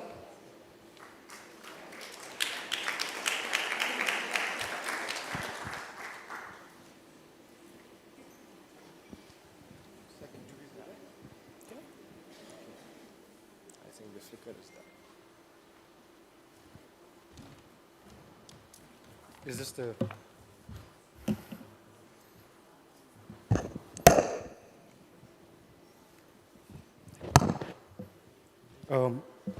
Good afternoon, everyone. On the onset, I would like to convey the warmest felicitations and best wishes of NOC President, His Royal Highness, Dashur Jigel Ugen Wangchuk. And at the same time, on behalf of the Athletes Commission of Bhutan, my name is Sonam Chinle. I'm here with my colleague Kezang. I would like to make a quick mention to the OCA staff for a well-organized forum. I'd also like to thank and note the OCA Athletes Commission Chair, IOC Chair, and also a special mention to the Athletes Development and Special Project Division for organizing this and welcoming us to this forum to share our story, the Bhutan story. So from the onset, this is what we were able to do in Bhutan through the fund shared by the OCA. So as discussed in the Athletes Commission meeting, we decided to hold a post and pre-athletic career workshop based on the popular demand of the athletes.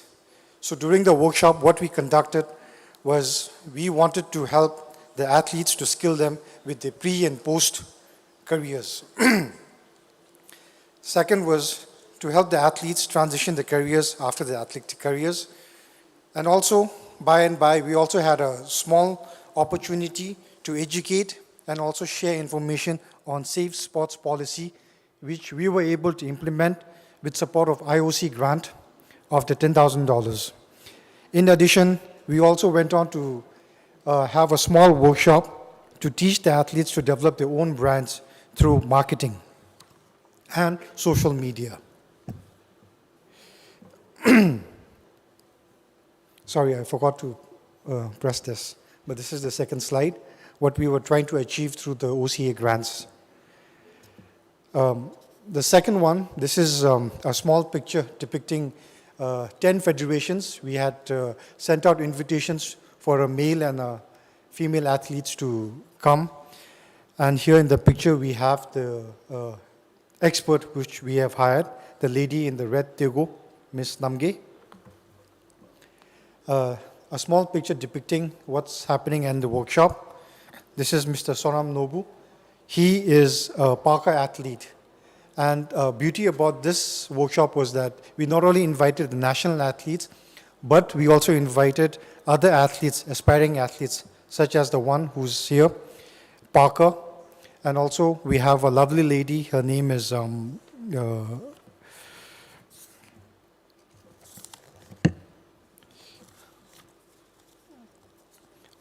cyclist lady. She's also not a national athlete, but she's an ardent runner and a cyclist. Small picture depicting me giving an opening remark. And the main topics covered, as we have heard STEAM members talk about CV writings, we talked about digital marketing and also safe sports. The CV writing workshop was conducted by Ms. Namgizam. She's a renowned journalist and a very active presenter. And we held meetings, the workshop on writing CVs. And we also invited Mr. Umang Deep Rai, who informed the members there on safe sports.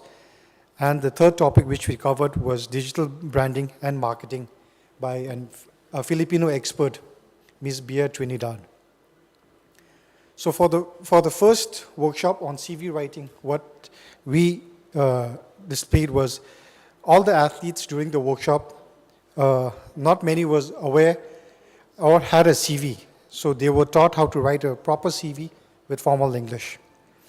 Athletes were also told how to write a CV which stands out and ensures the best results whenever an employer reads their CV. They were also taught how to organize the CV in order of relevancy and the jobs they were applying for. Lastly, a very important, crucial, a covering letter to accompany with their CV was also delivered during the workshop. So this is a small picture depicting the expert, Ms. Namge, delivering what constitutes a good CV, what constitutes a good covering letter, and what are the basic points that athletes needs to prepare while preparing the CV, while they're applying for jobs.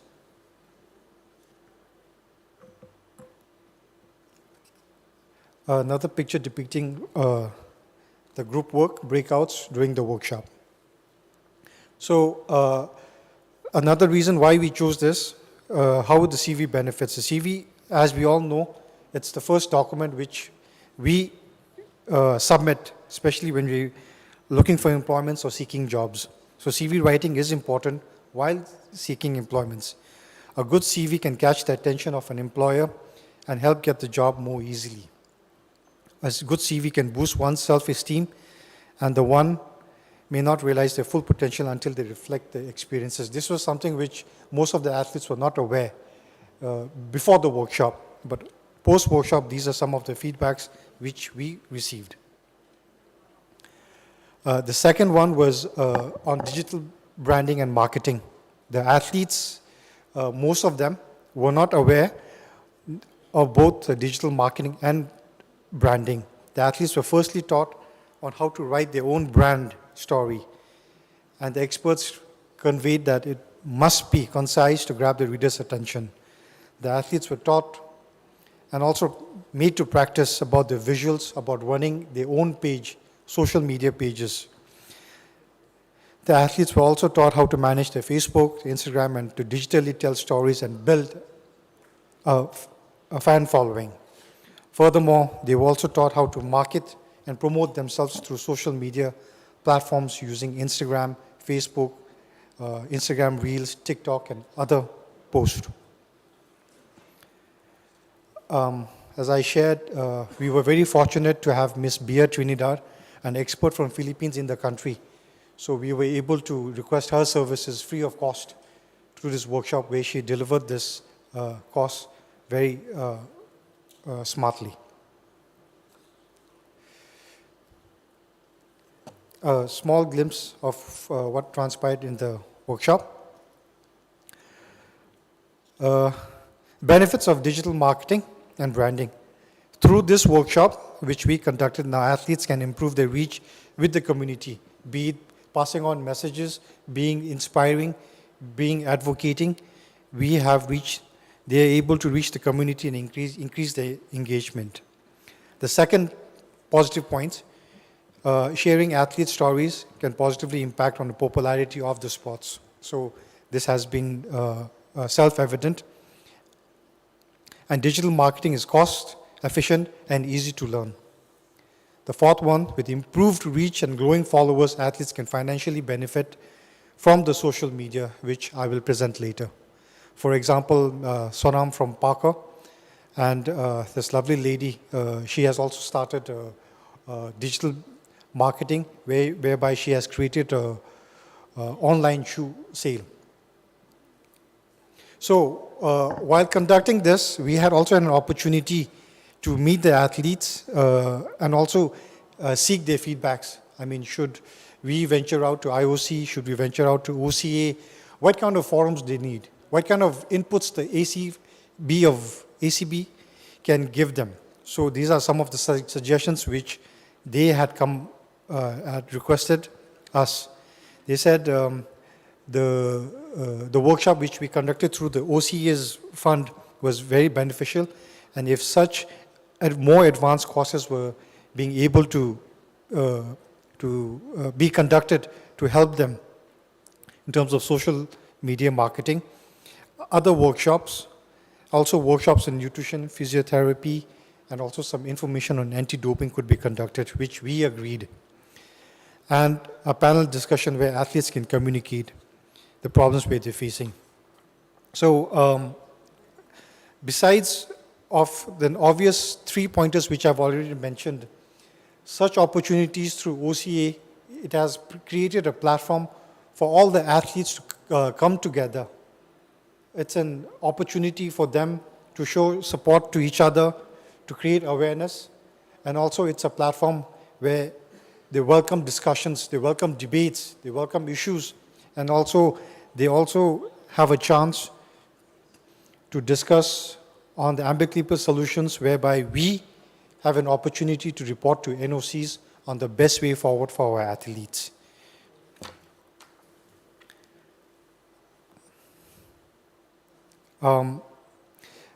I think we also managed to get some feedback from what transpired during the workshop, and we asked the athletes themselves to convey this message here. I mean, how they have benefited from the OCA project. So here we have Mr. Sonam Nobu giving his brief feedback on what our workshop through the OCA project was able to do for him. So if you can just click on this. I don't know. It's important, and I always thought I know what's civil writing, I know what's safe sport, and I know what's digital marketing. Until and unless I attended that workshop, that's where I that's where I knew I don't know anything. Because that civil writing was very important for me, because before I always neglected, and I thought it's not important for athletes like us. And I always thought civil writing is just for office interview or looking for some jobs. But that day I thought civil writing is very important for athletes, for every one of us, And in civil writing I get to learn so many things. how you can promote yourself, like how you want to tell about yourself, like, and basically, I don't know if you can hear it, but he was saying he wasn't aware of how a CV should be written and how important a good CV matters. So through this workshop, he was being able to get an insight on the importance of CV. To move on, the second one, the one I said, this is Miss Chimi. She is not a national athlete, but she is an ardent runner and a cyclist. And she also participated in a workshop, and this is what she had to say, a takeaway from the workshop which we conducted. Hi everyone, I'm Chimi and I'm an athlete. Recently I attended a 3-day workshop in Peru which was organized by ACB, and during the workshop there were very interesting sessions which includes digital marketing, CF sports and CV writing. From digital marketing, it helped me a lot and I have learned a lot. And digital marketing helped me a lot to increase my followers in Instagram, Facebook and other pages. And it also helped me I have learned a lot from the digital marketing. I learned about e-commerce. Since I own a sports store, it helped me a lot. The digital marketing session helped me a lot.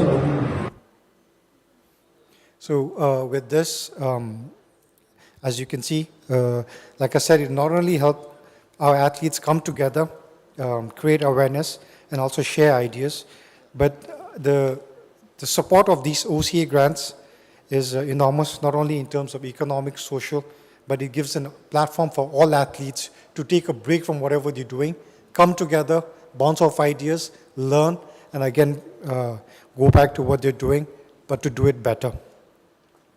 So once again, with this, I'd like to end my presentation, and once again thank the OCA for their support. And we look forward to working with the OCA again. Should there be any questions, I'll be happy to answer. Thank you very much. Thank you, Sonam. Thank you very much for this presentation. So now with the last short presentation for NOC Mongolia before going to our lunch break.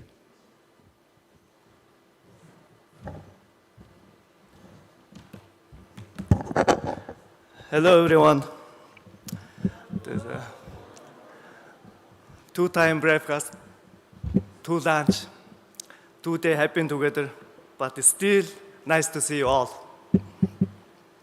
I will do it very fast, don't worry. My name is Turgon Bayır. I am coordinator of the Mongolian Athletic Commission. Today, I would like to talk about the implementation project that funded by Athlete Centered Project Fund. I heard that Mongolia is the first country to implement this project.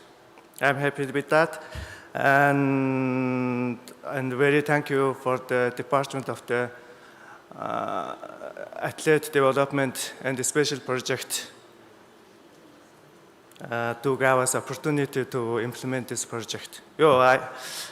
I drink too much coffee.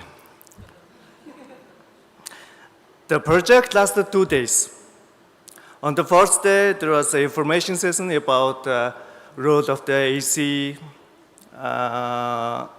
introductions, and the next session was educate. We consider that post-career's fundamental thing is human development. The next day was the activity session, and there was a hiking and a free discussion. The main objective of the project was to identify to young promising athletes to how important the skills that you can learn from the sport, how to use it, how to be useful in life after sport. And also, we need to identify to how important post-career planning and preparing.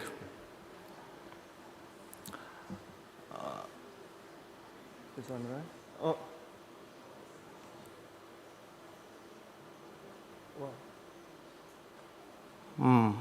During the project, we received warm support from guests and the Mongolian National Olympic Committee and National Sport Federation supported as well. Thank you. And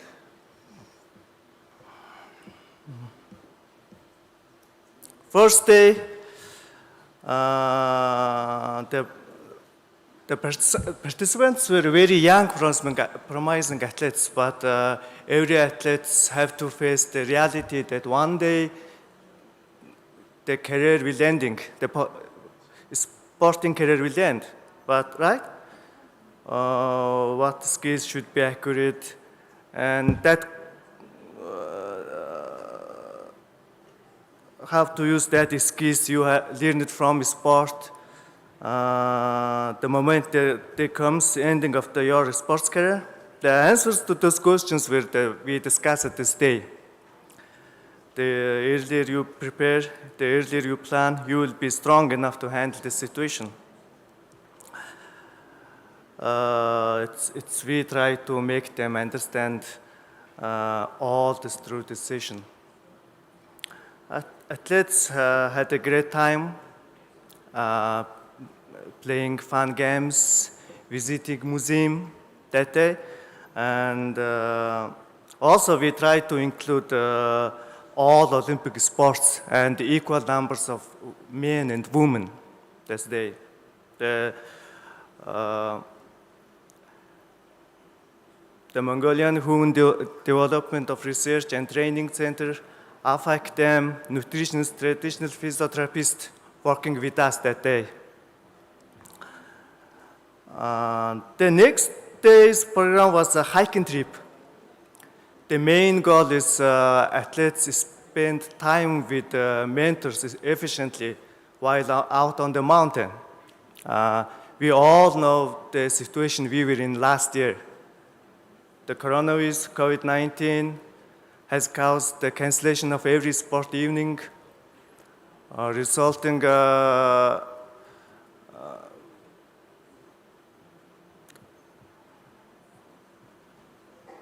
training disruptions, income loss, career uncertainty for athletes around the world. The project was implemented right after a long period quarantine. Mongolia has been in quarantine for almost 2 years. That time not allowed to gather, do team training. So we try to it that way, the support for mental health. But our project connects to athlete post-career, our topic was. But we try to pay attention, how is it done? So hiking is a great way to gain knowledge, also enjoying the beauty of nature. There are many different benefits to hiking, physical and emotional, and boosting mental health.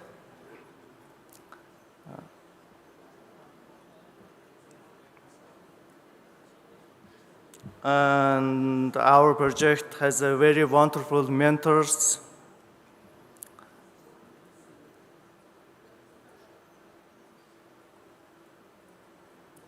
You can see on the screen the mentors, and I think they were enjoying the mentoring athletes. They had an honest discussion about what they can expect to achieve in the future. They're focusing on the positive, the mentors. And we hope this project is a success, and looking forward to it again. And this brings to us the end of the presentation. Thank you for your attention. I hope you found this presentation useful. Thank you. Thank you very much. Basically, Mongolia was the first project for the Athlete Center Project Fund. Congratulations. Now we will directly jump and go for lunch, and we will return at 2:10. Okay? And then we will start the next session, which is doping. So you have 45 minutes for lunch. We come back, doping, and then coffee break, and then we end up with a breakout, recommendations, and the closing remarks. Thank you.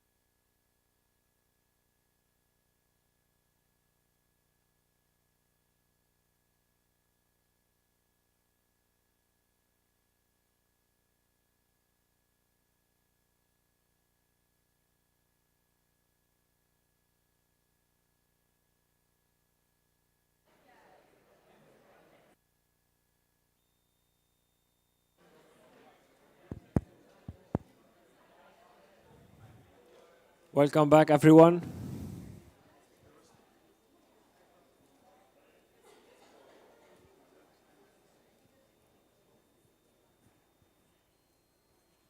So before we start our fight against doping, the last topic, yesterday our friend from Tajikistan arrived late because he had some problems with the flight. So from your place, it's okay. We will give him the 2 minutes intervention because it was supposed for him yesterday to present the Athlete Center Project Fund. I will give him the floor for 2 minutes just to talk about the project.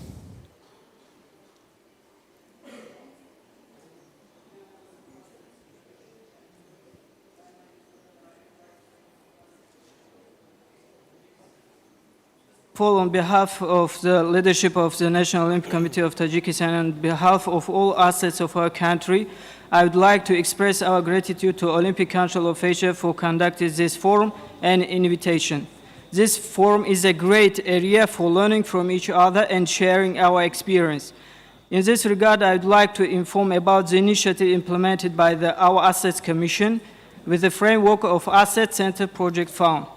From October 3rd to 4th, 2022, within the framework of Asset Center Project Fund of ASA, we conducted an initiative under the title Tajikistan Athlete at the Heart of the Olympic Movement in Dangara district, during which the following works were carried out. 2 days training seminar of Athletes Commission of NOC of Tajikistan with the various topics included doping control, inclusion and gender equality, Olympic Games, sports psychology, development athlete, management in sport, manipulation in sport and awareness, protection young athlete, protection against abuse and harassment in sport, the Olympic movements, asset career transition and other necessary topics of the field of sport. Condition a working meeting of Assets Commission of NOC of Tajikistan to establish a branch of Assets Commission in Dangara district. Assets Commission provide one-time assistance with stationery and educational materials in the field of sports to all assets participating in the training seminar. The number of assets who became officially members of Assets Commission and participated in the training seminar was 7 female athletes and 8 male athletes. In total, 15 athletes of this region. Now we have a branch of Assets Commission in this region with 15 assets members and head of branch. We are one of the beneficiaries of this program and successfully implemented our initiative. Within the funds of this program, recommended other commissions to benefit from this program because we felt from our own experience that this is one of the best programs for the activity of Assets Commission of the National Olympic Committees, support and training of athletes. We have a short video from the process of this initiative, please.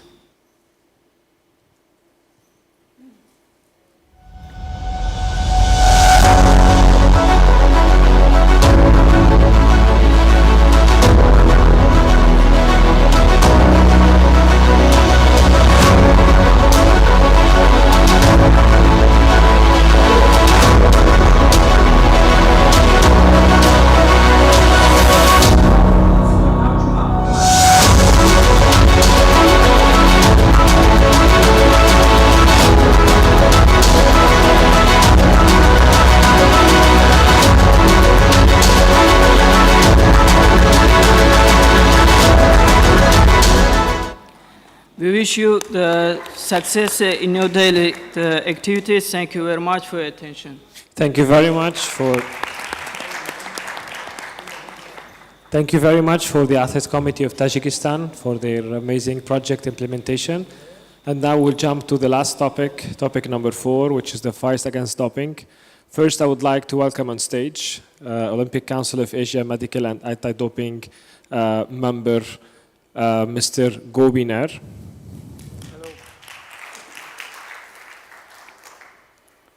I would like to welcome on stage also the Olympic Council of Asia Medical and Anti-Doping Committee member, Mrs. Venera Abdullah, for their presentation.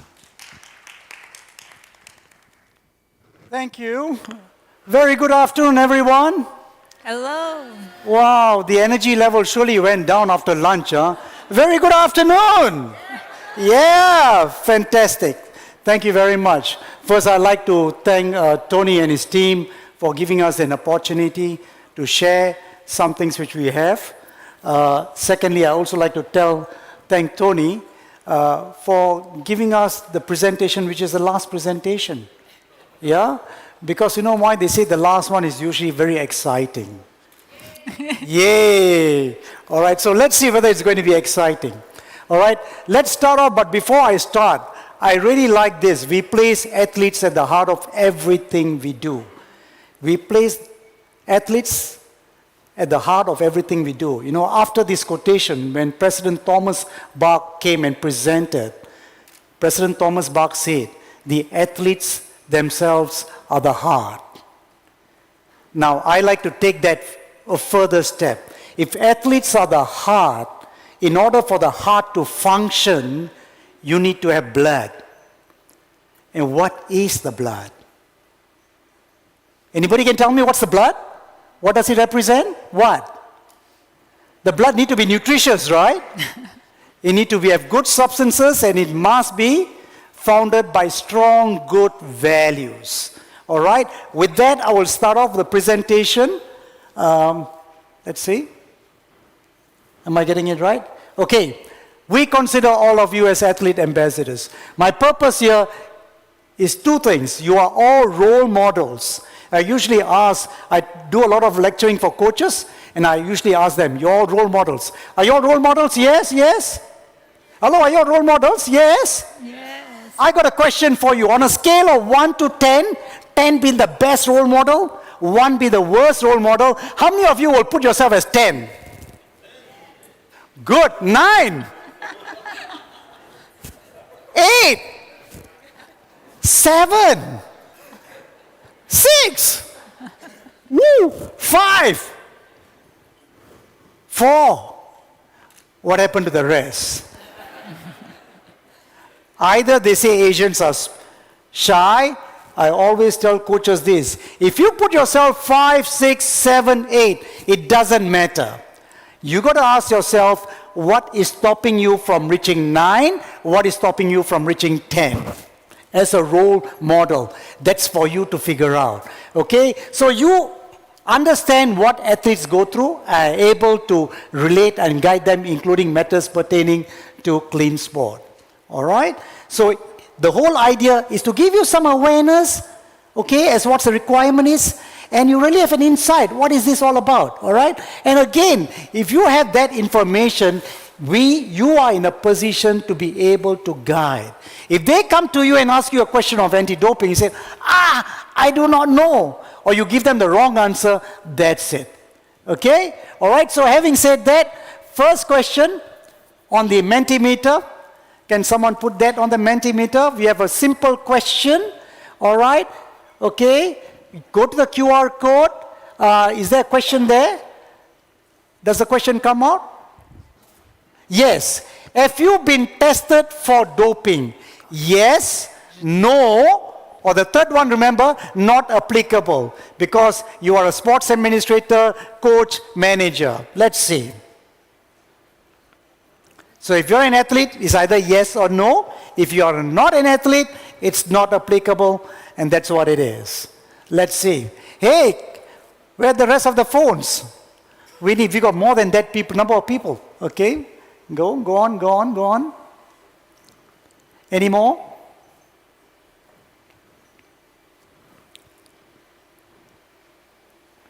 Good. Any more numbers coming in? We have about 16 years. 7 of them are not athletes here. There might be some sports administrators. All right, that's perfectly fine. And we have 3 who have never been tested. Although you're an athlete, you have never been tested. All right, am I right? Okay, the numbers keep increasing. Okay, more. Okay, that should do. So we have a good spread. People who have been tested before, people who have not been tested before, but there are people who are not even involved in it. All right, let's move on to the next one. All right, so that was the first question. We just want to highlight to you there's something known as the International Standard for Education. This is something that came up with WADA, and there's a mandatory international standard developed as part of the World Anti-Doping Program. I am not sure with all of you know, this is mandatory, it's a requirement. Secondly, it provides a guide pertaining all matters on anti-doping education. And the third point, the key points I want you to know, there are 11 points that you must know. These 11 points are the points that you will articulate, you will share with your athletes. It cannot be an athlete coming to you and asking you and say, what is this? I do not know. Go and ask the people dealing with doping. No. These are simple information, and I hope to go through these 11 points quickly with you, not exhaustively, quickly, short, sharp. Okay? Now, these are the 11 principles and values associated with sport, the principle of strict liability, anti-doping rule violation, athletes and athlete support personnel and other groups' rights and responsibilities, consequences of doping, substance and methods of the prohibited list. I don't want this to be overwhelming, but as I go along, remember what your purpose is here. What's your purpose, people? Hello? What's your purpose? What's your purpose? Why are you here? Say again, raise awareness. What else? To educate, you got to bring and do something, right? So when you get ideas here, please write it down. Because psychologists have indicated if you write it down, the chances of getting it done is higher. All right? So write it down as you get some ideas. All right? First thing, second question to you. What is the most important value to you? This is the next question. Put down the value that is most important to you.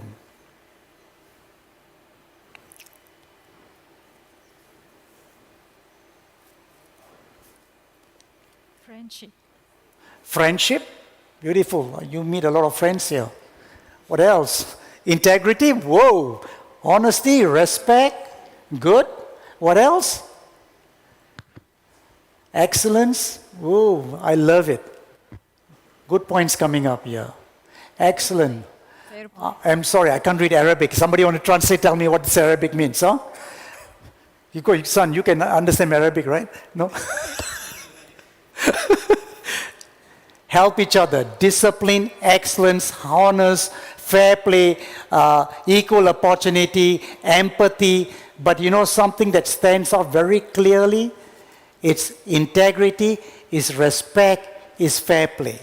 All right, let's keep it going.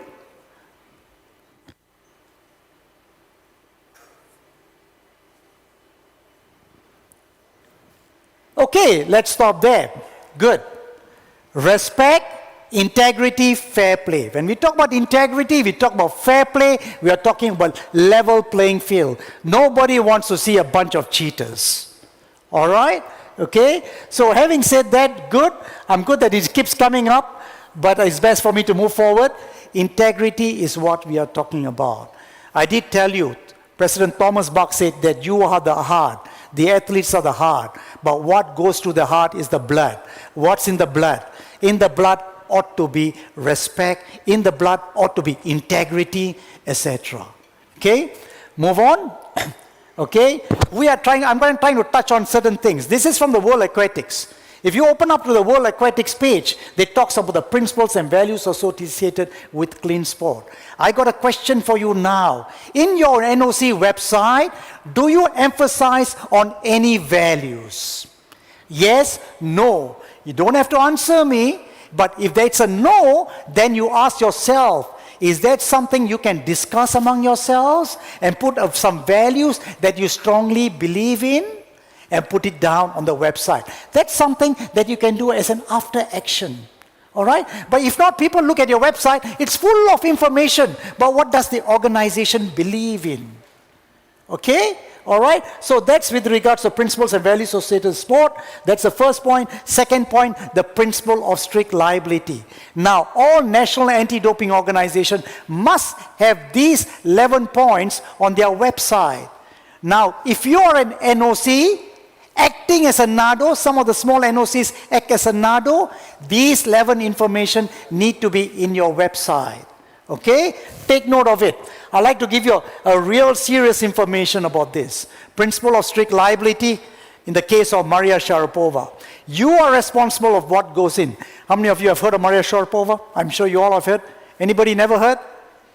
The rest never heard? She's my girlfriend. Yeah. But she decided to, chuck me aside and she went. Just kidding. What I'm trying to say is Maria Sharapova in October, one of the years, she was told in an email, these are banned substances, will be changed in 1st of January. I think she took it as a simple email, put it in the delete box. She was tested in April and she was found positive. Okay? It went through an appeal and the sanction got reduced, but she lost so much of sponsorship money. All right? Whatever you do, tell the athletes, you are responsible for what you do, put in. I can give you some real life examples over my decades experience in this region. All right? Next one. What is considered doping? Next Mentimeter question. That's for you. What is considered doping? Put on whatever you know. What is considered doping? Whenever you can, feel free to jump in any time. What is considered doping? Is there a Mentimeter? There's answers there? Yeah, it's coming. Steroid. Ooh. Popular. Wow. What else? Taking enhancing substances. Very good. What else? This will provide us an insight. Whoa, that's good. Banned substance, taking enhancing, prohibited substance, taking performance enhancement substances. Yep, good. Blood transfusion, prohibited medicine. Wow, all prohibited leads cheat. Alcohol. Alcohol. Oh, I saw some people having some beers yesterday. Okay, good. If you look at it, it's interesting that you put all of these things down. All right? Very often, people think it's only when you take any substance which is banned, you are said to be doping. The real story is this. Okay, we are good with this. We can move on. Okay, this is taken on by courtesy of the Japan Anti-Doping Agency. They have been very grateful, so we give credits to them. I'll tell you how useful this is later. But look at it, there are 11 reasons that you can be considered doping. And I can tell you real life stories here. The very first one is what all of you have put down, presents. Urine, blood test, something banned. Am I right? That's the easiest, right? Look at the second one. Use or attempted to use. Use or attempted to use. There have been instances where people have been caught for this. They go into a room and they found syringes and they found banned substances. So if you go for a game and you think nobody can see all this, just too bad. If they see you with that, that's considered anti-doping rule violation. Number 3, all right, evading or refusing. You want a real story? I'll give you another real story. All right, I won't tell where this game took place. All right, it was a game that took place between two countries. Actually, it took place in Thailand. Okay, but the teams was from outside. First game, three games, 3 sets. The first set, one team lost. You know what happened? The team that lost, they got 3 games to game, 2 more games to game. The guy said, nah, this is unfair umpiring. We are walking out. The organizers went to tell them, please, continue the game. They say, no, we are all walking out. Guess what? They all walked out. Then came the doping control officer and told them, we need to test your urine. They said, no, we walk out of the games, no testing. We are just walking out, not even testing. Guess what happened? The whole team got 4 years sanction. The next morning, I get a call in the morning. Apparently, the person in charge, he resides in Singapore. Can you come for breakfast? I'll buy you breakfast. Wow, that's bribery, man. Buy you breakfast. No, we just want to have a chat. We went to have a chat, and it results that it's actually the manager who was the culprit. So the appeal was done. The athletes got away. the manager was given 4 years. So when they come and ask you for a test, people, don't run away, yeah? Yes. Okay? If you run away, that's going to be a problem. Next one, whereabouts failure. They are athletes, all right? How many of you follow football? No football fans here? All right, EPL, who do you follow? Manchester United? Aston Villa, Manchester United, anybody know? Have you heard of Rio Ferdinand? He played for Manchester United. Rio Ferdinand had a whereabouts failure. Because if you're an elite athlete, you need to indicate where you are 1 hour of the day. He is always telling, I'm shifting hours, I'm doing this, I'm doing that. He had a whereabouts failure. All right, so for elite athletes, if you need to indicate that, please indicate that. All right, next one, tempering. Have you heard of tempering? Have you heard of tempering? Have you heard of the Russian cases, people? Come on, the well-known Russian cases is all tempering. Okay, but how do people temper in this part of the region? I'll give you one example. There was an athlete, a distance cyclist. She came in, and when she finished, she said, no, my physiotherapist told me, in order to recover fast, I need to drink a lot of water.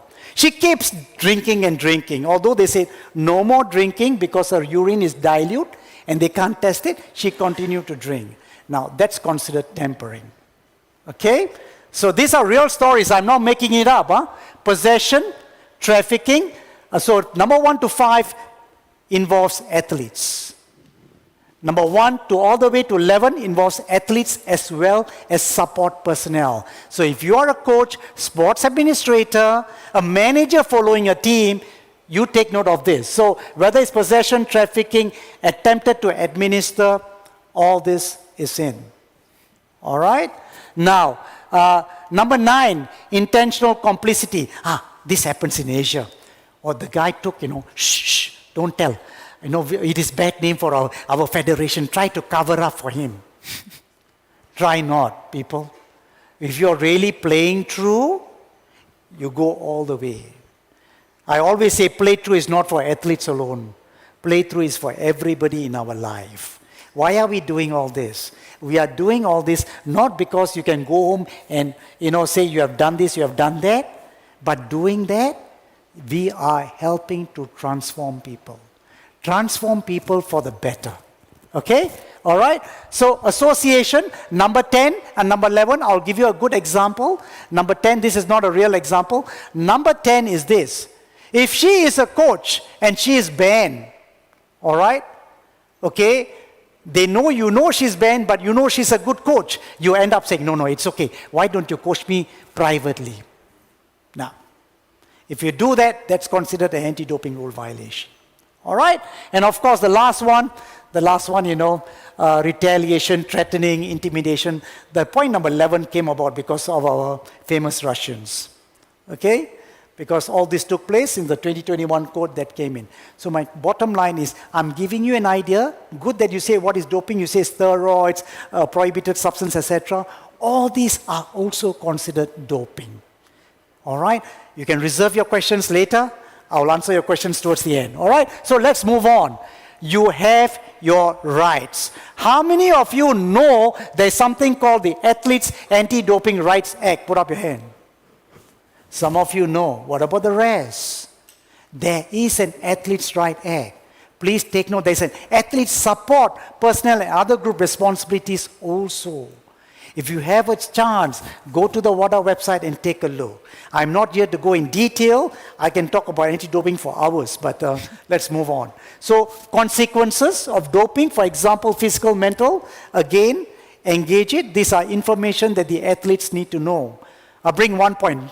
And somebody put steroids there, right? So guys, if you take steroids, you start having no hair after some time, baldness. Next one, infertility. It says when you take steroids, first it goes up in terms of your ability. After that, it comes down to impotence. Tell them. The third word is gynecomastia. You know what is gynecomastia?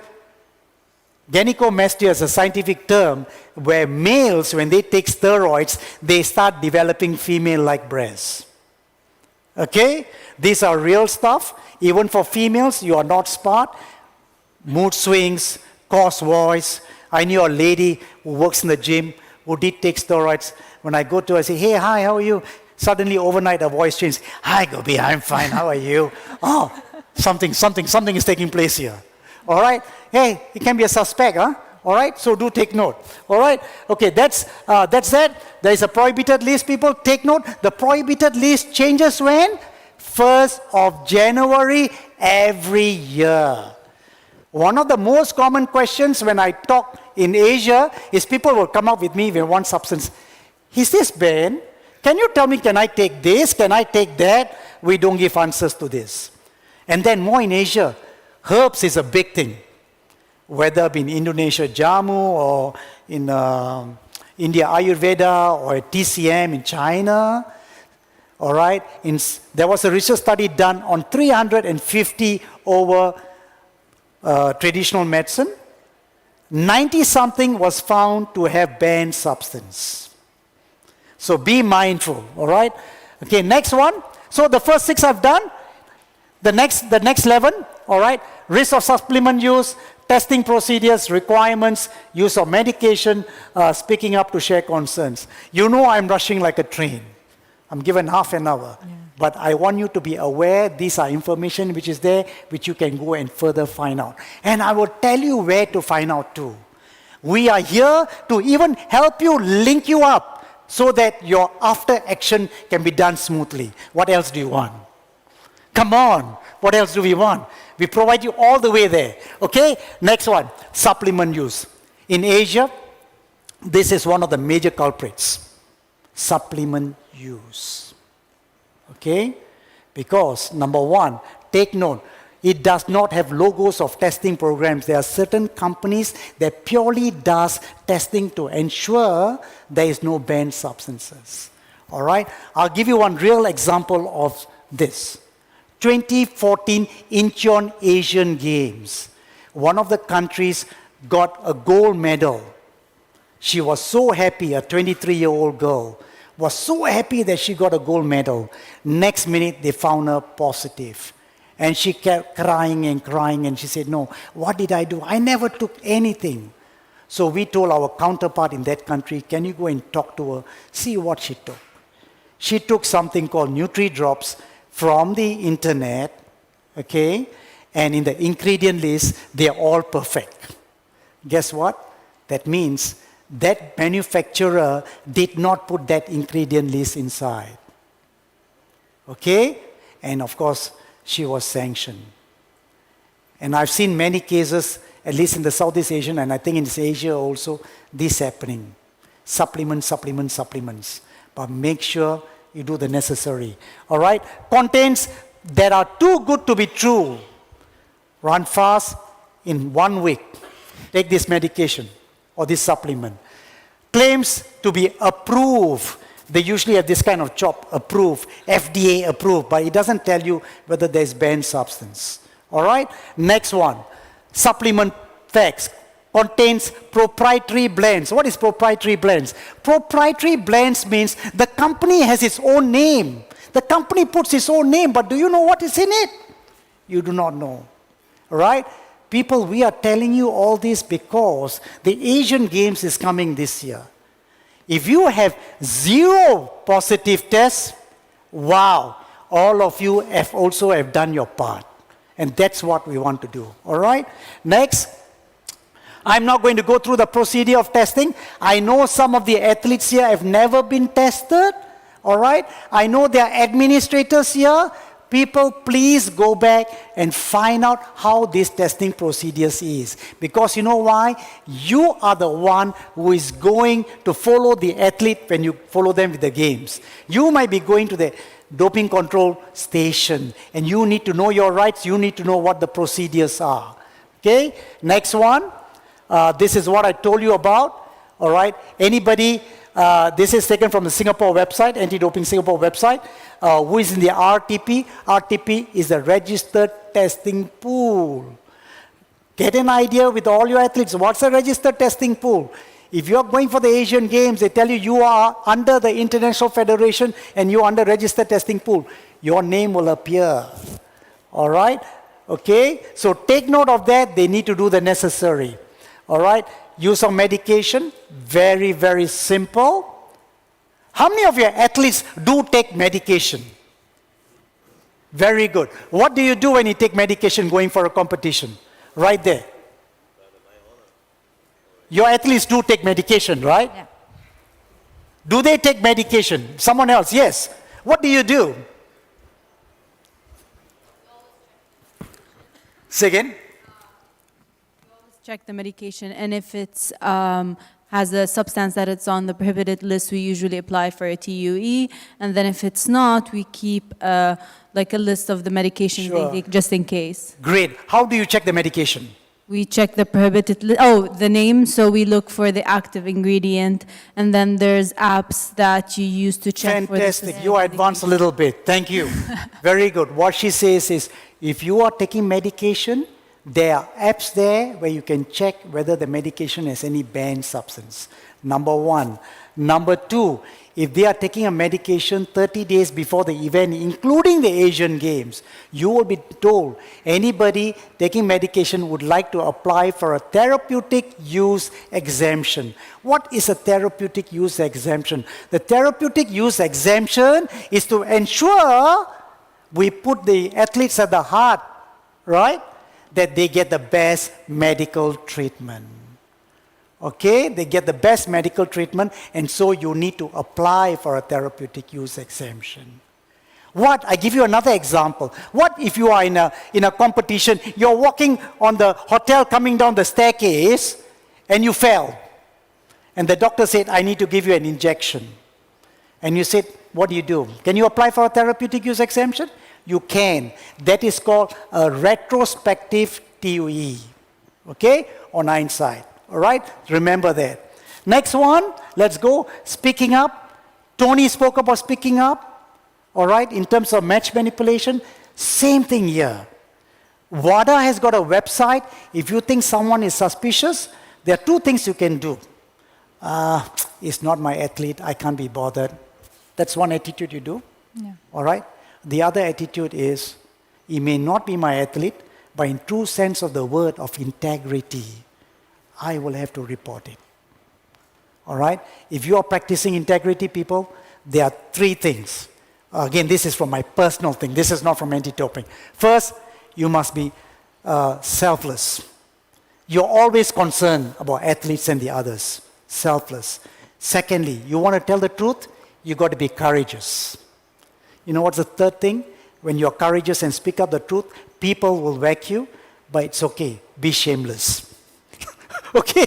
All right? Because that's what it is. Huh? All right? So in terms of speaking up, there are platforms. Some NADOs have their own platform. Please indicate so. All right? How are we doing for time, Navarra? Oh, I got to rush a little bit. Okay, quickly, this is what you're going to do in terms of awareness. There are 4 areas in awareness. Generally, Asia need to shift the mindset. Anti-doping is not about you sitting down. We give you a talk on anti-doping, and 15 minutes before the games, they probably give you 15, 20 minutes, and you are done and you move away. Now, anti-doping is really ingraining that information, imbibing you with that information. So the first thing is awareness. What is awareness? We will touch on that. Social media, communication. Does your NOC website has any information on anti-doping? Any? Yes, no. If your NOC website has got no information of anti-doping, does your NOC website provide you a link to the National Anti-Doping Organization for all the information? Because athletes, poor athletes, they might be searching your website for information. And they say, I can't find it. But if you put a simple sentence and say, click this to get all information, it goes there. That's awareness. There are many other ways of branding, outreach, etc. Next one is information. At this point, I want to tell you, the Japan Anti-Doping Agency have been very nice. It's fresh. You can feel it's very hot, you know. It's very hot. They have 2 booklets here for national level athletes and for youth athletes. All right? And they made it in such a way, I know, if you wish to translate correct me if I'm wrong, you can translate it. They have the platform to allow you to translate it, and it's amazing for them. Because in Asia, one of the greatest challenges is what? Language. Language. So All right? please feel free to contact Yeah. Japan Anti-Doping Agency or your NADO if you wish to translate. Yes. Thanks, Renera. That's a very good point, because they allow you to co-brand with them. All right? There's a co-branding, and you don't have to reinvent the wheel. That's what we are trying to tell you. All right? Next one. That's information. Anti-doping education. Did you all receive a letter from OCA saying that all athletes going to the Asian Games must do the Adele? Yes, yes. How many of you received that letter? How many of you are cursing after receiving the letter? Wow. Some said it's a 2-hour e-learning, but you don't have to do it all at one go. You can do it little at a time. Involve your NADO to at least have 3 sessions with them. They can discuss and they can do it. Yeah? Because that's how we are going to monitor. Because we do not want Asian athletes going to the Asian Games and getting caught and saying, oh, nobody gave me an education. I do not know what this is all about. Okay? So that is the reason why we are pushing for that. And obviously the last one is values-based education. Ultimately, you guys already indicated respect, integrity, etc. Okay, so these are some examples. I'll rush through this. Some of the things which you can do, your communication campaign, social media for awareness. And we spoke, see, some people have a mascot, and the mascot represents everything from things like match fixing to anti-doping, all for the same mascot. All right, the next one you have is information. This is again from Japan Anti-Doping Agency. They have very beautiful posters, etc. I say it because not I'm promoting them, because I have actually translated for my region at least in 6 or 7 languages, from Lao to Tagalog to whatever. All right, and so easy. Okay, and values-based. We spoke about it. We are actually having, CRADO is having an anti-doping symposium towards the end of July, but we're only getting the NADOs and some IFs, but if you're keen, let us know. All right? Done. It's a rush, like a train, like a bullet train. I don't love to do it this way, but after all this information, only 2 questions for you. As athlete ambassadors, what can you do to promote clean sport? How do you intend to go about doing it? Before you go into your groups and discuss these 2 questions, I would like to ask you if you have any questions. Any questions on anti-doping? And people, whenever you put anything in your website thing, don't put doping. Put anti-doping. Or put clean sport. Or doping-free sport. Because when you put doping, that means you are like a mafia trying to teach them to drug. Huh? Okay, so move away from that mindset of putting doping, anti-doping, doping-free sport, better still, clean sport. All right? Questions, anyone? Come on, I'm waiting for questions. Please, Shoot. yes, ask questions. Yes. If you want to speak in Russian, it's perfectly fine. Venera is also ready to translate. Comfortable with can translate in Russians. Anybody? Anything on anti-doping? One Yes. question, yes. It's a comment more than a question. I'm a staff member in the Palestinian Anti-Doping Committee, and I think I just wanted to second when you mentioned about raising awareness, because especially in countries where their NADOs are still young and they're still early in their testing procedure, such as Palestine, the problem or the challenge we faced is the lack of awareness among the athletes or their coaches or their support personnel in the testing procedure and what does it mean to get tested. So, for example, we would get instances where we would require an athlete to do an out-of-competition testing, and they would think that they're kind of like were saying that they're doping. So they'd be like, why am I getting tested? Is there anything wrong? And so here comes the issue of us having to clarify, why are you getting tested? It's actually for your benefit to get tested. Exactly. And so after a couple of testing incidents, we thought about actually having our priority to do the awareness, and that's for the athletes, for the coaches, for the federations themselves, because even the federations didn't have a clear, complete image of what does it mean to get tested, and we actually need their support in the testing procedure.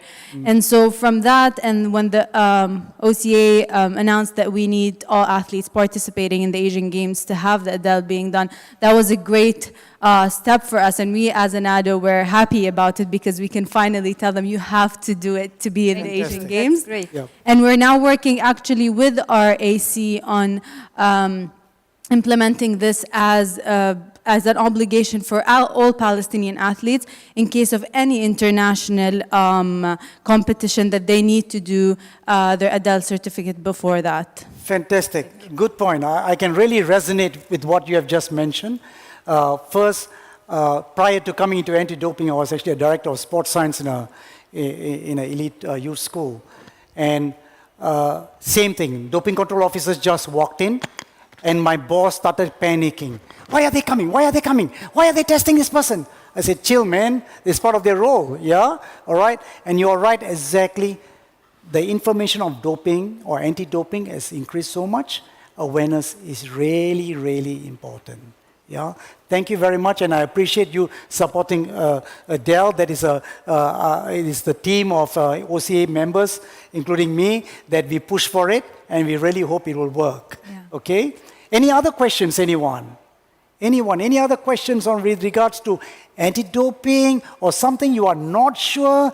Don't feel shy. There's nothing known as a stupid question. Please take note. While they're thinking about the question, maybe I can ask you, what are the challenges in Asia in relation to anti-doping? Okay. What are the challenges in Asia? You know, the challenges in Asia, I will put it in three things. One, all right, is basically, when I say Asia, there are Asian countries like Japan, China, who are very well established. We're talking about all the other countries, all right?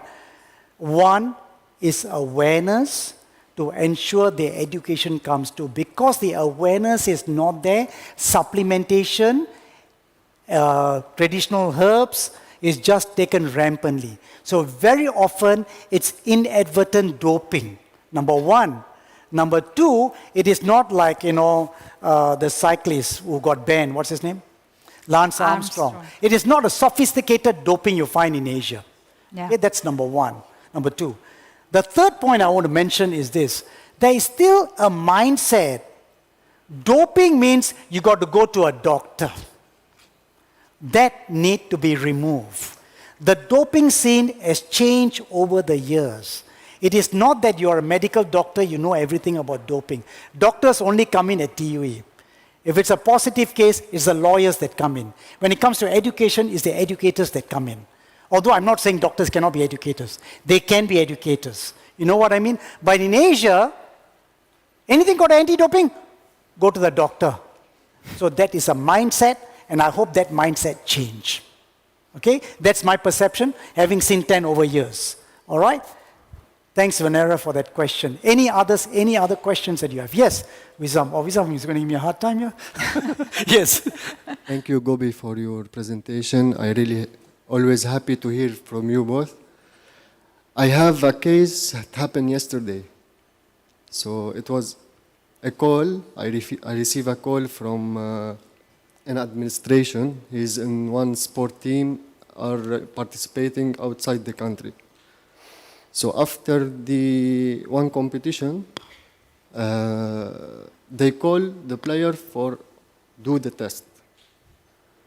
So it took like 2-3 hours waiting for that. So they complain. So what is the best approach when you receive kind of this call? Yeah. It's normal or not normal? Okay. Very good question he has, huh? And we see it in the games. I've even seen in the Paralympic Games. I was an independent observer there. very often when they come in, they just want to give their urine and they want to walk out. 20 minutes, done, deal. Don't make me wait for 2-3 hours. Make me pay urine again.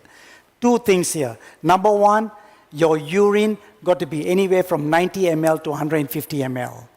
If you can only produce 30, you have to wait until the urine comes.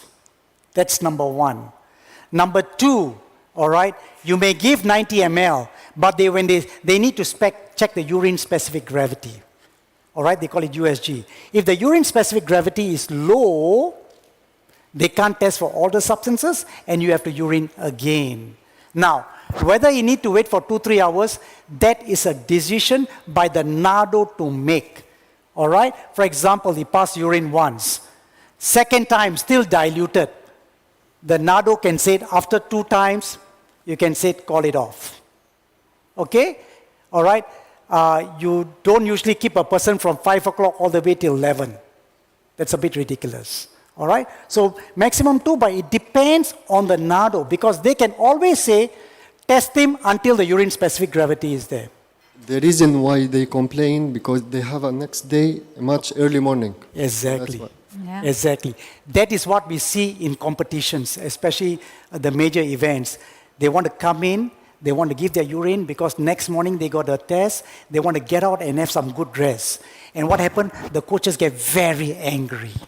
All right? So usually, by the second time, they usually will say, am I right, Yes, Vanessa? yes. Yeah. Even like they have a flight tomorrow or tonight, usually they're complaining, but this is also to understand and to remember that you need to get prepared. That if you are traveling to the championship or even the kind of Asian Games, you need to book some time so that you can be invited for the doping control station.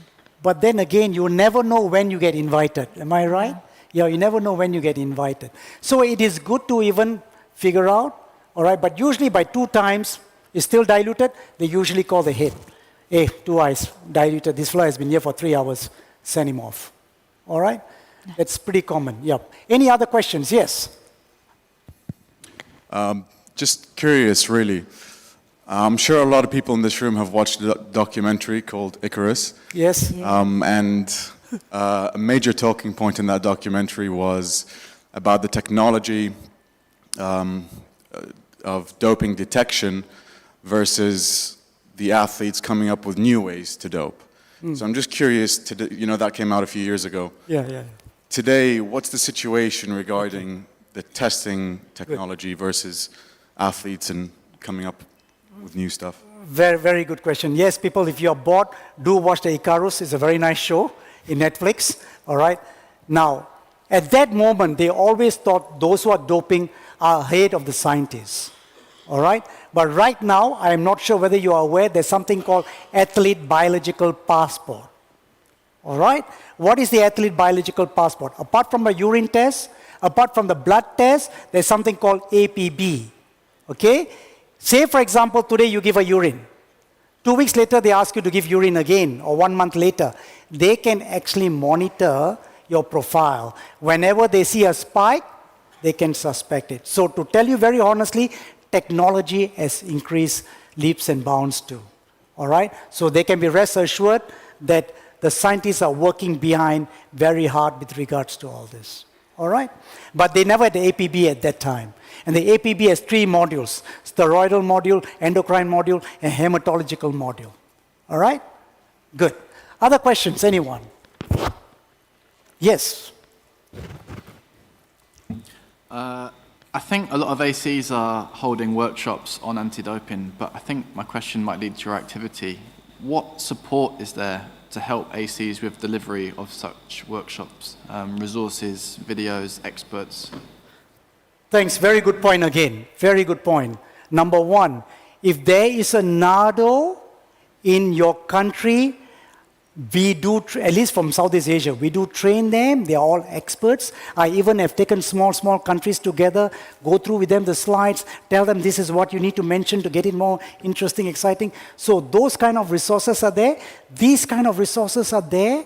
All right? So if any time, if you find in your region you have lack resources, do let us know. We're happy to help. Number one. Number two, they are actually funding.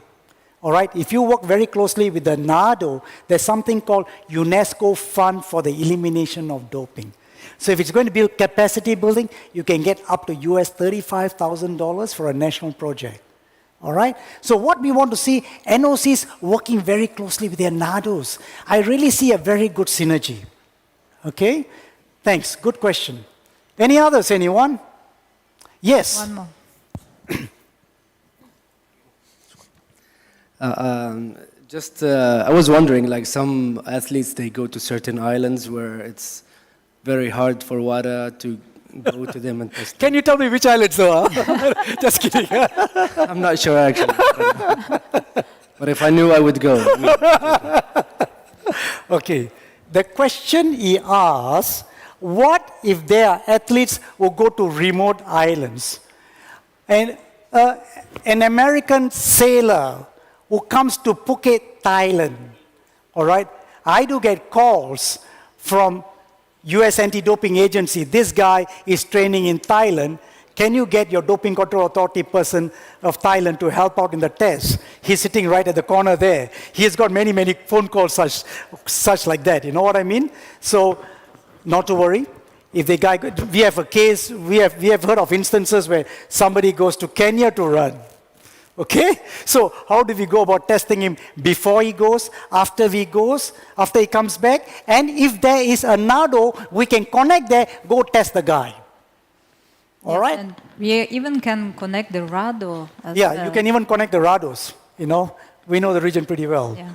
And the RADOs are also working, and so they focuses on building of capacity on their countries, because there are many countries where the NOC is acting as a NADO. So if there is NADO existing, so that the NOC should keep the burden on their shoulders of the burden of anti-doping. And in this case, we work closely with these countries, and we are ready to help, to support. And there are many cases, especially in Central Asia region, where there were new NADOs established, especially there were countries where there were very remote training centers, training camps, to which many athletes from Europe even were coming for training purposes, because they were thinking that nobody comes, there is no NADO, there is nobody who can catch us and make a testing. So we see the result. Now there is a NADO. Now they are start thinking. I'll give you another example. Kenyan runners coming to this part of the world to run the marathon, no? All the way from Kenya to Southeast Asia, you know, prize money is big. Yeah. I get a call. Test the guy before he starts. Okay. All right. So intelligence and investigation is big now. Yeah. All right. That reminds me, when Tony was talking, somebody spoke about treatment. Do you post this on the website? Now, you post things like treatment on the website. These are also information, huh? All right. When they get caught, they always say, I never took anything. But you did post that you got treatment. What was the treatment? What did you get injected with? Yes. Clear that? So what Tony said was totally correct. Don't end up posting these things. People love to post, you know, I'm here. You don't see any posts from me.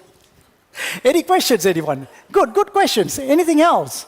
If not, we want to hear from someone who has been there, who has been tested. That's the next stage. I'd like to call upon Rika. Come on, Rika. All right, maybe you take the stage.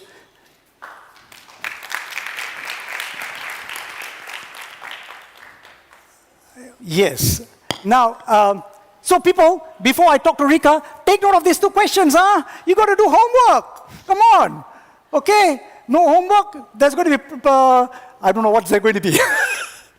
Okay, so I thought Rika is an Olympian, and I thought I asked her a few questions, so I thought I wanted to ask her a few questions, and she said, Gobi, you know what? I will put a slide on, and that might give me some ideas. Okay, so I will put a question up, a slide up, and ask her a few questions. And I think it is good to hear from her. She has a very good experience. Okay, Rika, maybe you have a chart there. Maybe you can start by a brief of your athlete experience, your key competition, your achievements, and your first experience in doping control tests. Thank you, Gobi. Hello, everyone. I'm Rika from Japan. As you saw the picture, I was a weightlifter. I competed at Beijing Olympic Games 2008, and My first experience with anti-doping was testing. It was 2000, when I was selected World Junior Championships. And I was not educated before testing. And it was before JADA, Japan Anti-Doping Agency, was created, and also the code was published, came into place. What I done is my coach was telling me about the testing, but I was so nervous to get tested. And yeah, what I should do or what I shouldn't do, I wasn't sure, so I was so nervous. That was my experience about anti-doping. Good, fantastic. So, based on your experience in testing, what do you wish you and your team could have known that could have prepared or helped you in the testing? I think educate before the testing is really key. And we are lucky to have ISE, which is an international standard for education from WADA. So we have two principles. One is the testing, educate before the testing. So this is the key, I think, and every athlete should know how to act or how to behave as an athlete. So we need to correct information, right time, which will be your base for decision. And also, thinking the meaning for anti-doping will be good. And if you're not athletes, doping control procedure is not usual things. Like you don't go to washroom in front of people, right? And you don't have to submit what's your schedule and where you are. That's annoying. I know that. But even though we need to do it, we have to do it. And why? That's the point. I think it's worth to do it. So it is related to Olympic values. Yeah. So I think educate information. We need information and the meaning of why anti-doping is important for us. Thank you, Rika. I think this has been emphasized a few times, the importance for athletes to be educated. Especially when you're dealing with young athletes, the vulnerability, whether it's during competition or out of competition, certain substances are easily available everywhere. When that person is given the temptation, will he stop or will he go? It depends on education. So Rika, having said that, now tell me something about your life after competition, in terms of your time you spent as a career, as a school teacher, you said, and how did you get yourself involved in anti-doping? Yeah, I didn't have any plans when I retired, but I have been curious about anti-doping. Maybe it's because of my sports, weightlifting. Maybe you may know that weightlifting is one of the sports which is famous for doping, not anti-doping. That's the point, I think. And what happened is my Olympic Games place, I placed 8th first time after I finished my competition, but the 2016, I think, the Russian scandal happened. After Russian scandal, the collect samples in Beijing Olympic Games and London Olympic Games are reanalyzed, and lots of cases turned out to positive. At the result, my praise up to 6. You know, 6 is better than 8, right? But it's not the way I want. So I was so sad. Somebody took something wrong. And so that made me to more curious about anti-doping. And I got an offer to be an AC member for JADA. Luckily, at 2009, when I was still active, and I had joined many promotional or educational events, I got some opportunities to speak my experience for young kids and even for you too, Gobi and Vanilla. Yeah, so I really focused on anti-doping. Yeah, that's my story. Good, very interesting story. So that was your main driving force for moving from a teacher to anti-doping educator. So what do you do as an anti-doping educator? I want every educator, which is provide for education to athlete and not only athlete, sometimes for the coach, trainers. I want every educator to provide great education for everybody. So I want them to change their behavior. So I'm making the course for educator, like making a textbook to help them what they should do or what's the good point to provide something. I'm working for the resources which educator can use. Thank you. I think she really, how many times were you tested before? I didn't count.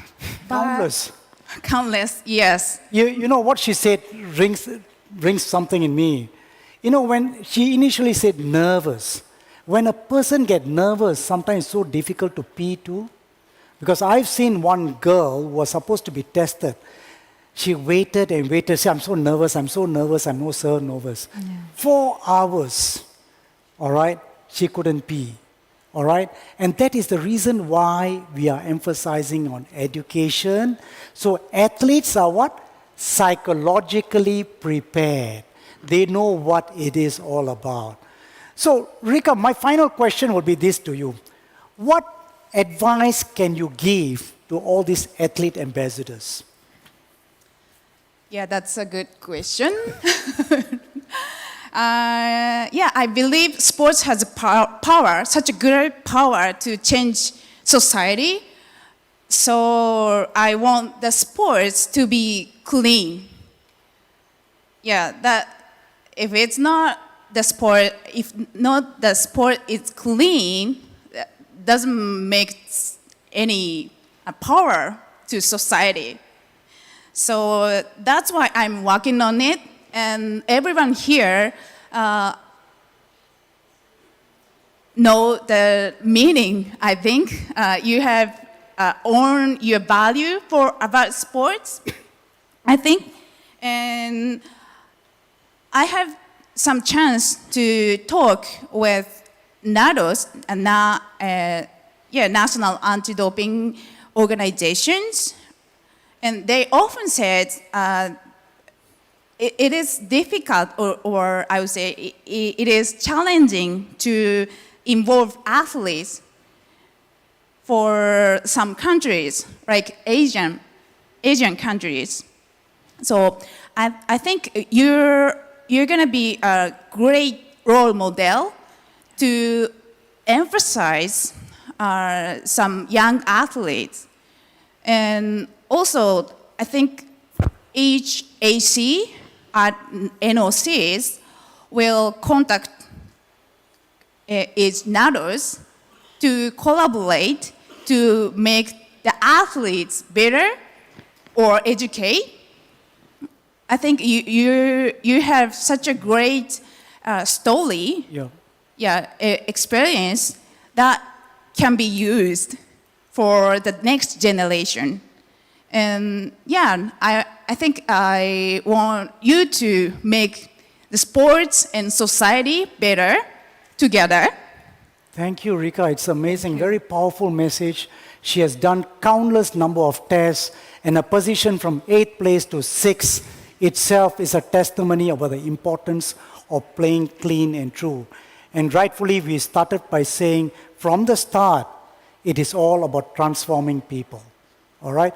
With that, I would like you to give a round of applause to Rika for her experience. Thank you, Rika. Arigatou gozaimashita. Thank you. All right. With that, we will go to the next part. All right. We have broken up into West Asia, South Asia, Southeast Asia. I can handle it. East Asia. I think you need to go into the respective seats. And there are a couple of case studies. Why? It's on your table. Why do we put these case studies? These are real case studies where you can actually look at it and tell me what will your answers be to the athletes if you are in charge of the athletes. All right? Look through the case studies. If those of you who are sitting separately, please get into one of the tables that has all the case studies. All right? Whenever you can go to the Central Asia, yeah?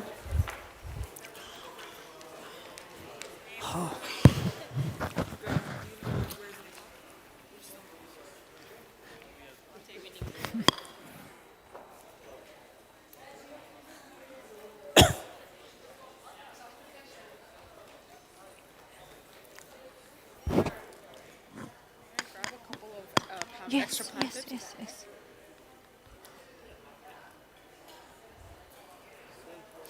Central Asia. We will give you about 15 minutes. So the case studies, just take about 2-3 minutes for each case study, yeah? No, they are moving. Central. Yeah. Okay, sit down. Oh, yeah. Come here, guys.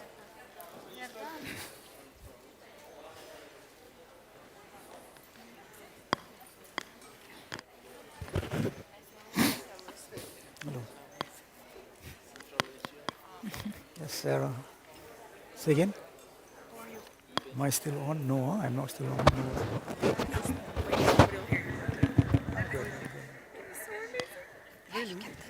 Yeah, I forgot something. You know what I did? I stole one of the notebooks. I stole the notebooks. I was like, I'm going to take one with me. Okay, good. You know what? I forgot to do the Bollywood dance. Oh, gosh. I'll do after this.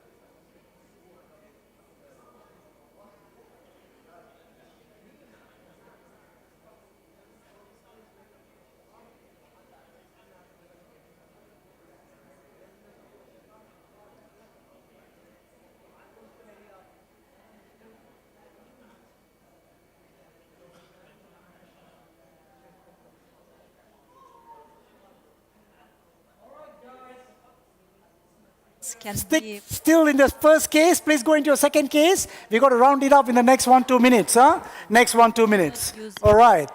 Of the computer.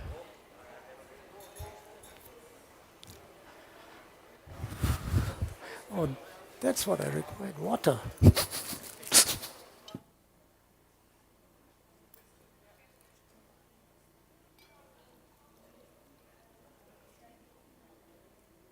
Which case two?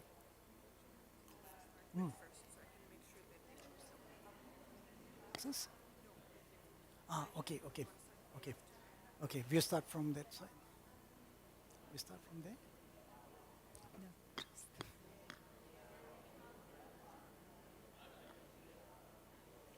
Okay, let's go. Already, that group there good? Southeast Asia is good? Forever good? Good, yeah? Okay, let's go. Each group has got 1 or 2 cases. You may see a repetition, it doesn't matter, okay? What case studies have you got, this group? 1 and 6. Anybody has 1, case 1? Any others who have case 1? Yeah? Okay, we will hear from both sides. Okay, go on. That's a case 1 there. Let me know what you will do. Let's hear, please. Okay, go on, move on. So we were talking about the possibility of looking into what we called an assessment. So looking into the reasons why is he behind in terms of training. And that could include looking into his nutrition, his sleep, any mental challenges, if he has anything that has to do with his private life. And from there, we will probably find maybe the challenge that is affecting his training. Usually from experience, nutrition is a big one. And that could be worked on in terms of his diet and nutritional consultation. In some cases, we would expect that the athlete would be like, regardless of that, no, I need something that would work fast. I need that magic pill to get as good as others. And I think if we get to that point with the athlete, and that could be for many reasons, such as peer pressure or a trainer or whatever, here we need to explain to them the pure strict liability rule of if you decide to take 1, 2, 3, then you would be responsible for the consequences of this happening. Sure, sounds good. What about that side? If you had 1, what was your answer? Sorry, I got a shifter because they're having the same cases. All right, anyone from this group, if you were to take 1, is your answers the same as them or you have something different? You got the same? You got the same answers? So basically, this can actually be an opportunity for you if they ever bring up about doping to educate them. Number 1. Number 2, it can also be, depending on the age, we sometimes suggest not even to bring the topic of doping because that will start getting curiosity in them. All right? So these are the 2 points. That's good. Let's move on to Central Asia. What case study have you got? 3 and 4. Okay, let's go to 3. All right, go ahead. Give it to me. The rest of you who don't have the case, you can listen to what the case 3 has, okay? Right, move on. After reading the topic 3, actually, where is the 3? This one is 4. Okay. This one. Oh, this one's same. Yeah, same. Yeah. So, as a athlete ambassador, we are hearing that the athletes' parents are very involved in their daughters' sports and life. Yep. And they try to give them some vitamin C and a tablet and between each game and energy drink as well. So in after discussion, we think that what what her parents are doing is completely wrong because usually parents don't have information enough about what is include doping or what is not.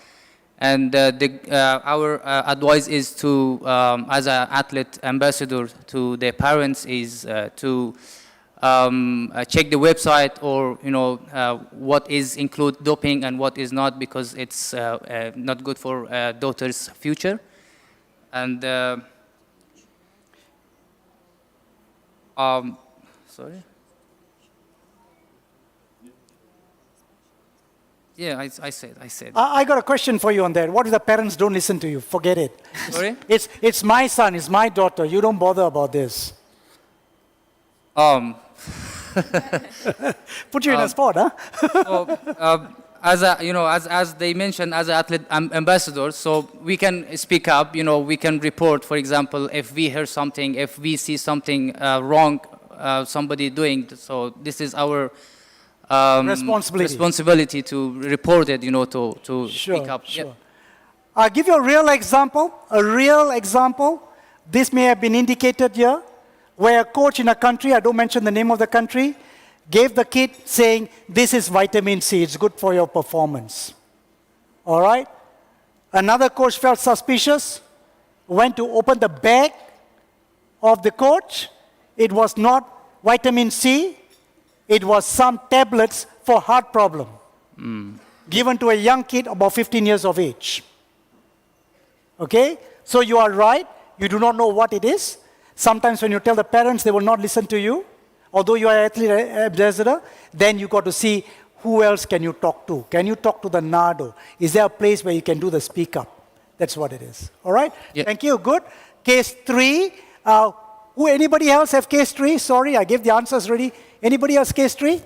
No? Case 4. You guys have case 4, right? Yes. Yeah. Yeah, we have the case 4, and it's about the during the national championship. Yep. Under 17 years old, and we heard something that there were a party last night, or there were a birthday party, and we heard that they used something like marijuana or something like this. And the good thing is that we report it. And maybe they can come and they can make tests straight away, and this is our job. Very good point. If you ever hear this, the key is for you to make sure you make the right reporting. Yeah. At the same time, you can tell the NADO, this is what I heard. They can do the necessary to do the tests. All right? Good job. Can we move on to that group? What case study have you got? If we can get a mic, Sarah, there. Thanks. Who's talking? Who is going to do the Bollywood dance? Give it to Yes. Case number? Case number 3. 3, okay. So, I will advise the mother that please continue with vitamin C tablets. Okay. Because it will boost the immune system of the children. Yeah. And I will ask her to please stop this aspirin tablet. Okay. Because it's not good for the health of the... Really? So that if the parent come up to you're a medical doctor. Yeah, I am kind of. You can. He's a kind of a medical doctor, but not a real medical doctor. Okay. No, on a serious note, what would you do? On a serious note, you told them not to take aspirin, right? Now, anybody can say what's an aspirin? What does aspirin do? Aspirin is like a painkiller. It's a painkiller. Yeah. At the same time, it's a blood thinner. Yeah. All right? So the question is, same thing. If you were to tell the parents, they might not believe in it. All right, you can say vitamin C. You're not even sure if it is vitamin C. All right? So the best thing, because this is an under 13, to see which authority the under 13 belongs to. Because she's a minor or he's a minor, make sure you go to the authorities, because sometimes parents do not listen to you. But the thing is, actually, every parents, they have concern with for their children. Yes. So whatever they are giving to their children, they must know, no? That's true. They must know. But the problem is they do not know. Then we have to, Okay. I'll give you another good example. In one country, a hockey goalkeeper bought a chocolate drink from the internet. Chocolate drink, it says chocolate drink. All right? And he was tested. And he was tested positive. Just a chocolate drink. Why? It was bought from internet, and the chocolate drink had a banned substance, and it was not indicated in the ingredient list. And that is why take this as opportunities to educate. Yeah? So that is what I'm trying to say. You know, you are right. I'm a father too, you know. Hey, girl, come on. You better take this multivite. That's good for you. Feeling very tired. It's normal, right? But something we may want to go a little bit more, approach it in a very tactful manner, and that's what we say. All right? Okay, thank you. Thank you. Southeast Asia. There's 4, you did 3 and 4, right? Yes. 5, you got an extra one, huh? So you need some extra prizes, huh? No, Yes, no prizes. Central Asia. Okay. Okay, that's what they do in Southeast Asia. You, me. Someone have to say. Yes, who's got the mic? Terry, you want the mic?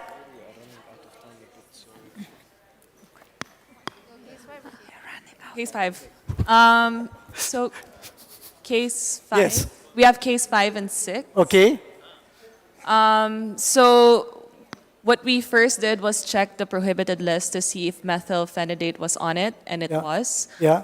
So, second, what we told them to do was to apply for a TUE. Very good. And then go through the steps. So the first one is to get a diagnosis from an ADHD Yep, specialist. yep. Obtain the TUE form from the NADO. Fill up the form and provide all necessary documents from the checklist, and then submit it back to NADO for approval. And then also apply for a retroactive TUE because apparently he has already been using it. Okay. And yeah, so. Sounds good. Very good. Case 6. Next. All right. Case 6, that's also us. So this is another case of application of a retroactive TUE because it was an emergency treatment of a medical condition. And yeah, so. So could the coach say no to the injection? Trick question. I need a great answer. We had a little discussion here because yes, the coach could say no to the injection, and then what if it became a safeguarding issue because the coach was preventing, medical treatment? And we decided, okay, so no, he could say no, and then ask NADO if it's okay, and if not, let's say it's really emergency, then apply for the retroactive TUE immediately. Generally, for anything medical, the coach has no right to say no or yes because it goes under the medical statutes. They need to take care for the best treatment. But obviously, if there's some substances involved, you apply for a TUE. Right. All right, great job, people. All right, some for action plans now. I'm sorry, we are running out of time. Sometimes I get over-enthusiastic about anti-doping as though I'm drugged myself. Okay, sorry. Okay, action plans. So what can you do? What can you do? All right? First thing, link with your respective national anti-doping organization. If NOC is functioning as NADOS, then you go to the next point. All right? If you do not have contacts with your NADOS, please tell Tony. We are more than happy, me and Vanera is more than happy to link you to your NADOS. That's the first point. Second point, create a link from your NOC website. If your NOC has a website, almost all NOC has a website, just create a simple link. For more information on anti-doping, please click. Very important for athletes. They can click and they will get all the information. Can this be done? I am sure this can be done. 3, explore with your NADO how you can be part of the education team to speak to the athletes. You are all athletes, especially the athletes here. Talk to your NADO and see how you can be. I love when I'm looking at this guy, up at him, he's tested almost every month and every week. Okay, work together with the NADO to ensure all athletes going to the Asian Games take the ADEL e-learning. The ADEL e-learning can be 2 hours, can be long, but take it in parts. That gives you the opportunity to meet the athletes more often. And finally, explore using the grant to promote clean sport, whether the Olympic Solidarity Fund or whether the grant Tony just mentioned, or the UNESCO funding. All right, people, I think if I've taken your time, my apologies, and thank you very much. Thank you. Okay. Thank you, Gobi. When you mentioned about the NADO, which is the connection, and this is something that we'll be talking about at the end, which is they will receive a list of action plan. And what we will be doing for the prevention of the manipulation of competition, we will provide them with a list of the specific point of contact. So if we can do things in advance, and we can have a list of NADOs, and we can provide them starting from the day after tomorrow with Sure. these point of contacts for the NADO, Sure. and they will take it from there. We will be able to. Okay, Thank you very much. Thank Yeah. you. So thank you, Gobi, for this interesting presentation. We're done with the topics, basically. We still have one part before the closing and the recommendations. But before going to the coffee break, our Vice Chair and President of the International Hockey Federation would like to have a few minutes to say thank you and small positive remarks before leaving us alone. I will give you the floor.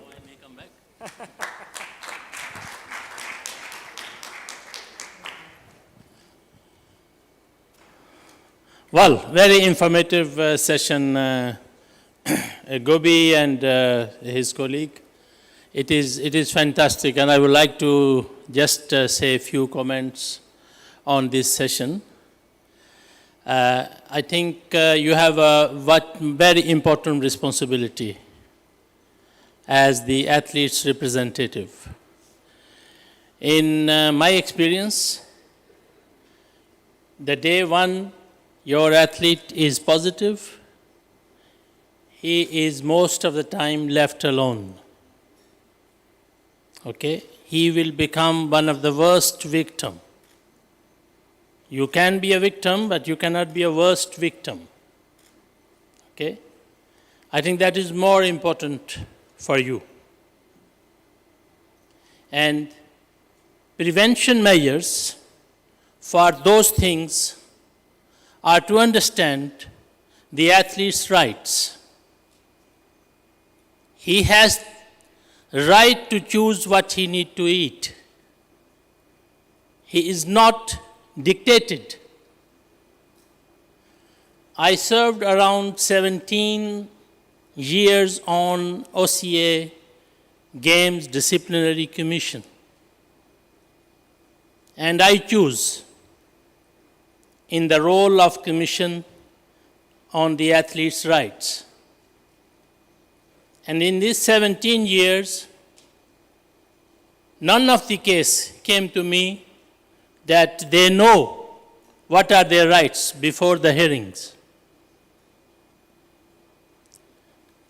And this is very important responsibility and task for you people to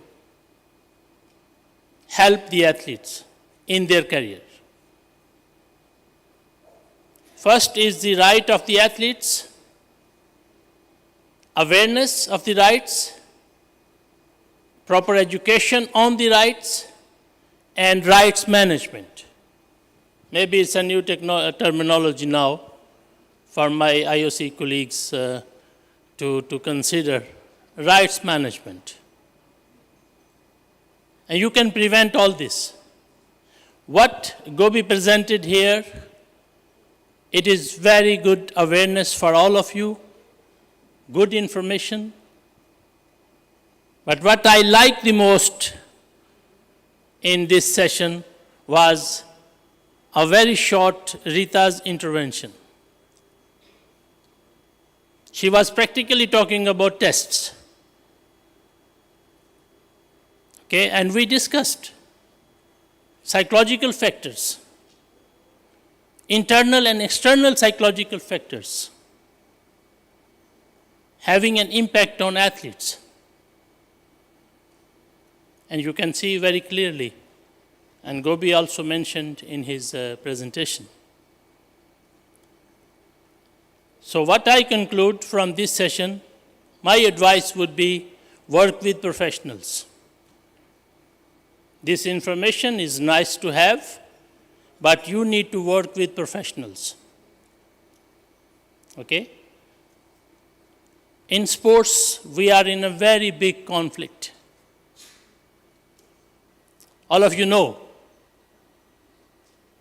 national Olympic committees will not go for community interest, what our community at large would like to take a sport on. No. They will be interested where they can win the medals. Okay? The whole thing from the top to down is totally on a wrong foot. They would like to have medals. It is performance dominated journey. Okay, if there is an awareness, if there is education, if there is consultation, you are in a safe system. If it is not there, then you need to win the medal at any cost. So, for me, it is very important that we understand what is our role. Now take this question back home. What you can do and what you should do, that after one athlete become positive, he don't feel that he is alone. Think about it. Okay, and why he become positive and where he was left alone, that is the role of our athletes committees. So it is also important that in our athletes commission structures, we should have one or two advisors or consultants, professional consultants, okay, if not athletes, but some others, regularly talking to you. This is very important. Okay, I can go on this long, but I just borrow a few minutes because I have to catch a very important call, even on Sunday. Okay, think twice before you become an IF president. It is not an easy task, okay, to manage. By the way, one of our integrity unit person in my office asked me if you will resign from the vice chair of OCA Athletes Committee after becoming International Hockey Federation president. Believe me, my answer to him was, I don't want to be FIH president. I love to work with the athletes, and that has been my journey. Okay, and it was really, it gave me a lot, a different direction. Okay, and this is for me, the best work in sports you can do, that you can help your athletes and give them advice for their direction. And Nadine had yesterday a topic, a case study, okay, and that reminded me a little bit that you jump on a decision that we let our young kid stay in high performance center or not. Okay? And you are too focused to come to this decision. Please come out of your box. Think about it. And there are different scenarios. You can create a balance. Okay?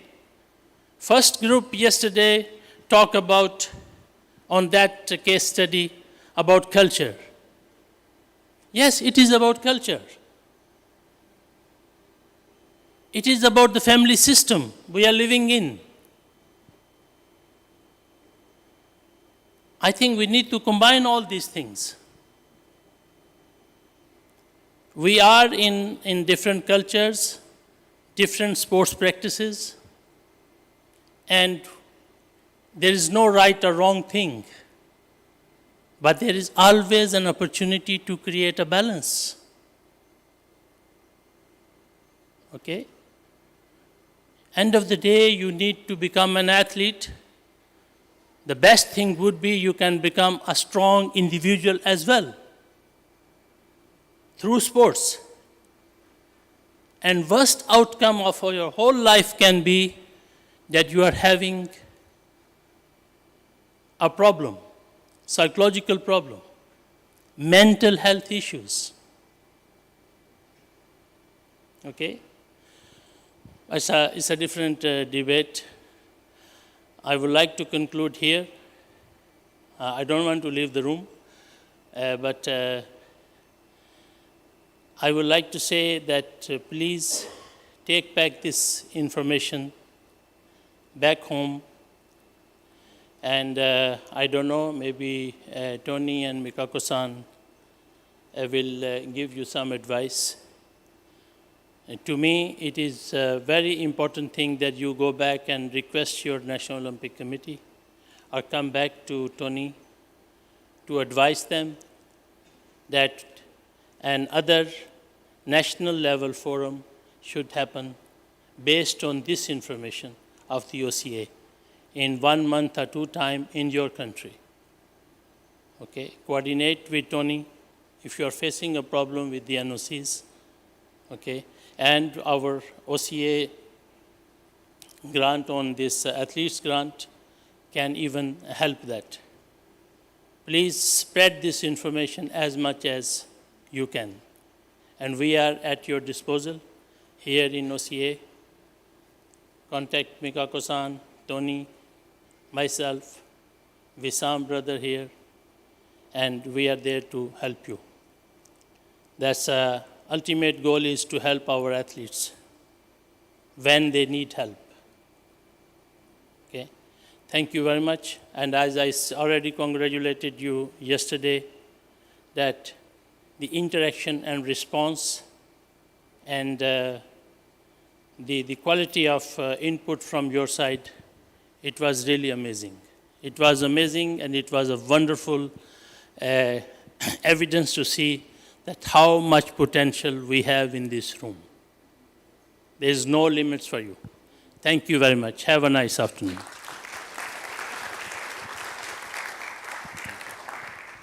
Thank you very much, Tato, for your words and your advice. And definitely we are always at your disposal. We'll go for a 10 minutes coffee break. We'll come back for the last breakout session, and then we go for a small survey, and then the recommendations and the closing of the forum. So 10 minutes and we will return.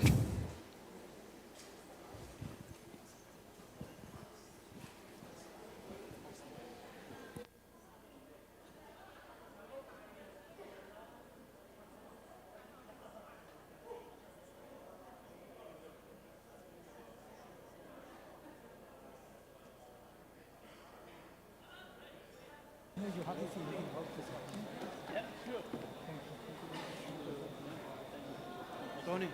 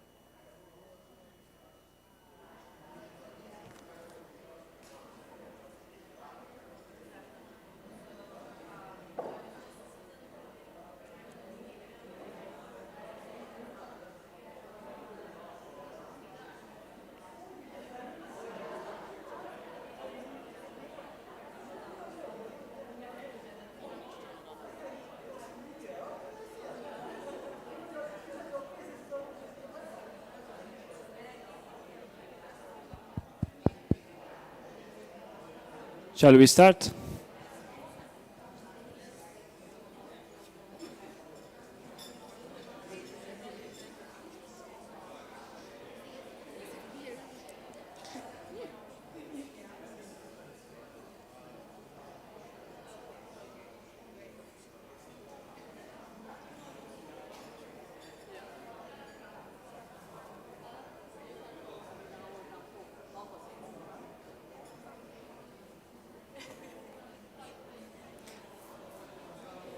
So shall we start the last session?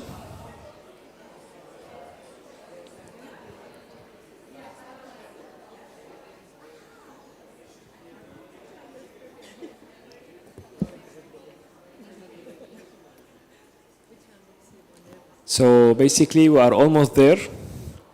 Now we're going to have a session which is Effective Athlete Committees Support and Action Plan. We would like to welcome on stage IOC Athlete Commission member and speed skating gold medalist, Olympics 2014, Sochi, Mrs. Hong Zhan, for her presentation.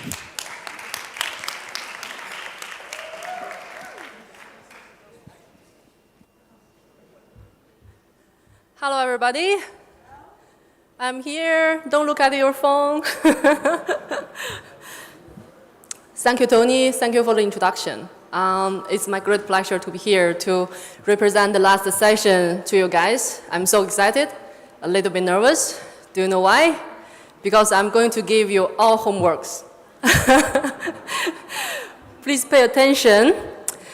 And before my presentation, I will not let everybody stand up, but I have questions. And 3 questions with 1 simple word answer. And please answer me loudly. So the first one, who is the center of the entire Olympic movement? We are? Why no voice from here? Last one. We are here from athlete and for? Excellent. Okay, so now let's start. And please, looking at the screen or either look at me. The Athlete 65 website has a few pages dedicated for Athlete Commission. You can, oh, this is a remote control, right? Okay. You can access these at any time, and these are available in English, French, Spanish, Arabic, Russian, and Chinese.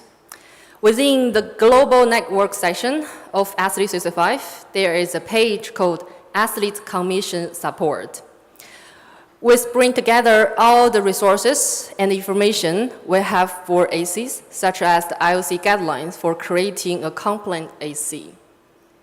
Next. Over the years, we have created a few different guides to help ACs on different areas. These are all downloadable on the AC support page of Athlete 65. For example, we have a guide for ACs for projects and activities.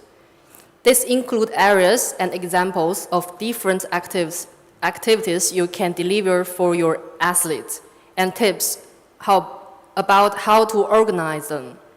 A guide for developing an effective AC. This has tips and advice on how you can make your AC be as effective as possible.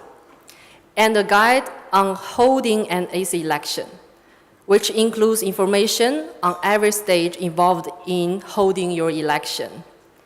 And as everybody knows, it will happen in the next few months in Asian Games. We will have OCA AC election. Next slide. Also, on the AC support page of Athlete 65, we have a downloadable presentation of all the Athlete 65 programs, which is available to all of you and your ACs to help share the information of Athlete 65 with your athletes. As we heard earlier, we have just finished creating a new e-learning course called the Athlete Voice for Athlete Commissions. The course includes four modules: an introduction and overview, understanding the role of ACs, your role as an athlete representative, and a rundown of different activities and project ideas for ACs. The courses will very soon be available in all 6 Athlete 65 languages, very exciting. And we really encourage you and your fellow AC members to take the course and see how you can apply the learning to your ACs. And now you can see,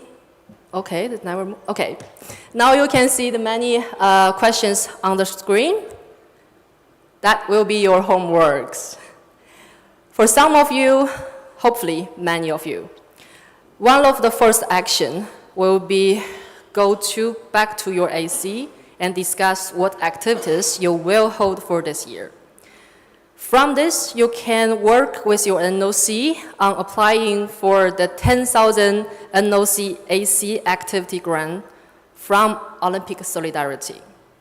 For some ACs, the focus will be on creating or updating your AC terms of reference document to make sure these are compliant with the IOC guidelines. This document is important as it gives your AC formal recognition within your NOC and helps you outline your AC's criteria for members and elections.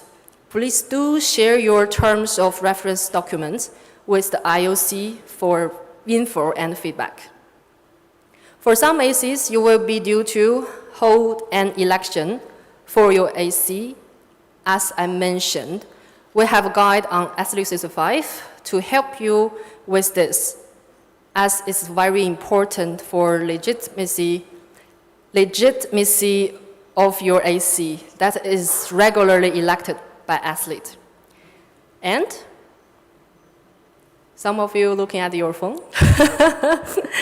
If your AC currently doesn't have its members with the seat and the vote on the NOC Executive Board or NOC General Assembly, then it should work together with the NOC to make sure it happens. Remember, this is a requirement of the IOC guidelines for NOC Athlete Commission and helps ensure your AC is representing the athlete at the highest level in your NOC. Has your NOC adopted the athlete declaration?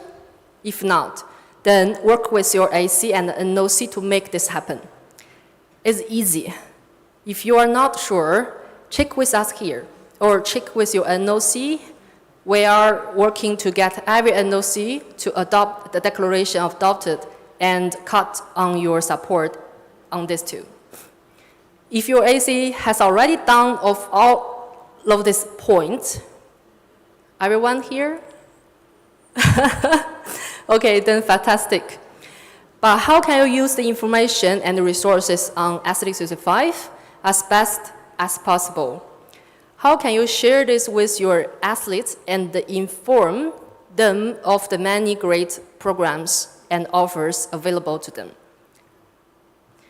And your AC could well have another priorities too. What are your goals for this year? What do you want to achieve? What would love to hear from you? Please just remember, for all of these action points and more, we are here to support you. You are not alone when you go back to your countries. With the IOC AC together with my colleagues Karen, Kavi, Arthur, and all the IOC Athlete Commission member in Lausanne or somewhere else, we remain at your disposal if ever you have a question or need support with any of this point. Okay, I've done my work today. Now let me hand over to my IOC colleague Karen to give you all the group discussion and rest of the presentation. Thank you so much.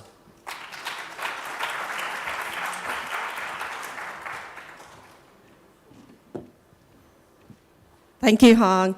This is the part where we get you active again for one last time, because it was mentioned earlier that anything you write down and you get actively involved in is something that you're more likely to take home and action when you go home. So although Hong was giving you homework, we're going to get started on that homework and give you a little bit of a head start, because we like to support you and help you out. So the first question that we're going to do is really a simple one that should be fairly top of mind. You learned so much during the last couple of days, but think to yourself first, reflect on the 2-day experience, and what exactly was the most important thing out of all of that that you learned. So maybe I'll pick on Hong first to start. What was the most important thing that you learned during the forum? Oh, you're back to me again. Yes. Thank you.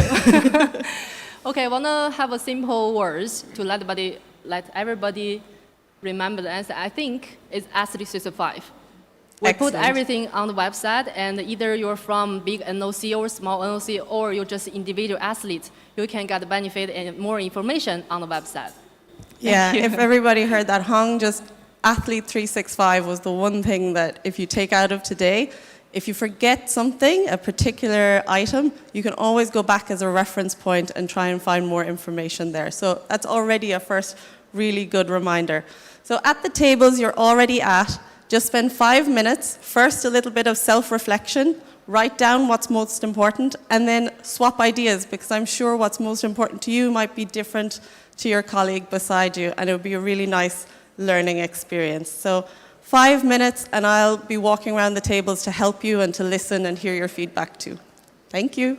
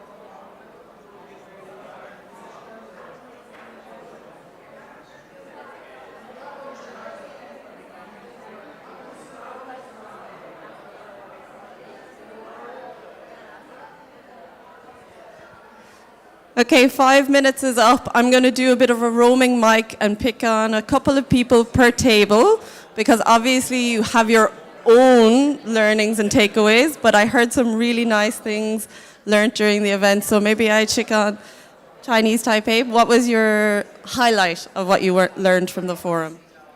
I first I think is like the wall. So we place the athlete at the heart of everything we do. Yes, so I think that always the athlete, so the first place is the most important. So I want to let more and more athletes to know about these things. Yes. Amazing, thank you. That's really good. I heard one really inspiring feedback here, so I'm going to pick this point.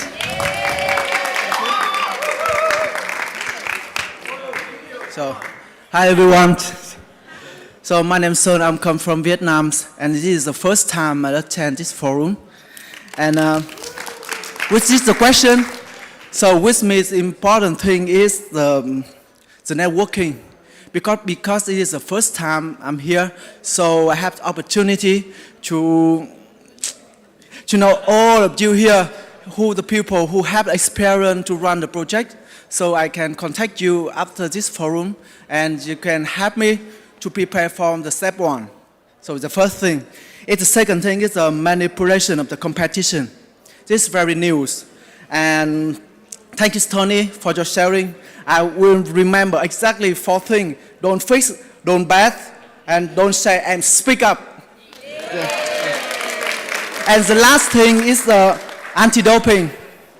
It is not new, but this forum is set some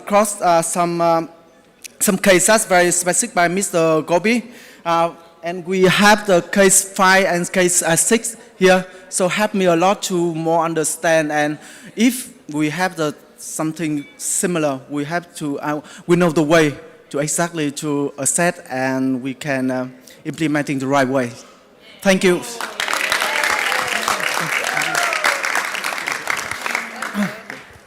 Well done. The point about networking, I think, was a really important one, because we all get so inspired from meeting each other, sharing stories and experiences. So I think that came up at a lot of tables. I'm going to pick on Pakistan, because I know you had a lot of points.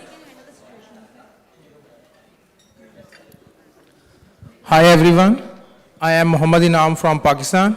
So we discussed and we gain updated knowledge about doping, about competition manipulation, and we learn team building as we are from different countries. So we came here, we discuss about everything. We learn, we tell everyone that how we are doing our work, and we learn from other people as well. We learn how to use Athletes 365 effectively. Then we learn about a lot of all the care that how we can handle our Athletes Commission effectively when we go back. And finally, we learn be happy in every situation from my big brother.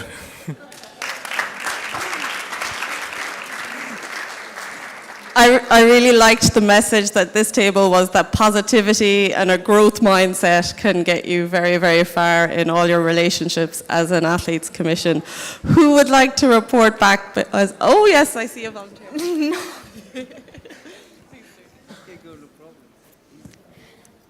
So, hello everyone. We learned clearly our purpose of the Athletes Commission. Shortly, it's briefly. Thank you. That's fantastic. Having a really clear purpose for all the athlete commissions, especially as newly formed or recently formed athletes commissions, that's one of the most important things you can have clear in your mind, so that when you go back afterwards, you can action it really well. That's a really good point. And over here, there was lots of different points. Anyone want to volunteer? Here? Excellent.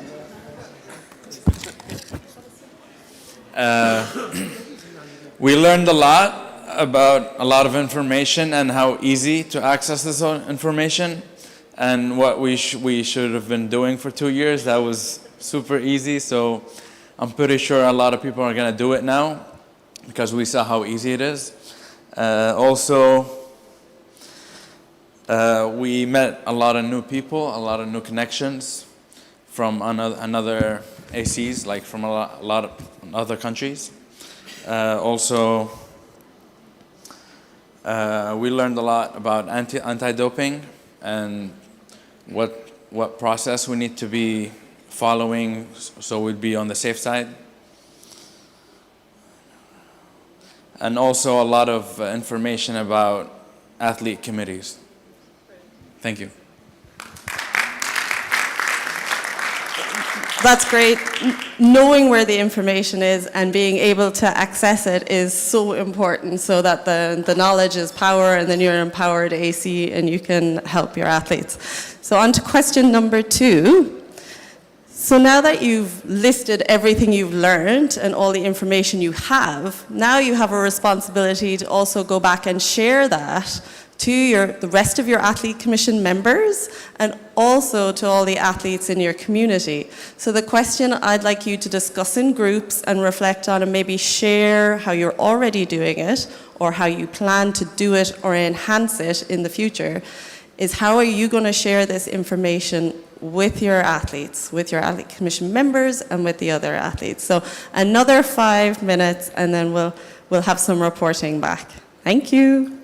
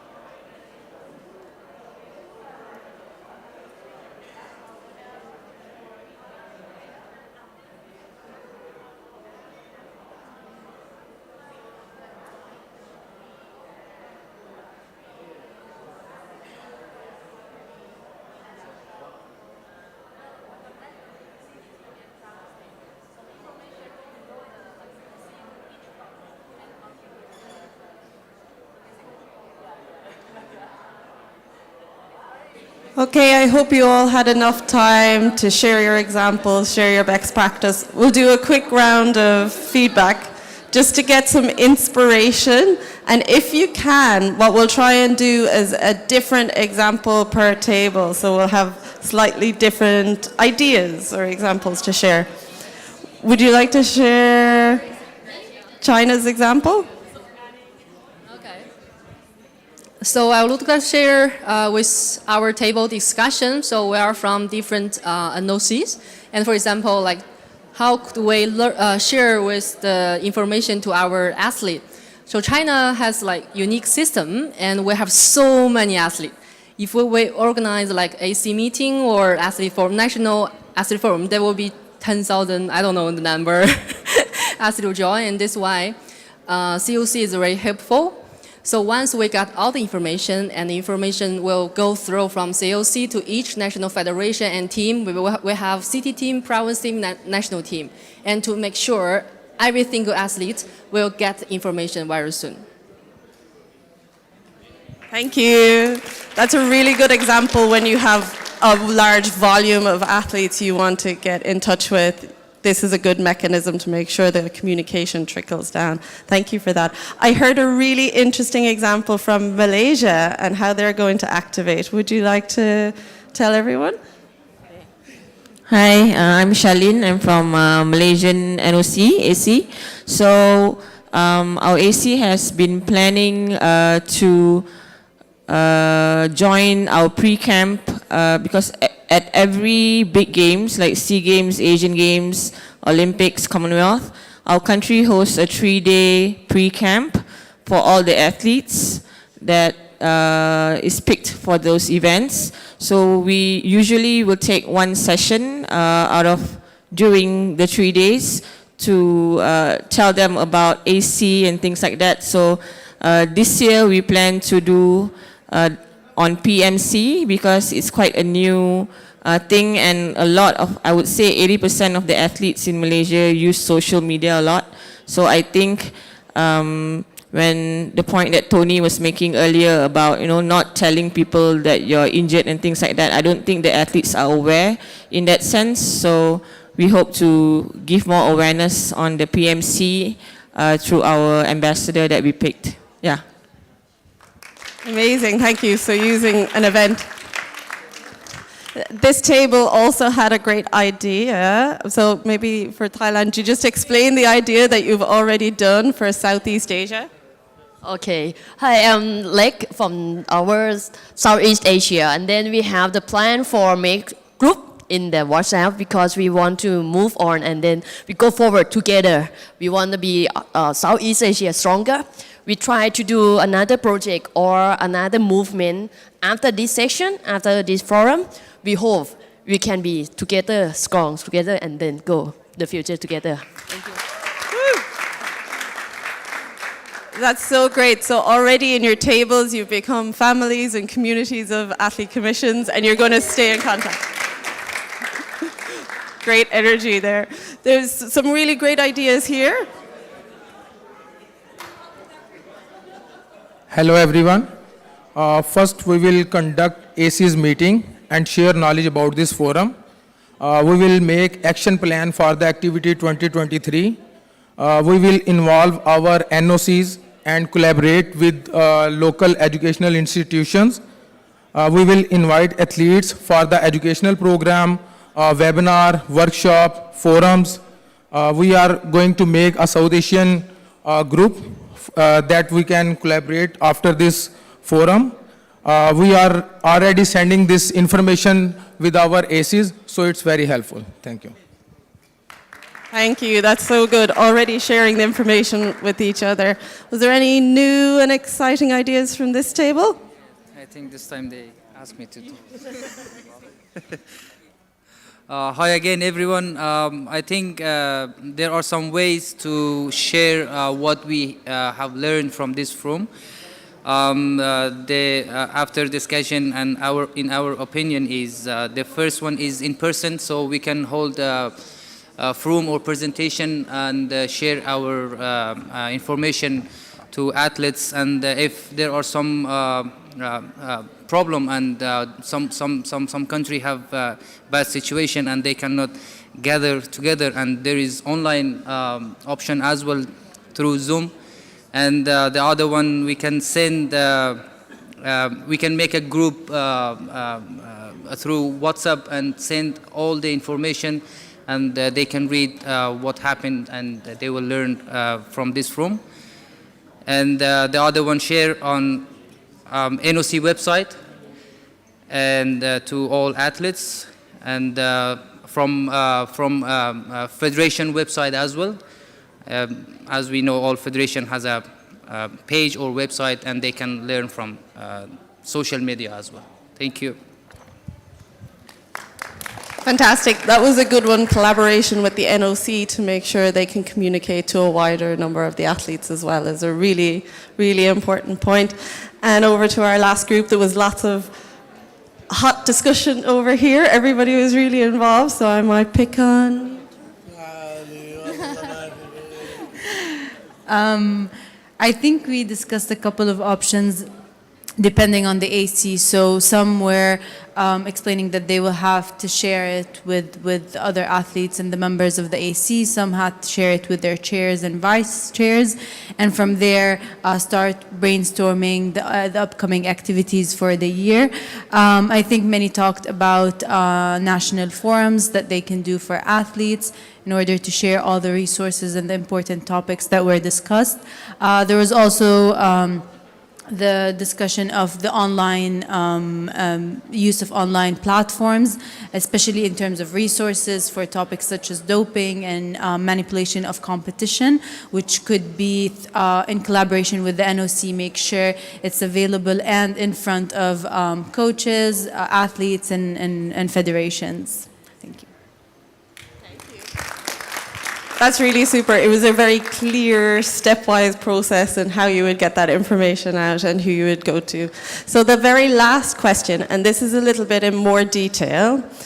Hong introduced the checklist before, and I will put that back on screen after we read the question. But the question has two parts. So you're going to reflect on your own AC's point of view here with the checklist. So you're going to, in your pairs, if you have two athlete representatives here, think about how your AC is doing with regards to the action plan and have a read of each of the points and see what have you achieved, what maybe you need to improve, what you need to start doing.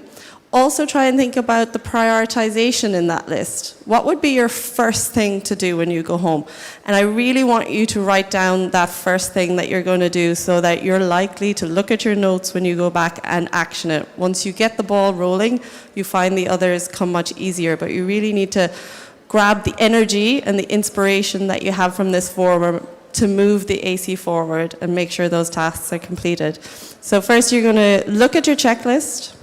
Write down your action points. What are your priorities in that checklist? And once you have that done, then please do share with the others in the group. So the first part is 5 minutes of self-reflection for your own AC, and then 10 minutes of sharing and discussion with the others, because I'm sure everybody's at different stages and might have different priorities. So hope that's clear, and I'll be coming around to the tables to help you as well. So 15 minutes total on this one.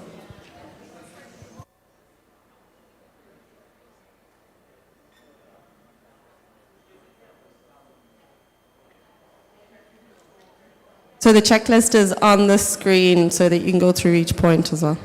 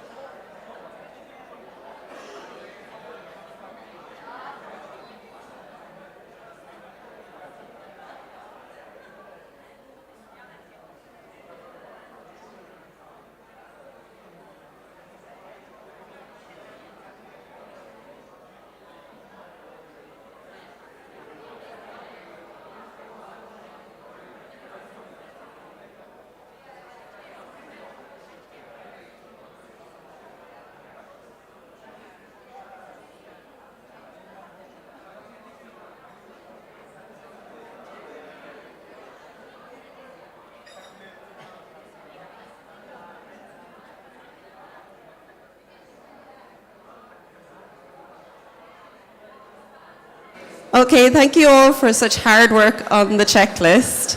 As I was going around, everybody was really, really concentrating and looking and planning, so I commend you all. I'm going to go table to table again and pick one athletes commission to give me a rundown of what they're going to do when they go home. So I think I'll pick on South Korea first because you have a very clear plan and a good focus for next year. Hello everyone, I'm Sujin from Korea. So this is my first answer, so I'm a little nervous. We didn't apply, it's okay.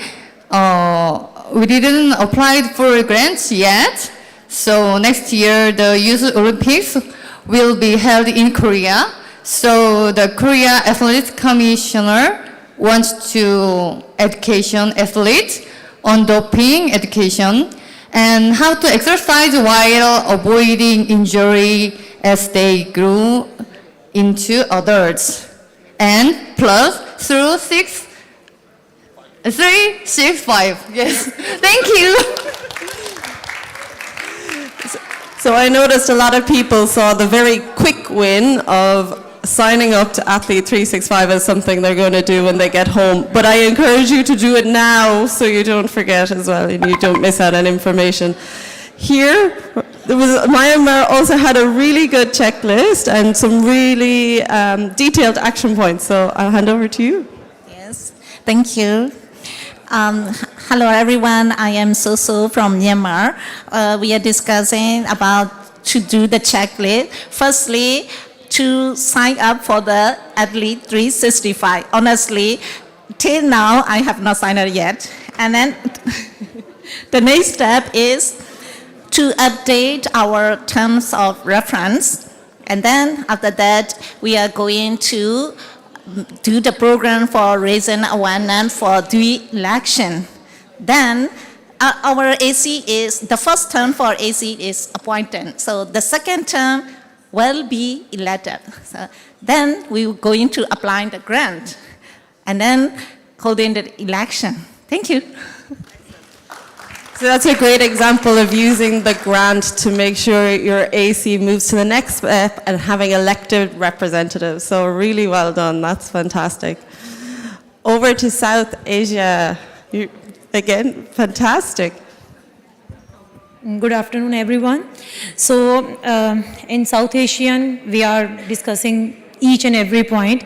And the first point, has your races applied for the US 10,000? So most of them applied every year, and in next year too, we will apply, and we are planning to conduct athlete forums, seminars, workshops for awareness for the athletes. And then what projects should you hold for your athletes next year? Of course, the seminars, as we are done previously, and we will do again and again for education.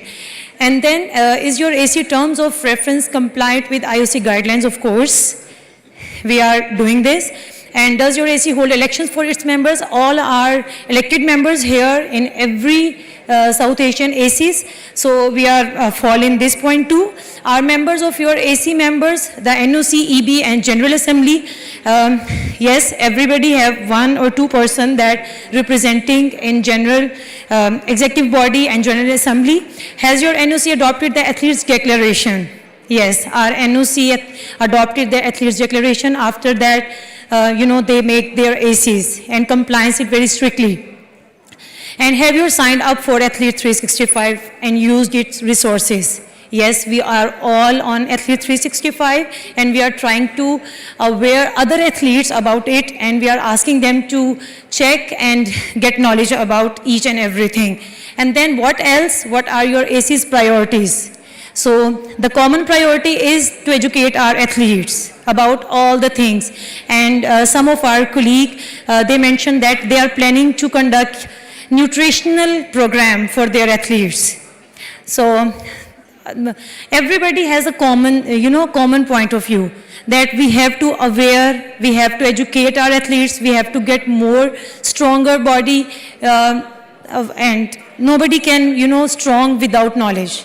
So we are here for gaining knowledge, and then inshallah we will spread this knowledge to in our country, to our athletes, to our AC's member for better and stronger competition. Thank you. Really well done to South Asia. I think you guys are trailblazers here with the election and the seat on the board and the education and interprevention. Amazing. Central. Tajikistan, thank you. So, sorry, we have to at first read the answers and just a summary. Yeah. Whatever you're going to plan to do. Thank you. Good afternoon, everyone. So, first question. Has the Assets Commission applied for the... Yes, we have the good experience. With the framework of the NOC Olympic Committee Assets Activities Grant and also Asset Center Project Fund of Olympic Council of Asia. So till 2019 and till 2022, we in total, I will talk in total, established, we established 9 branches in the 9 regions of different districts and cities of our country. So conducted 26 days training seminar. So conducting 10 training seminar. So making 180 athletes officially members of athletes of NOC of Tajikistan. So regarding the second question, what project should you hold for your assets next year? So just I told you with my colleagues from Central Asia, we have a practice that we use this fund for establishing, for example, conducting training seminar and establishing branches. We want to branch for what? For directly work with athletes, for fixing their problems. So about the third and fourth question, I will be about the third question. Is your NOC term of reference compliant with? Yes, we compliant. We have regulation of Assets Commission of NOC Tajikistan. So we complied with IOC guidelines because at first we have to know what the IOC can, for example, in guidelines, and we complied, and our executive committee approved it in 2019. So does the NOC hold the election for its members? So during our regulation of Athletes Commission, so executive committee choose the members and chairs. According to regulation, it's for 4 years. So after 4 years, it will be, for example, new conduct, new name for example, or maybe repeat the same the person. So regarding the 5, I think, assets members of AC members of the NOC, yeah. So we have 2 representatives of our members. As I mentioned, we have 180 official members. So in executive board and general assembly, we have in general assembly we have 2 representatives of AC. One is a female and male, and also in executive committee. In executive committee, it's 2 women. So for what? For fixing the assets problems. So they have a voice for fixing problem and any suggestion in General Assembly or executive boarding meetings. So has your NOC adopted? Yeah, we adopt asset declaration. So next question, have you signed up? Yeah, we always use the resource because we know that every day, every month, every week, the assets 365 will be update the information about the assets or resources. We usually use the resources from assets 365. So what else? What are you for? So for our action plan for next year, so we want to, as my colleagues is also agreed to, for example, conducted the 3-day seminar in the 4 regions, because from our own experience, we know that we, in this amount, we can provide the 3-day seminars and establish also the branch. So here's our plan from Central Asia. Thank you very much for your attention. Thank you, Tajikistan. That's a really comprehensive overview and some really great examples. When we come over to here, I wanted to hear from one of the most newly established ACs, because maybe your action plan is slightly different and can inspire some of the ACs that are new or just going to create theirs. Okay, thank you. So for the UAE AC, the first thing that we're going to do is after we get back, we will have a meeting with the rest of our AC members and our NOC. We have to give them a download of everything that we've learned here, all the resources, all the networks, and together we'll apply for the $10,000 the grant, the AC grant, and the $3,000 from the OCA as well. And also we've over the last 2 days we've spoke to our NOC, and they said we can also add funds in case you have other projects. They're ready to support us on that. What do we want to do? We have the Asian Games, so prevention of manipulation of competition and anti-doping. We want to target that to all the athletes who are going to take part in the Asian Games as a start. And also to get all the members of our AC initially to sign up for Athlete 365, but also to see how far we can spread the word out. So I think this is the first few steps, and if we do that, then we can take the next steps after that. Thank you. It's really inspiring from a new athletes commission to see the steps you're going to take, how you're going to get there. And just as a reminder, there is Arabic on Athlete 365, so if we're missing any resources, let us know and we can add those as well. So thank you. So to wrap up the whole session, thank you all for your really active engagement. You now have a list of what you're going to do, you have a plan, you know how you're going to engage with your athletes, and you also know your priorities, and you know all the funding that's available to you for the future. So thank you all for your attention, thank you all for your energy, and so happy to meet you all. I'll pass back to Tony.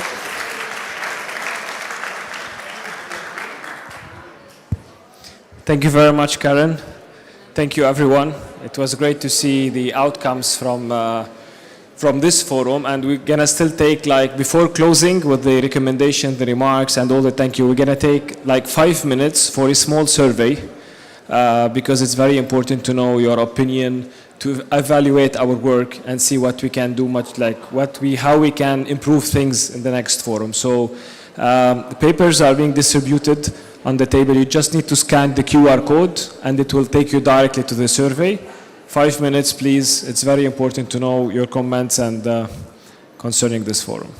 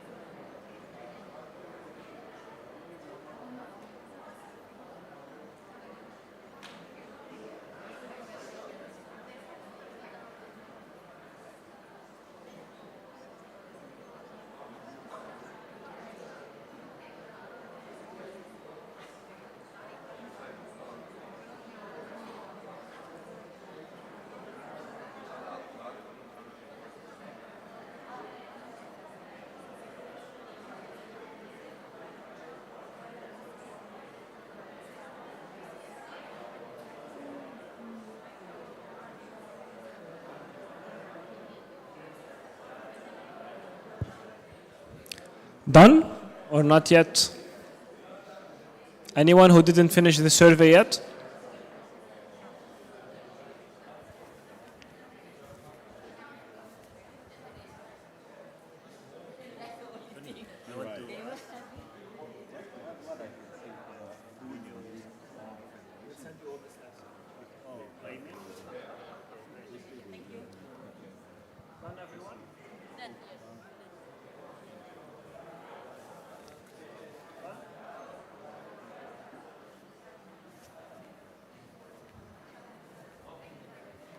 West Asia done?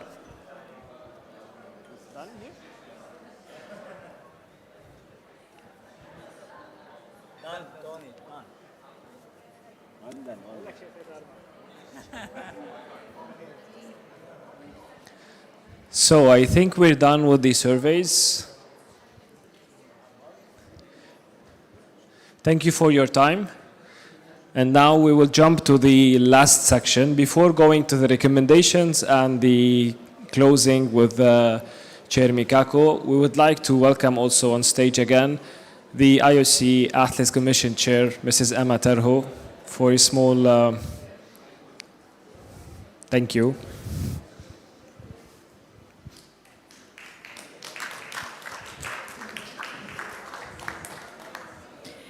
Thanks, Tony. From my side, I just want to say a huge thank you for all of you for, first of all, coming here, but especially for all the input that you have been putting in to this. It has been, I think Mikako was warning us beforehand that it might be a little bit like that there's not going to be that much discussion, but obviously you guys have proved that you have a lot of things to say, and this is super important that the athlete's voice is important and you have that voice, so that you have been sharing ideas, thoughts here. I very much want to encourage you to continue doing that when you get home. You have a network here, you can always contact any of us from the IOC team. Also, obviously, you have a very strong support here in the OCA. And from my side, on behalf of Solidarity and the IOC Athletes Department, and of course our commission and the whole IOC, we want to give a big thank you for all the organization through OCA. Things have run smoothly, and the biggest thank yous, of course, goes to all of you athlete representatives for the work, the time you have taken to come here, and the ideas that you have been sharing with each other, and the work that you continue to do. Remember that it's very important to bring up your opinions, bring up the things that you see that you want to do better, and please also share to your peers all the resources available. And remember that those are there for you, and we're also there to support you. So thank you from our side.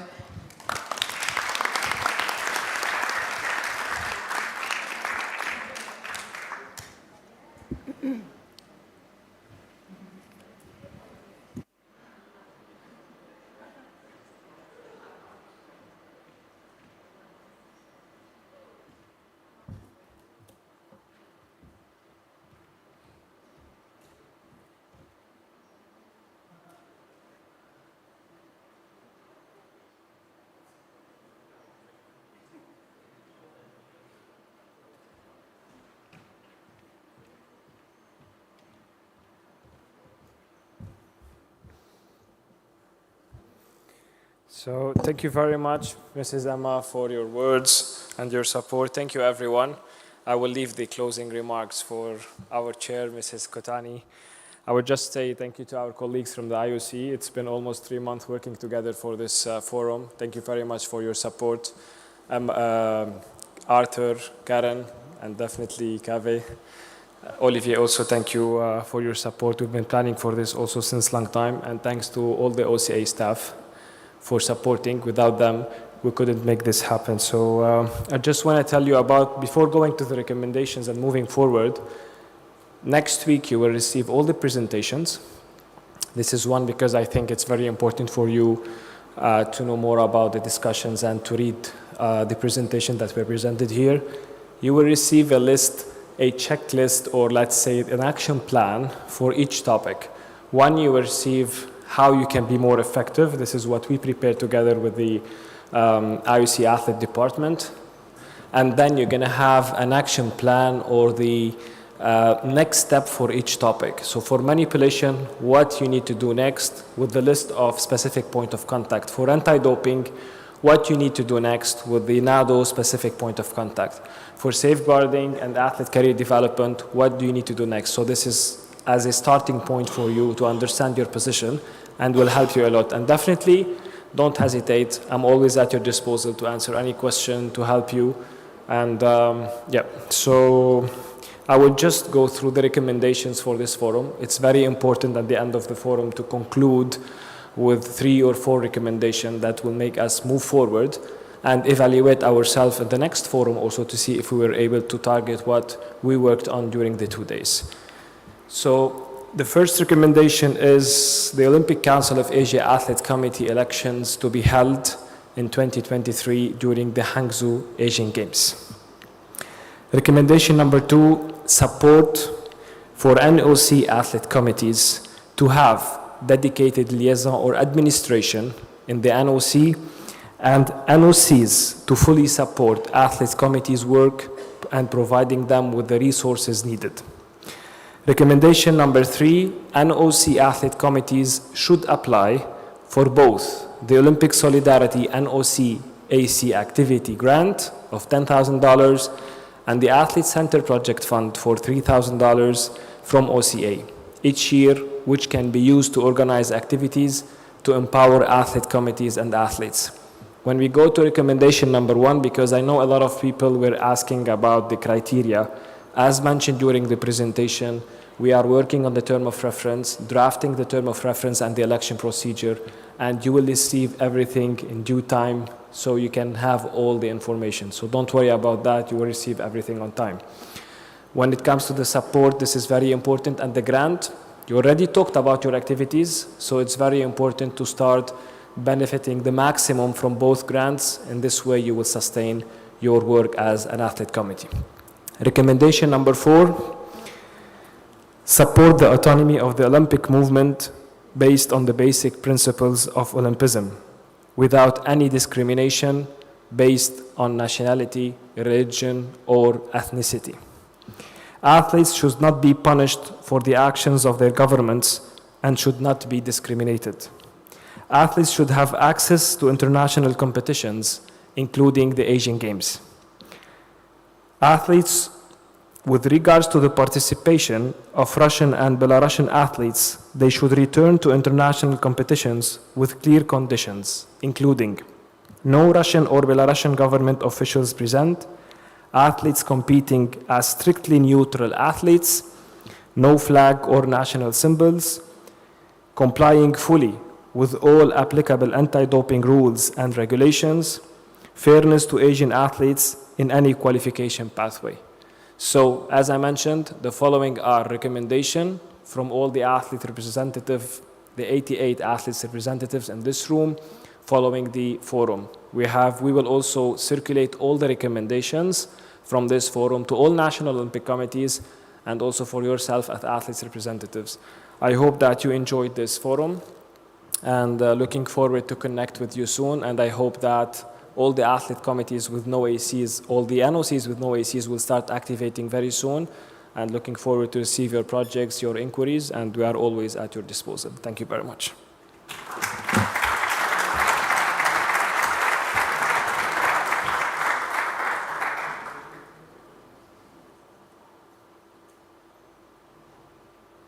So, Chair, I will give you the floor for the closing remarks.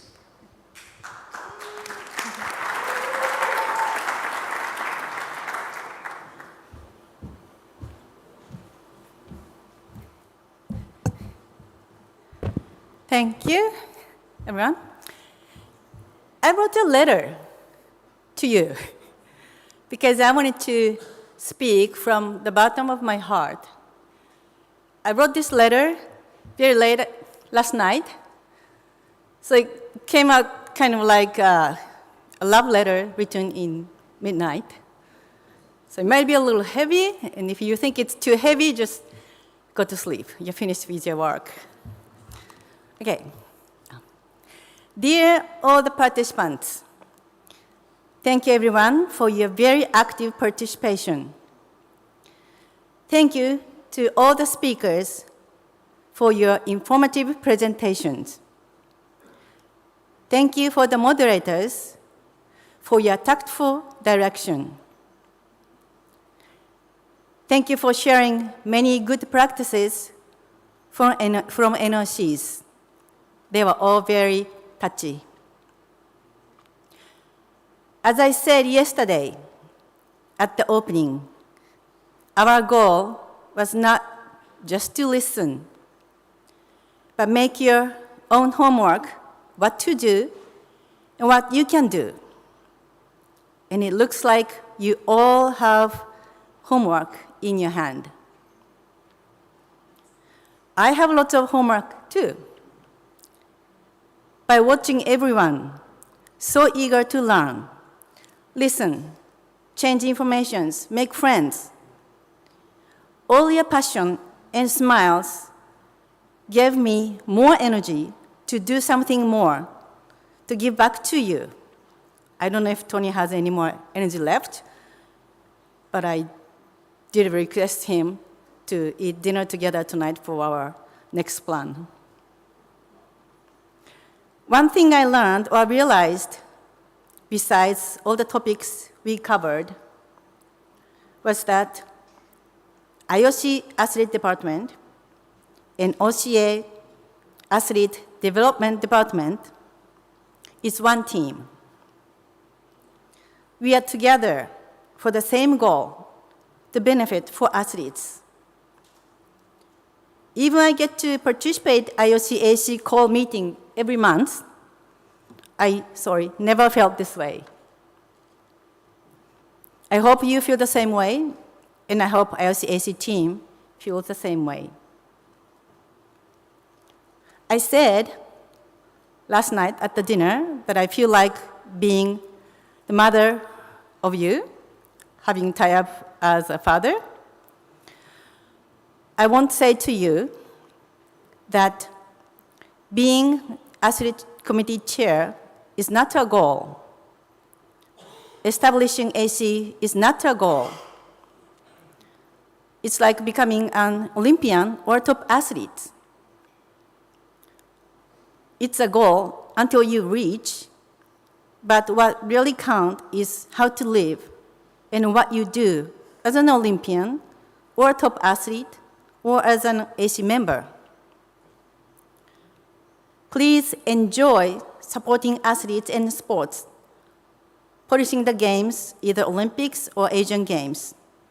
And through that, you can make society better with the power of sports. Really, each one of you can benefit for many athletes and for the better world. And believe me, if you put 100% for whatever your goal is, when you reach the goal, it becomes another start of your next step. I'm sorry to read a long letter. Thank you for listening.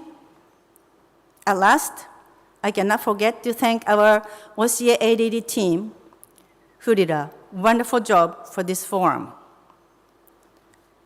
Wissam, who supported Tony like a brother, did all the transportation and accommodation arrangement. Thank you.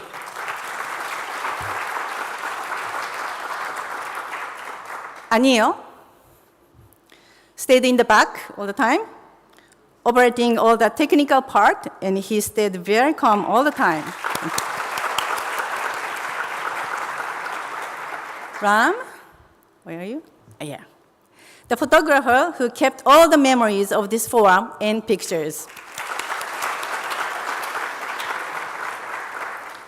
Sabine is there, who did all the table sets up and the decorations so beautiful. It made everybody very impressed. Sarah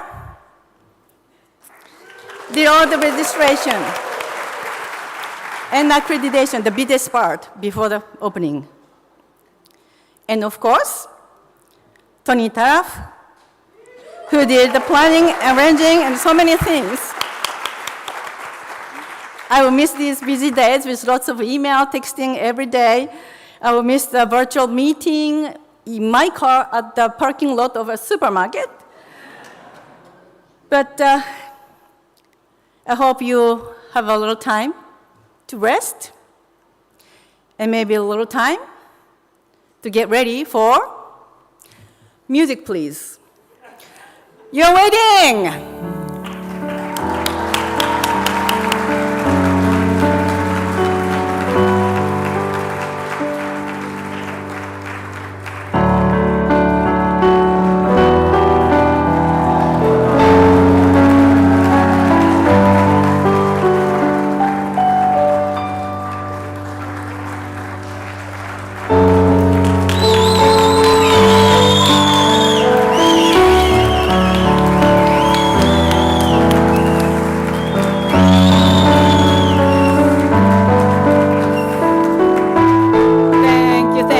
Thank you everyone for joining. I'm glad he had a bit of energy and time to prepare for his wedding.